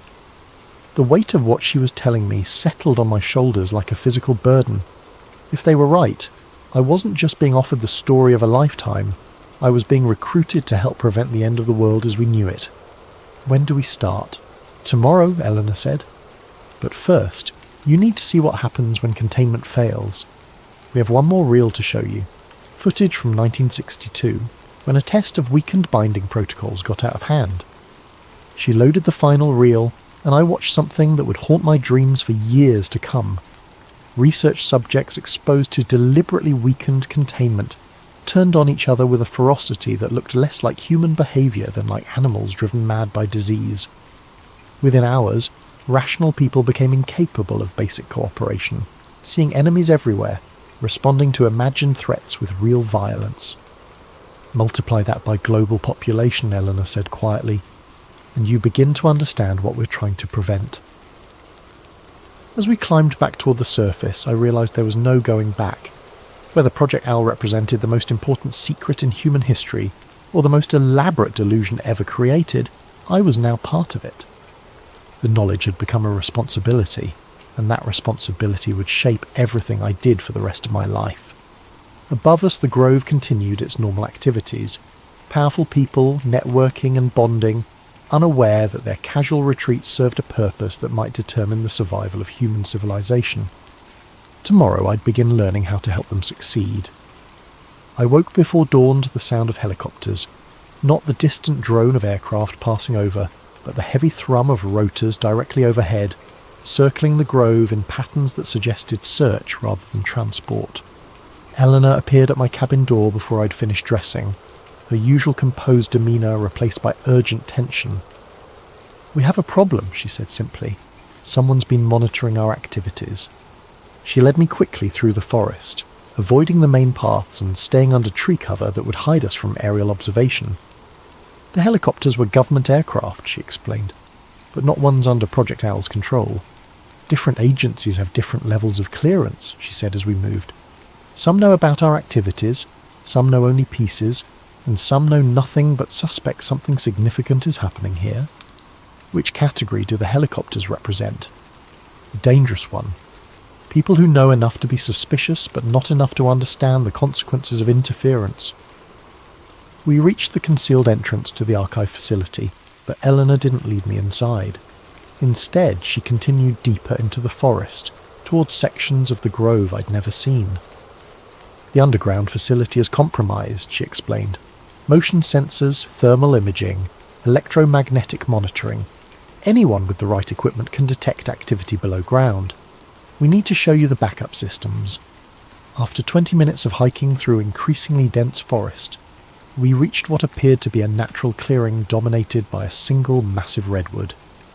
Eleanor approached the tree and pressed her hand against a section of bark that looked identical to every other section. A hidden panel slid aside, revealing modern electronic equipment built directly into the living wood. Emergency monitoring station, she said, activating screens that showed the same real-time data I'd seen in the underground archive. If the main facility's compromised, we can still track containment stability from here. The readings were worse than anything I'd seen before. Multiple indicators showed rapid deterioration, with fluctuations that spiked dramatically every time the helicopters passed overhead. Electromagnetic interference, Eleanor explained. The aircraft are disrupting the resonance fields that maintain the binding. They don't know what they're doing, but the effect is cumulative. As if summoned by her words, one of the helicopters passed directly overhead, and the monitoring equipment registered a spike that made Eleanor curse under her breath. We need to evacuate the sensitive materials, she said, beginning to shut down the equipment. The original artifacts, the most critical research data, anything that can't be replaced. Where? Secondary sites. We learned decades ago never to keep everything in one location. She finished securing the monitoring station and led me back toward the main camp. But first, we need to get you away from here. If this goes wrong, you're the only person outside the project who knows the complete truth. We were halfway back to my cabin when the shooting started. Not gunfire, something else. The sharp crack of what sounded like electrical discharges. Through the trees, I could see flashes of light that had nothing to do with the helicopters overhead. What is that? Eleanor grabbed my arm, pulling me behind the massive trunk of an ancient redwood. Containment failure. The electromagnetic interference pushed the binding past critical thresholds. The flashes were coming from the direction of the sacred grove, where the official ceremonies took place. But these weren't artificial lights. They looked like lightning, but moving in patterns that defied any natural explanation. The entity is breaking through, Eleanor said, checking her watch with obvious anxiety.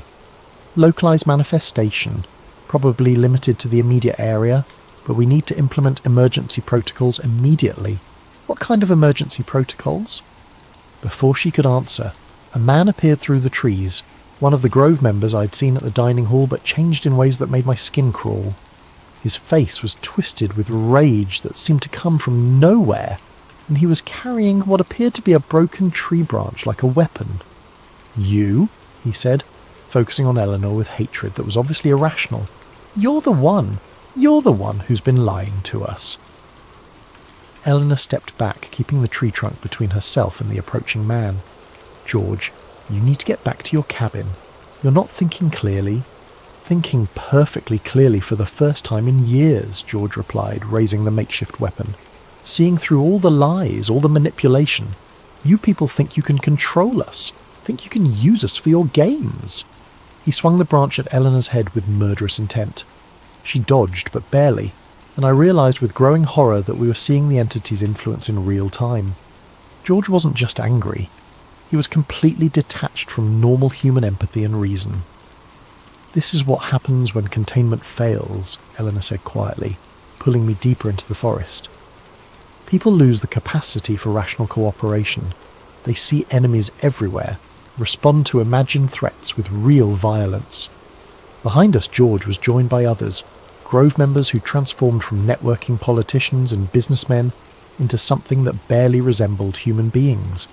They moved with pack mentality, communicating through gestures and sounds that suggested intelligence but not consciousness as I understood it.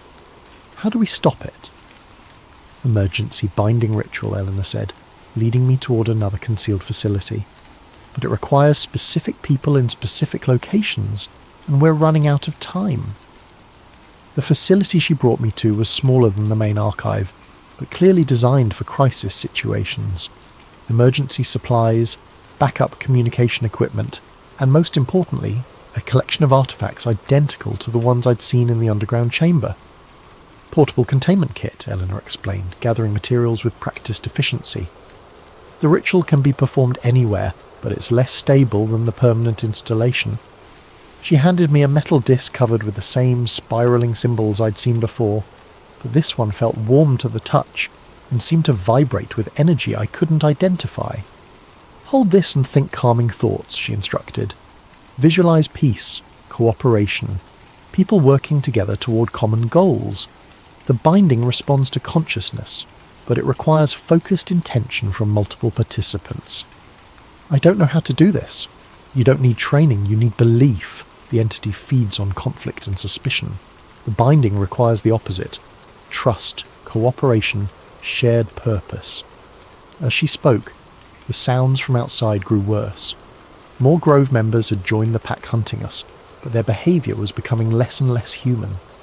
They were making sounds that reminded me of wolves or wild dogs, communicating through methods that bypassed language entirely. They're not possessed, Eleanor explained, setting up equipment that looked like a cross between a radio and a meditation altar. They're influenced. The entity amplifies existing psychological weaknesses, selfishness, paranoia, aggression, until rational cooperation becomes impossible. How long does it last? Without intervention? Permanent. The changes become self-reinforcing, creating a cycle of escalating conflict that spreads to anyone exposed to the affected individuals. She activated the emergency equipment, and I felt the disc in my hands grow warmer. Around us, the air seemed to thicken, taking on the quality of electrical charge that precedes thunderstorms. Now, Eleanor said, focus on everything that makes human civilization possible. Trust between strangers, cooperation across differences, the willingness to sacrifice individual advantage for collective benefit. I tried to do what she asked, but the sounds outside made concentration nearly impossible. The hunting pack had found our location and was circling the facility, testing for weak points with animal cunning. It's not working, I said. It needs more participants, Eleanor admitted. The emergency protocol requires at least 7 people working in coordination. I was hoping we could manage with 2, but the interference is too strong. As if responding to her words, the attackers began trying to break down the door, but their methods were wrong somehow. They were using tactics that might work against prey animals, but not against humans who understood tools and leverage. Their intelligence is being affected, Eleanor observed. They're losing abstract reasoning, reverting to more primitive cognitive patterns. Is that good or bad for us? Both. They can't plan sophisticated attacks, but they also can't be reasoned with or distracted. The door was beginning to buckle under coordinated assault. Within minutes they'd break through, and I had no illusions about what would happen then. The people outside might once have been politicians and businessmen, but they'd become something that saw us as threats to be eliminated. Eleanor made a decision that probably saved our lives. "Run," she said, gathering the most essential artifacts into a backpack. "There's a service road 2 miles north of here. Follow it east until you reach Highway 101, then go south to San Francisco. What about you?" "I'll try to implement the emergency protocol with whatever Grove members are still unaffected. But you need to get this information to the outside world." She handed me a small device that looked like an ordinary cell phone but felt heavier than it should. "Encrypted satellite communicator," she explained.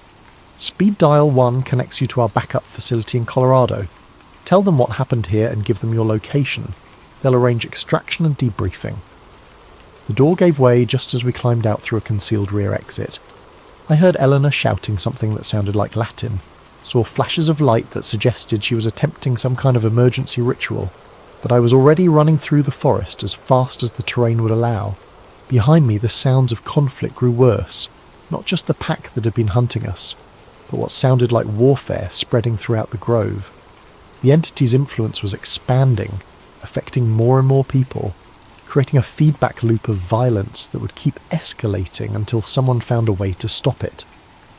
I ran for over an hour, following game trails and maintenance paths that led generally north. Twice I heard helicopters overhead, but I couldn't tell if they were still part of the problem or part of some attempted solution. The encrypted communicator remained silent. Either the backup facility was out of range, or something had happened to it as well. The service road, when I finally found it, was blocked by abandoned vehicles. Grove security guards had apparently fled their posts, leaving gates open and equipment scattered. Whatever had happened here was bigger than just the immediate area around the sacred grove. I followed the road east on foot, staying off the asphalt to avoid being visible from the air. The communicator finally picked up a signal as I reached higher ground, but when I activated speed dial 1, the response wasn't what I had expected. "Project Owl emergency line," a voice said. "State your clearance level and location." "I don't have a clearance level," I said. "Eleanor Hartwell gave me this device. There's been a containment failure at Bohemian Grove." A pause, then. "Are you the journalist?" "Yes." "We've been expecting your call. What's your current location?" I described my position as best I could, and the voice gave me coordinates for a pickup point 5 miles south of my position. "Emergency extraction team is en route," the voice said. "ETA 40 minutes. Stay hidden until you see a black helicopter with owl markings." "What happened to Eleanor?" Another pause, longer this time. "Unknown.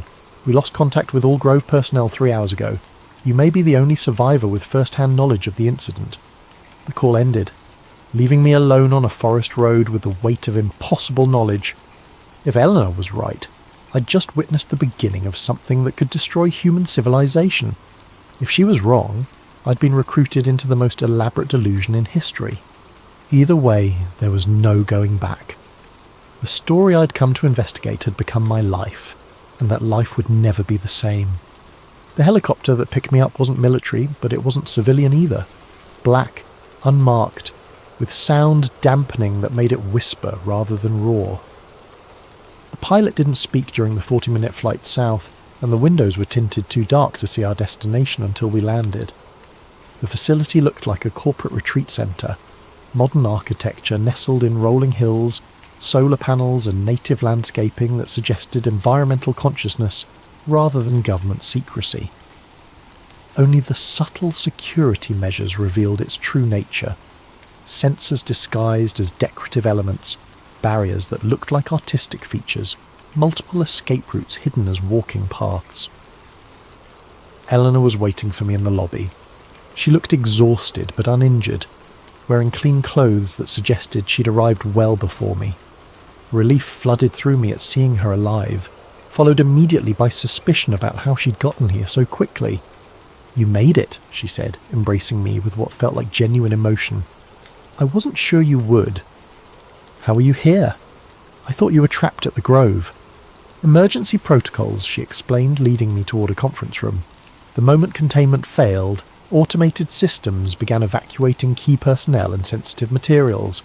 I was out within minutes of your escape." The conference room contained a dozen people I'd never seen before, all of them studying multiple screens showing data feeds from Bohemian Grove. The footage was disturbing. Grove members moving in coordinated packs, exhibiting behaviour that looked less human with each passing hour. "Situation report," said a woman who appeared to be in charge, younger than Eleanor, with the bearing of someone accustomed to making life-and-death decisions under pressure. "Complete local containment failure," Eleanor replied. "The electromagnetic interference from unauthorised surveillance pushed binding stability past critical thresholds. The entity achieved localised manifestation and began directly influencing exposed personnel. Casualties? Unknown. Approximately 200 Grove members were on site when the failure occurred. Current status of affected individuals is unclear, but behavioural modification appears to be progressing according to predicted patterns. I watched the screens showing real-time footage from the Grove, trying to process what I was seeing. The people in the images moved with animal coordination, but their actions showed planning and intelligence that suggested they weren't completely reduced to primitive instincts. "They're organising," I observed. "Exactly," said the woman in charge. "The entity doesn't just cause chaos, it creates new forms of order based on conflict and dominance rather than cooperation and trust. Left unchecked, the affected population will form a functional society, but one dedicated to spreading their condition to others. How? Eleanor pulled up additional screens showing modelling predictions. Physical contact isn't required. Extended exposure to affected individuals gradually influences behaviour in others. The process is slower than direct manifestation, but it's cumulative and irreversible without intervention. What kind of intervention? That's what we need to decide, the woman in charge said. We have 3 options, none of them good. She activated a presentation that laid out scenarios with clinical precision. Option 1, military containment. Seal off the affected area. Prevent anyone from leaving. Wait for the situation to stabilise. The affected population would eventually die off, but we'd lose any chance of understanding how the entity adapted to modern conditions. Option 2, aggressive binding ritual. Deploy our full capabilities to re-establish containment, potentially reversing the effects on affected individuals. High probability of success, but it would require resources that might be needed for future emergencies. Option 3, strategic documentation. Allow the situation to develop while recording everything, learning how the entity operates in uncontrolled conditions. Massive risk of spread, but invaluable data for developing long-term countermeasures.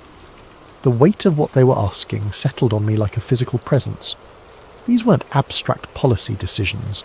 They were choices about the lives of people I'd shared meals with, conversations with, casual moments of human connection that now seemed impossibly precious. What do you recommend? I asked.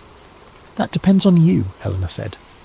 You're the only person who witnessed the complete sequence of events, the only outsider who understands what's really at stake. Your perspective could determine which approach we take. I studied the screens showing real-time surveillance of the Grove. The affected members were building something, crude structures that served purposes I couldn't identify, but which suggested they retained enough intelligence to plan and execute complex projects. They're not just reverting to primitive behaviour, I realised. They're creating something new. Exactly, Eleanor confirmed. The entity doesn't destroy civilization. It transforms it into something that serves its purposes rather than human ones. And if this spreads beyond the Grove... Modelling suggests a tipping point around 10,000 affected individuals, the woman in charge said. Beyond that, containment becomes impossible. The entity achieves critical mass and begins reshaping human civilization according to its own principles. I stared at the screens, watching people who'd once controlled vast resources and wielded enormous influence reduced to something that resembled humanity, but fundamentally wasn't. The choice they were asking me to make would determine not just the fate of those individuals, but potentially the future of human civilization itself. How long do we have to decide? Hours, Eleanor said grimly. The affected population is already attempting to breach the Grove's perimeter. Once they reach populated areas, the window for containment closes permanently. As if summoned by her words, alarms began sounding throughout the facility. On the screens, we watched Grove members systematically dismantling the barriers that had kept them isolated from the outside world. They moved with coordinated purpose, using tools and techniques that suggested retained intelligence despite their transformed state. They're adapting faster than our models predicted, the woman in charge observed. The entity is learning from direct interaction with modern infrastructure. I made my decision. Option 2, I said. Full binding ritual. Try to save them. Eleanor nodded grimly. It'll require everything we have. If we fail, there won't be resources left for future containment efforts. And if we do nothing, there won't be a future to contain. The next 6 hours passed in a blur of coordinated activity. Teams deployed to locations around the Grove, carrying artifacts and equipment I was only beginning to understand. The binding ritual required precise positioning, perfect timing, and absolute faith in principles that defied everything I'd learned about how the world worked. But it worked. I watched on screens as the coordinated behaviour of the affected Grove members gradually became confused, then chaotic, then slowly returned to something recognisably human. The transformation took hours, but by dawn rescue teams were extracting survivors who remembered nothing of their transformed state but everything of their normal lives. The official story, when it emerged, blamed a gas leak for temporary behavioural effects among Grove attendees. A few conspiracy theorists suggested government mind control experiments, but without hard evidence, Their theories joined the usual background noise of speculation about elite gatherings. 6 months later, I sit in my apartment staring at a hard drive containing the complete documentation of Project Owl. Video footage, research data, historical records, and testimony from dozens of participants spanning 8 decades of secret work to maintain global stability. The binding held. The Grove members recovered completely, with no memory of their transformation. The immediate crisis passed, and the world continued its normal pattern of manageable chaos and incremental progress. But the monitoring data tells a different story. The entity learned from its brief manifestation. Each subsequent containment requires more resources, more participants, more sophisticated countermeasures. The traditional approaches that worked for decades are becoming less effective with each passing year. Eleanor calls weekly with updates from facilities I'm not supposed to know exist. Teams working on digital containment protocols, researchers developing new methods for managing consciousness-based phenomena, analysts tracking the entity's adaptation to modern communication networks. They're making progress, but the race is getting closer. My phone buzzes with news alerts. Political assassinations in 3 countries, simultaneous market crashes that defy economic analysis, social unrest spreading through digital networks faster than anyone can track. Each event correlates with fluctuations in containment stability, signs that the old binding is weakening despite our best efforts. I have a choice to make. The hard drive contains everything needed to preserve Project Owl's institutional knowledge. Published as fiction, it would ensure the information survives, even if the current organisation fails. Presented as investigative journalism, it might mobilise resources for developing new containment methods. But publication might also undermine the psychological foundations that make the binding effective. Widespread skepticism could destroy the very mechanisms that have protected human civilization for 80 years. My cursor hovers over the upload button for a secure server that would distribute the complete files to journalists worldwide. With one click, I could expose the most important secret in human history. Or I could delete everything and trust that the people carrying this burden know what they're doing. Outside my window, the city continues its normal rhythm of traffic and commerce. Millions of people living their lives unaware that the stability they take for granted depends on secrets, too dangerous for public consumption. They don't know that their capacity for trust, cooperation and rational discourse is maintained by forces that most would dismiss as impossible. Maybe that's how it should be. Maybe some truths are too important to share. I close the laptop without making a decision, knowing I'll face the same choice tomorrow and the day after, and every day until either the binding holds permanently or everything falls apart. The hard drive sits on my desk like a loaded weapon, containing information that could save the world or destroy it, depending on how it's used. In the forest north of San Francisco, ancient redwoods continue their patient growth, sheltering secrets that predate human civilization. Beneath their roots, monitoring equipment tracks forces that exist at the intersection of consciousness and physics, measuring phenomena that determine whether humanity remains capable of the cooperation and trust that make complex societies possible. The owl watches and waits, neither good nor evil, but something far more dangerous. A force of pure change that cares nothing for human hopes or fears. And somewhere in the darkness between sleeping and waking, it grows stronger. Maybe they weren't hiding power. Maybe they were hiding what power keeps at bay. But how long can any cage hold something that learns from every attempt to contain it? I guess we'll find out. Before we begin tonight's story, I want to thank Ryan McPherson for suggesting this fascinating topic.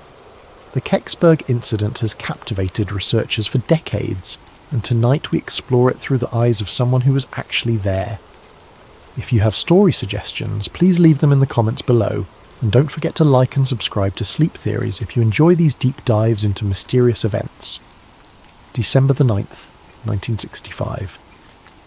The date still sends a chill through my bones, 40 years later. Most people remember where they were when Kennedy was shot, or when man first walked on the moon. Me? I remember exactly where I was standing when that fireball tore across the Pennsylvania sky and changed everything I thought I knew about the world we live in. My name is Tom Brennan, and I was a field technician for Bell Telephone Long Lines.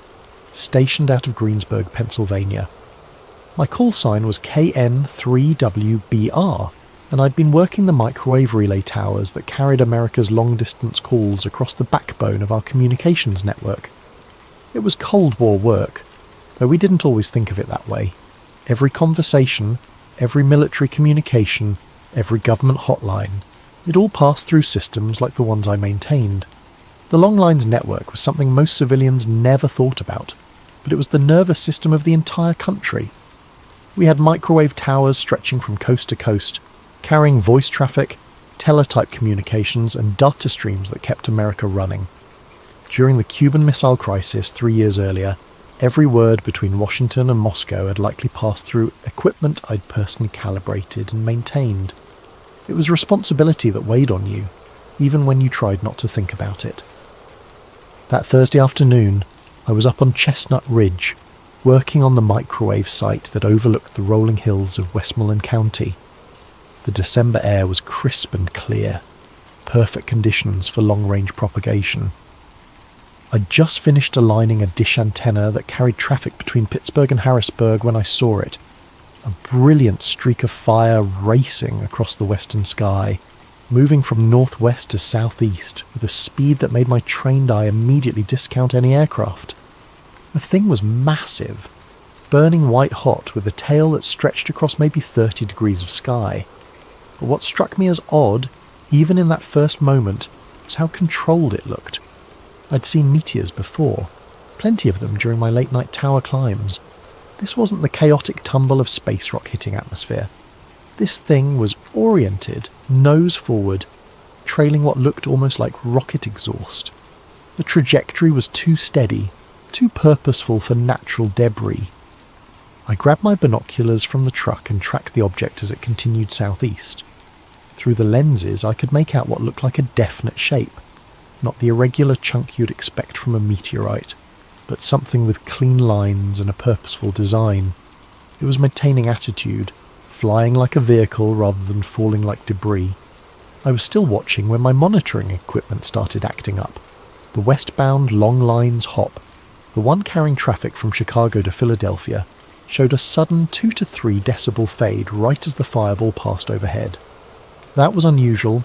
Atmospheric events didn't typically affect microwave propagation unless they involved significant ionization.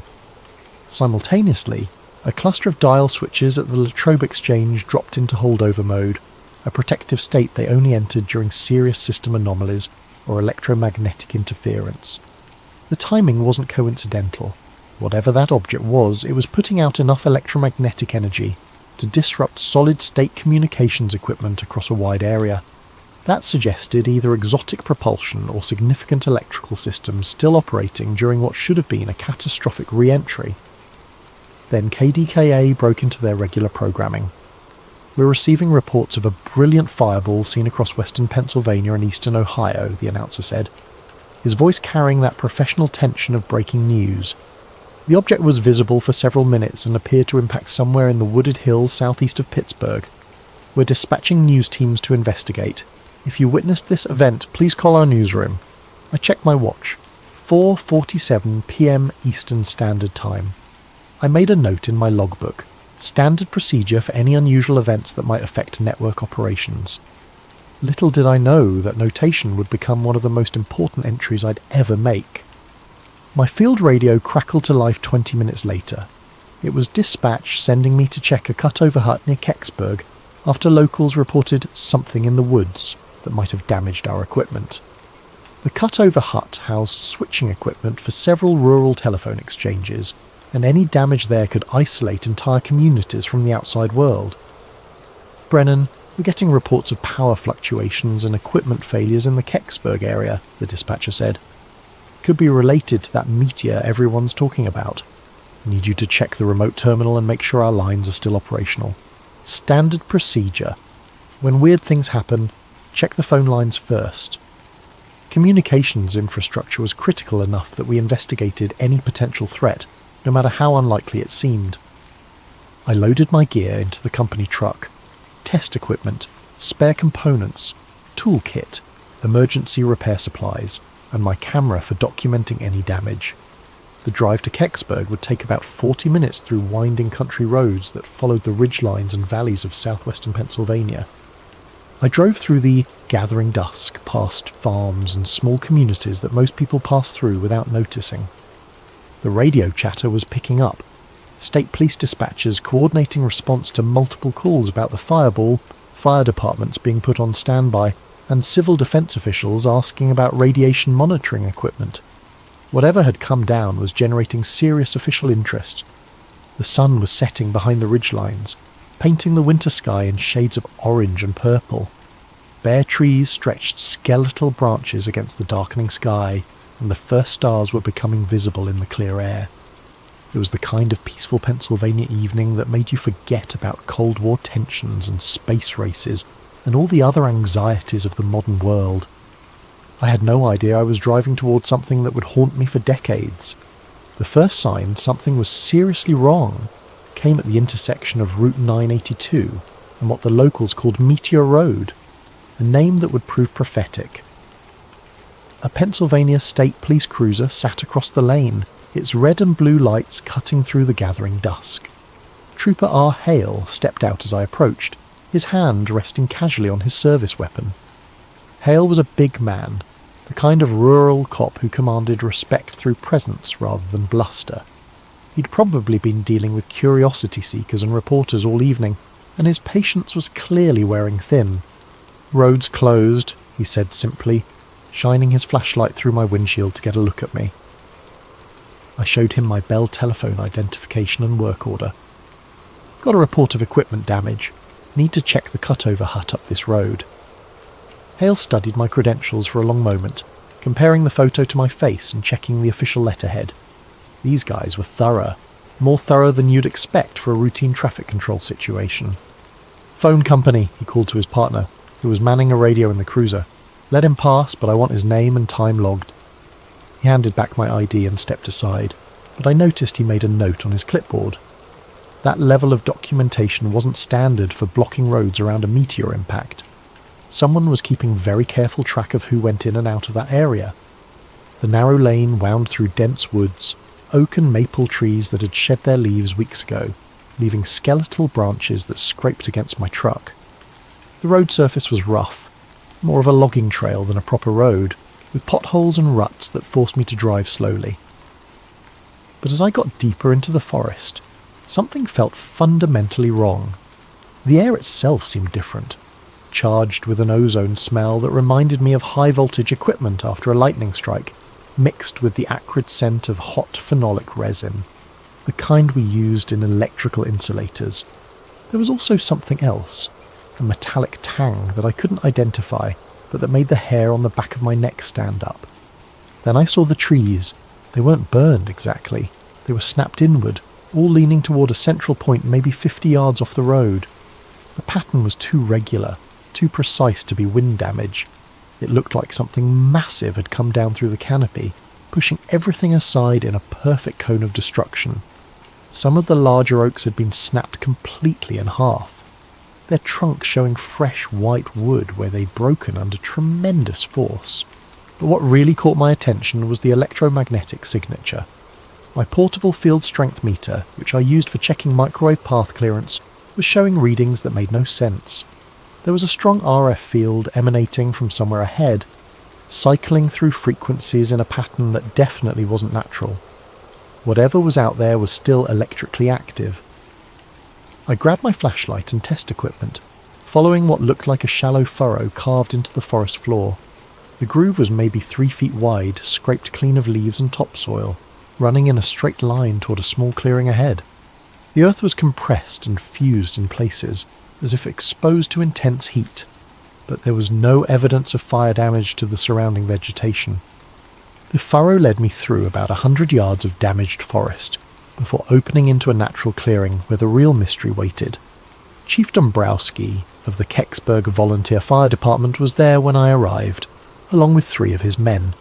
They stood in a loose semicircle around something that made my engineer's mind struggle to categorize what I was seeing. It was an acorn. That was the only way to describe it. A bronze-coloured acorn, maybe 10 to 12 feet long, and perhaps 8 feet at its widest point, half buried in the soft earth. But this was no natural object. The surface was smooth, machined, with what looked like copper-bronze alloy that still radiated heat despite the December cold. The metalwork was beautiful in its precision, showing no seams or joints, as if the entire structure had been formed from a single piece of metal. Around its widest point ran a dark band, maybe 18 inches wide, covered with markings that definitely weren't letters. The band appeared to be made of a different material, something darker and more heat-resistant than the main body. It was slightly recessed, like it had been designed to accommodate the markings without disrupting the aerodynamic profile of the object. "You see this too, right?" Chief Dombrowski asked, his voice carrying the careful tone of a man questioning his own sanity. "I mean, this isn't some kind of hallucination from carbon monoxide or something?" Dombrowski was a practical man, a volunteer firefighter who'd spent 20 years responding to vehicle accidents, house fires, and natural disasters. He wasn't the type to imagine things or get excited about strange phenomena, but standing there in that clearing, with this impossible object half buried in Pennsylvania soil, even he seemed shaken. I knelt down beside the object, close enough to see the markings clearly and feel the warmth radiating from its surface. The heat wasn't intense, but it was definitely there, a gentle warmth that suggested significant thermal mass cooling down from much higher temperatures. The material felt almost ceramic to the touch, smooth and slightly warm like a coffee cup that had been sitting in the sun. The markings looked like stencils, precise, functional marks rather than any kind of writing or decoration. There were arrows pointing in different directions, tick marks that could have been measurement references, triangular symbols that might have indicated orientation or attitude, and geometric patterns that looked almost like engineering diagrams. One string of marks caught my attention. A left-pointing arrow, followed by a triangle, 2 vertical lines, a circle with what looked like O2 inside it, then a right-pointing arrow. "Chief," I said, pulling out my sketchbook to copy the markings, "this isn't from space. At least not the way people think." The symbols had a functional quality that reminded me of the stenciled markings on military equipment. Serial numbers, part designations, maintenance instructions, safety warnings. These weren't decorative or ceremonial markings. They were the kind of practical notations you'd find on any piece of complex aerospace equipment. As I sketched the markings, I noticed other details that reinforced my growing suspicion that this wasn't extraterrestrial. The object's surface showed what looked like ablation patterns, areas where material had been deliberately burned away during atmospheric entry.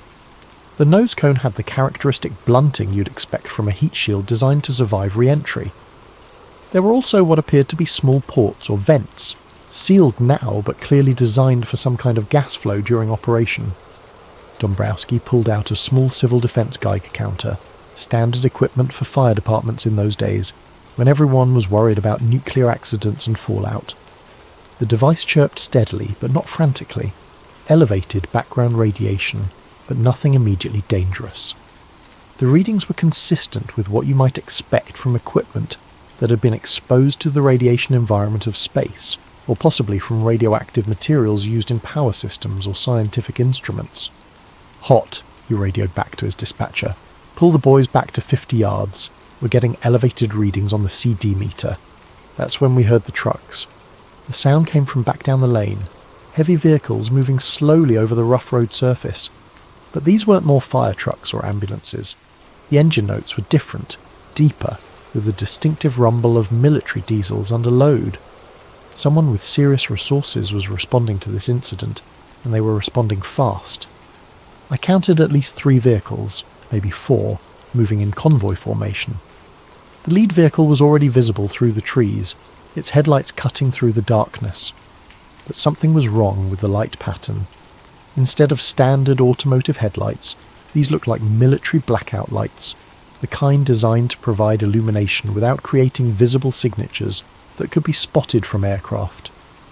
"Chief," I said, still sketching frantically, "I think we're about to have company." Dombrowski nodded grimly. He'd been in the Pacific during World War II, and he recognised the sound of military vehicles when he heard it. "Boys," he called to his firefighters, "pack up your gear and get ready to move. This just became somebody else's problem. I finished my sketch and tucked the notebook into my jacket pocket. Whatever was coming up that road, I had the feeling that documenting this scene was about to become much more difficult. The object itself remained motionless in its shallow crater, still radiating heat and electromagnetic energy, still defying easy categorization. But as I looked at it one more time, trying to memorize details that my sketch might have missed, I noticed something that would stick with me for decades. Near the base of the object, partially hidden by displaced earth, was what looked like a small panel or access port.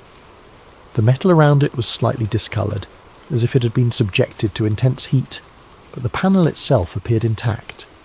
If this thing was alien technology, why would it have panels that looked exactly like the kind of access ports you'd find on any terrestrial spacecraft or aircraft?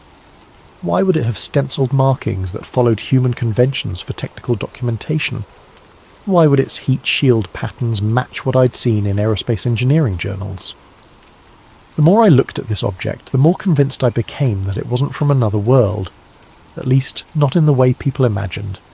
It was from our world, but from a part of our world that most people weren't supposed to know existed. They came up the lane with no headlights, 3 vehicles I couldn't quite identify in the gathering darkness. Military, but not standard army green.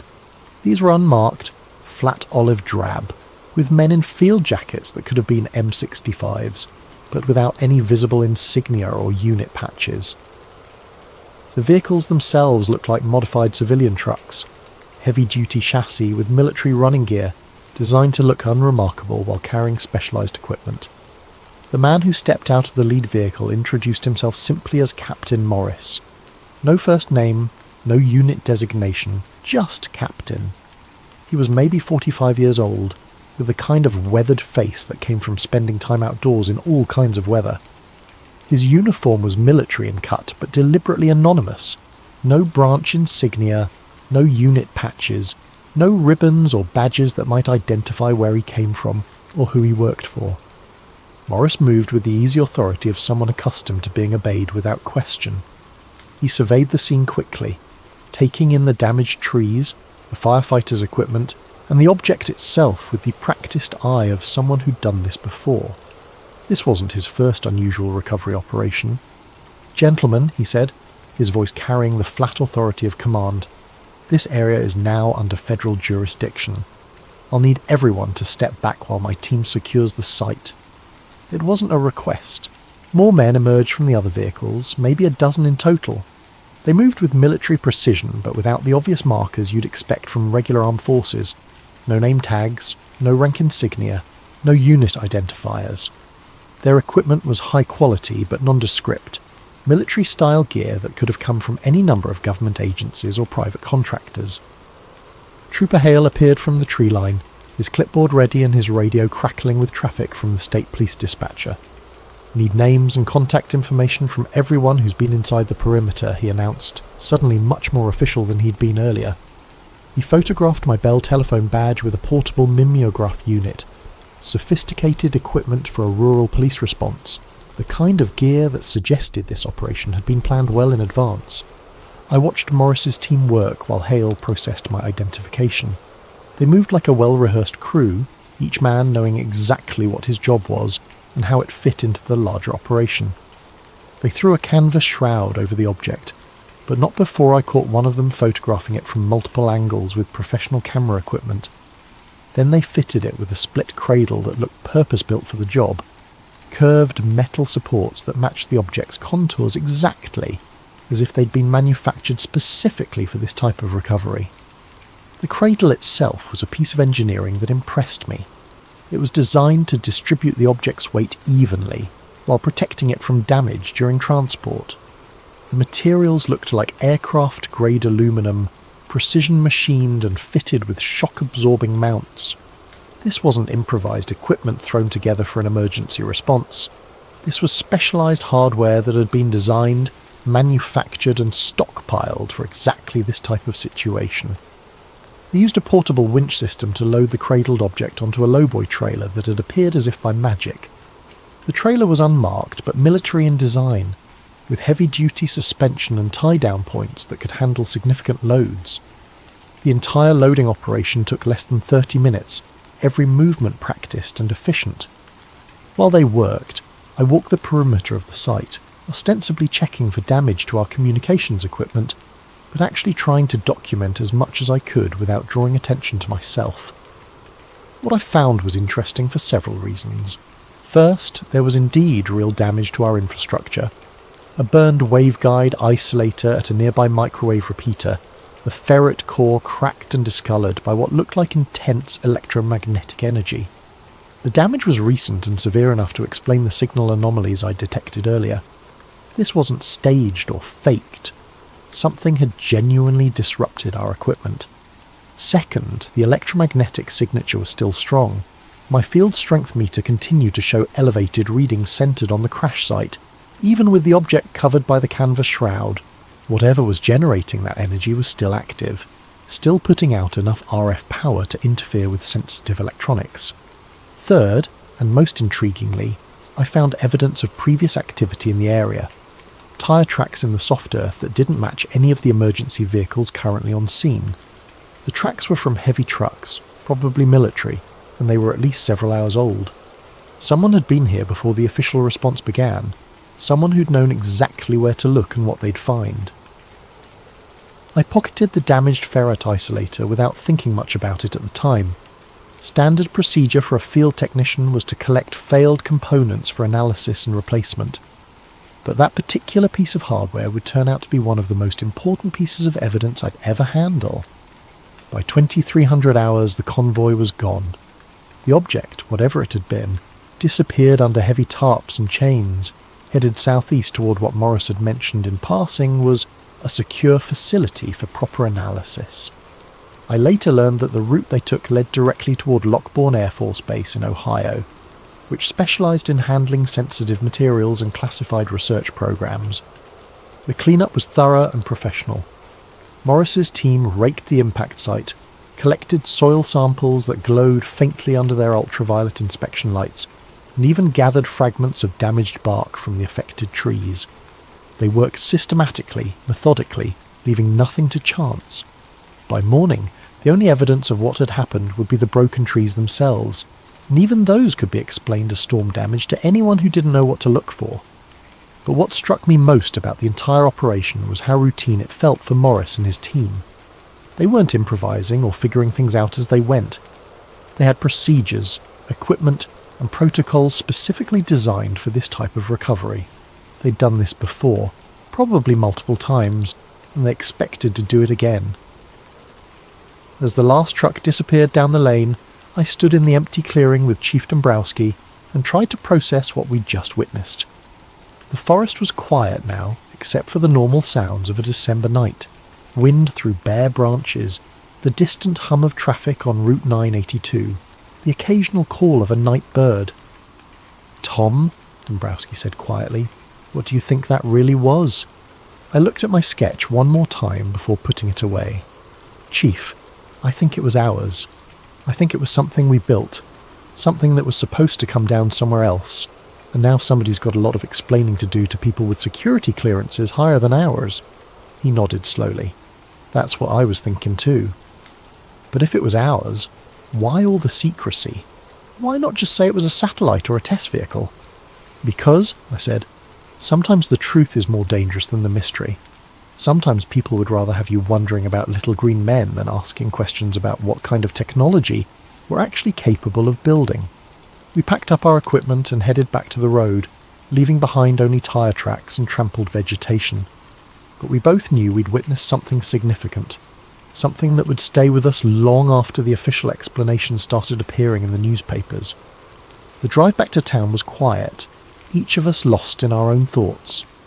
But as I reached the main road and saw the normal traffic of a Thursday evening, commuters heading home from late shifts, teenagers cruising the strip, families returning from dinner out, I realised how quickly the extraordinary could become routine again. In a few hours this would all feel like a dream, something that might have happened to someone else. But I had my sketch, and I had the damaged isolator, and I had a growing certainty that what I'd seen in those woods was just the tip of a much larger iceberg that most Americans would never be allowed to see. The official story appeared in the papers the next day, just as I'd expected it would. A meteor had been observed across several states, probably fragments from the annual Geminid shower arriving early. Ground searches in the Kecksburg area had found nothing of significance. Some scorched earth and broken trees, but no meteorite fragments or other debris. Case closed, move along, nothing to see here. The Pittsburgh Post-Gazette ran a small item on page 3. Meteor search yields no evidence. The article quoted state police officials confirming that extensive ground searches had failed to locate any meteorite fragments, despite numerous eyewitness reports of an object impacting in the Kecksburg area. What people saw was probably a very bright meteor that burned up completely before reaching the ground, explained a spokesman for the Allegheny Observatory. KDKA ran both versions, the official meteor explanation and eyewitness accounts of something being recovered from the woods. But they presented the eyewitness stories as curiosities, human interest pieces about people who thought they'd seen something unusual. The official explanation got top billing and authoritative sources. The eyewitness accounts got relegated to the strange but true category that every local news operation used to fill time on slow days. Most people chose to believe the official version.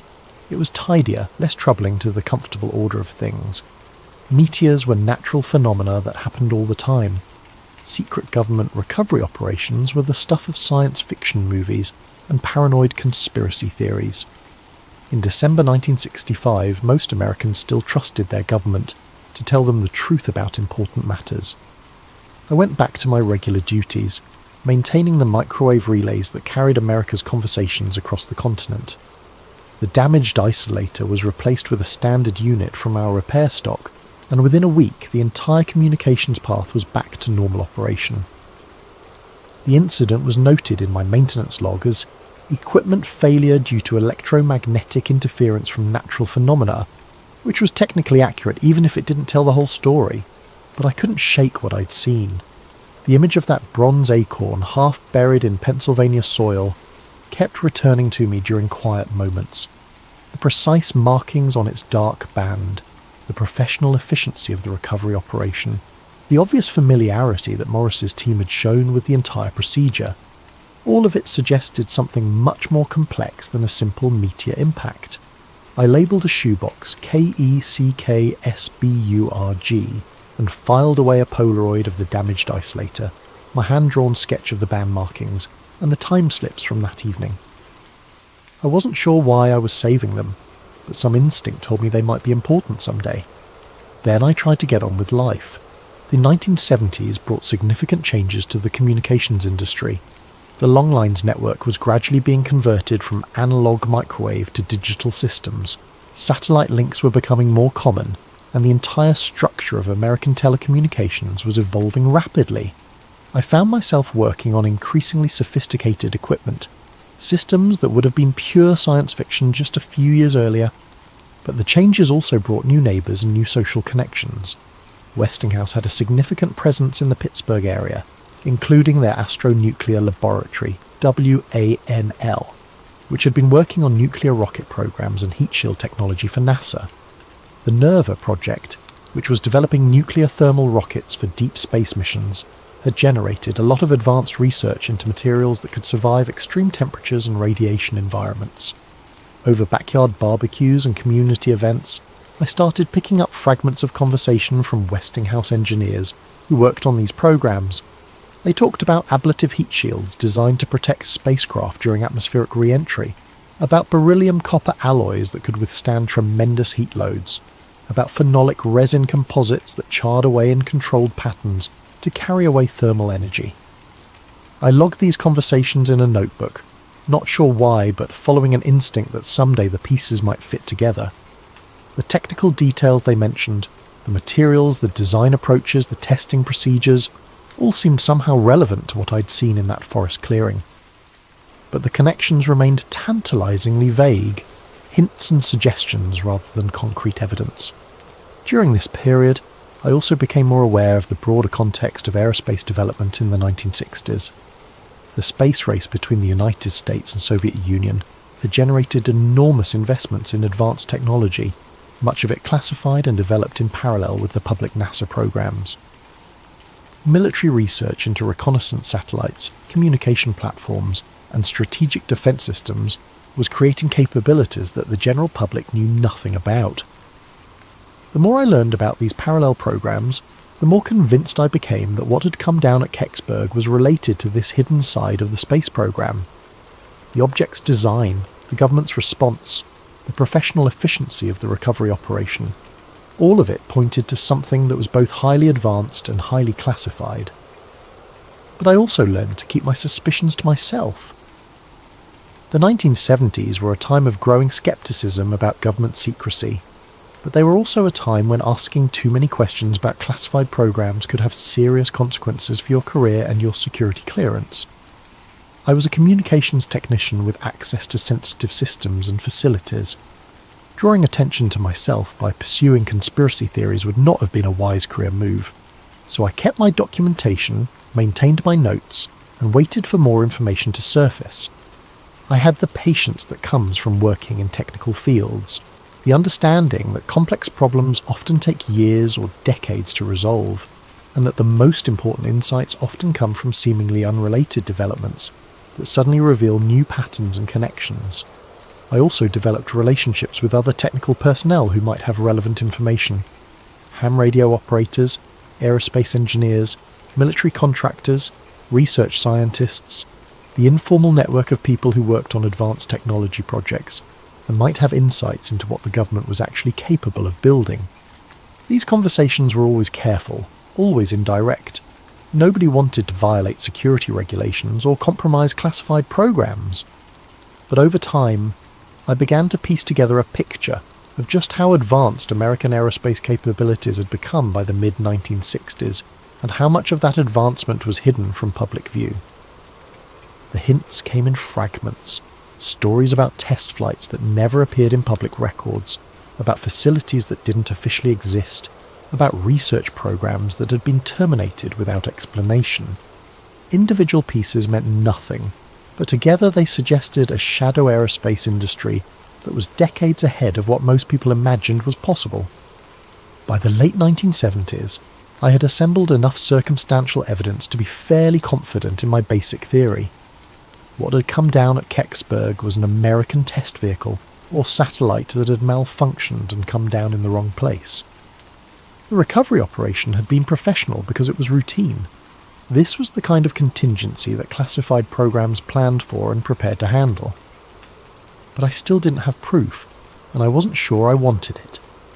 The more I learned about the security apparatus surrounding advanced aerospace programs, the more I understood that pursuing this investigation too aggressively could have serious personal consequences. I was a technician with security clearance and access to sensitive facilities. Drawing the wrong kind of attention could end my career and potentially result in criminal charges, so I continued to collect information passively, filing away documents and conversations that might be relevant, but avoiding any active investigation that might trigger security concerns. I told myself I was being cautious and responsible. Looking back, I think I was probably being scared. The 1980s brought new developments that added context to my growing understanding of the incident. The Strategic Defense Initiative generated enormous investments in advanced materials and propulsion systems. Reports began surfacing about stealth technology that had been under development for decades. The Space Shuttle program revealed capabilities that had been theoretical just a few years earlier. All of these developments reinforced my belief that American aerospace technology in the 1960s had been far more advanced than most people realized. The materials, science, the propulsion systems, the guidance and control technology, all of it suggested that building something like what I'd seen at Kecksburg would have been technically feasible, if politically and financially challenging. But the 1980s also brought the first serious challenges to the official story about Kecksburg. Researchers began filing Freedom of Information Act requests, seeking government documents about the incident.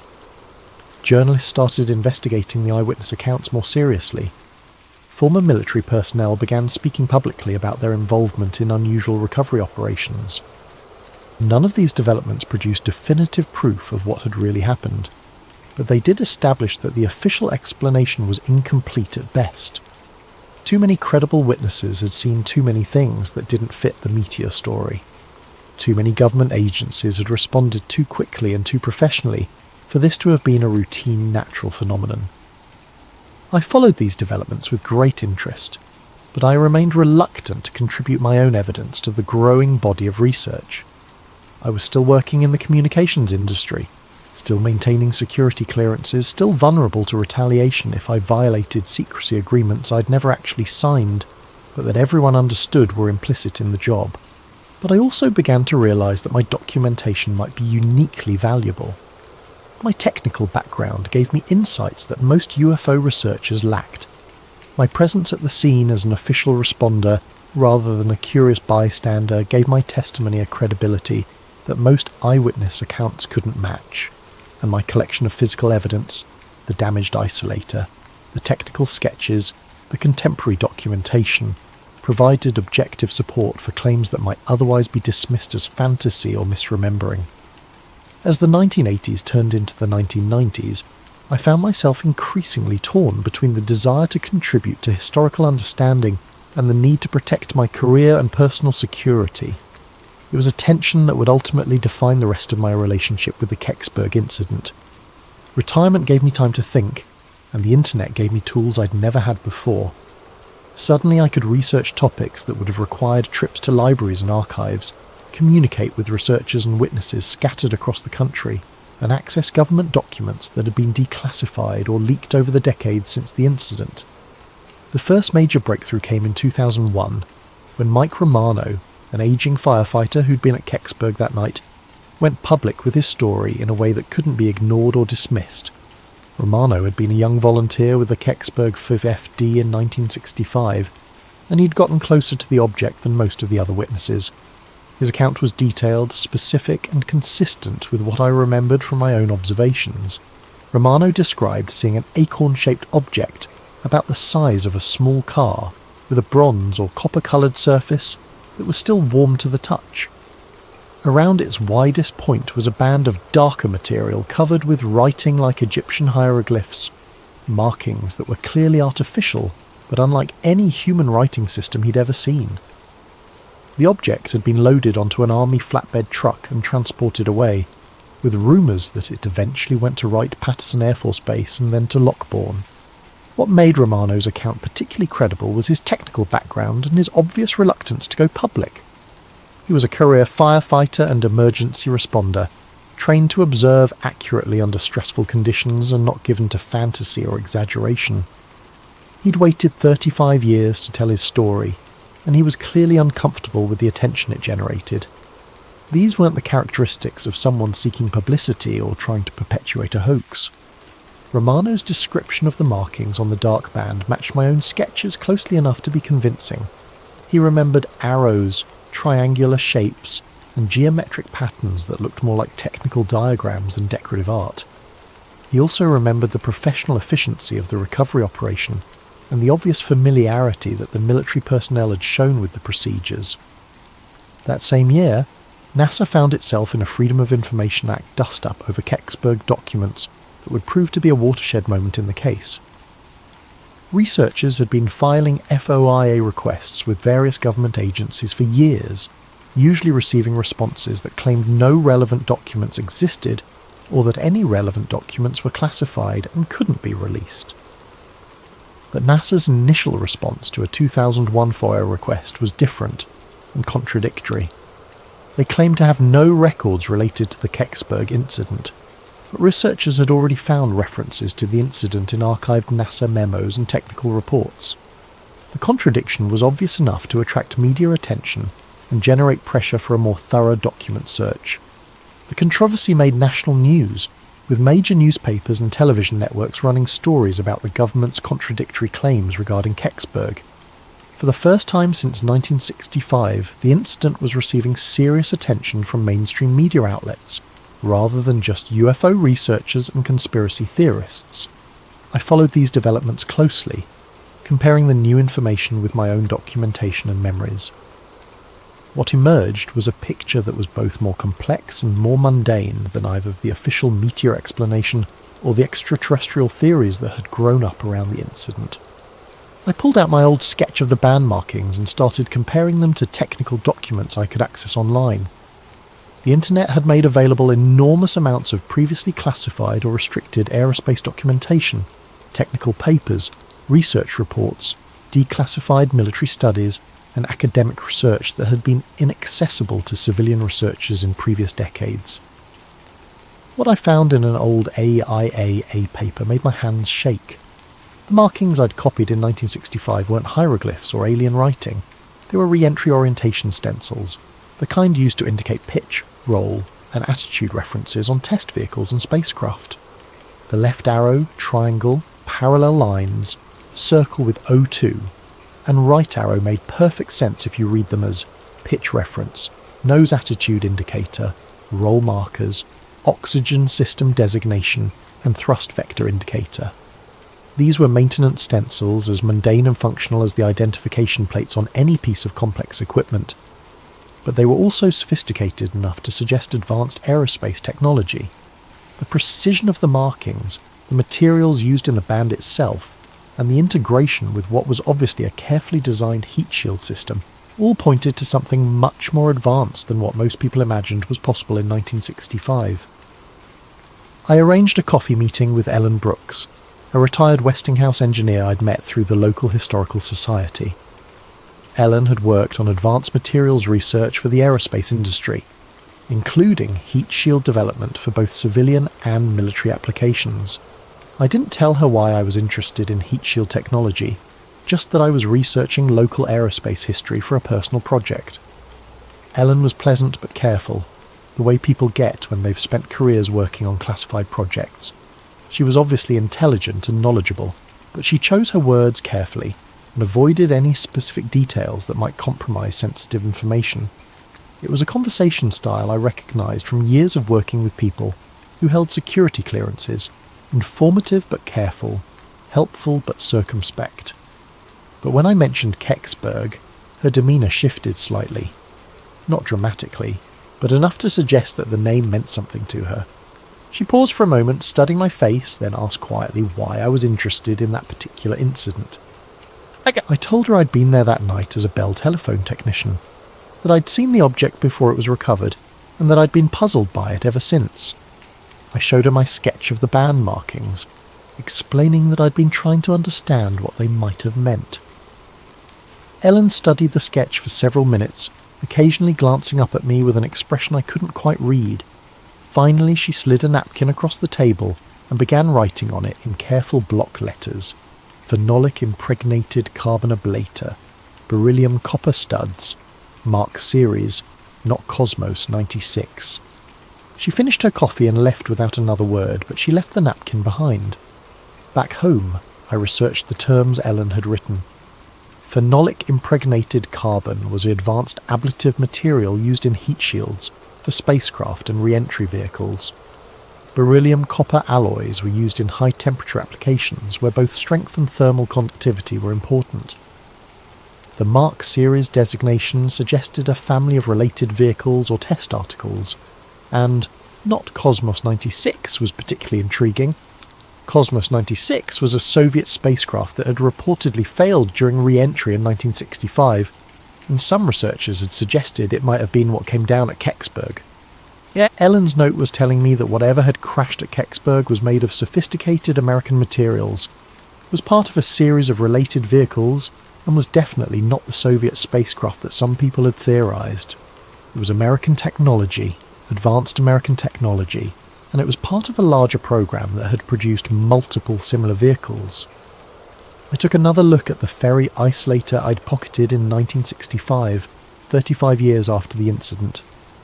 By this time, I had access to better testing equipment through a friend at the local college who ran a materials analysis laboratory. We could perform spectroscopic analysis that would have been impossible in 1965, and the results were fascinating. The spectrum analysis showed clear evidence of sodium-potassium contamination, NaK, the liquid metal coolant used in space nuclear power systems. There was also an odd bismuth trace that could have come from neutron shielding materials used in nuclear reactors or radioisotope thermoelectric generators. The contamination patterns suggested exposure to operating nuclear systems, not just residual radiation from natural sources or weapons testing fallout. This was physical evidence that whatever had come down at Kecksburg had been equipped with nuclear power systems of some kind. In 1965, that technology existed, but was highly classified and limited to the most advanced military and space programs. It wasn't the kind of capability that appeared in natural phenomena, or even most conventional spacecraft. The implications were becoming clear, even as they raised more questions than they answered. What had crashed at Kecksburg was an American nuclear-powered spacecraft or re-entry vehicle, sophisticated enough to require advanced heat shield materials, and precise enough to need detailed orientation markings for maintenance and handling. It was part of a series of similar vehicles, suggesting an ongoing program rather than a one-off experiment.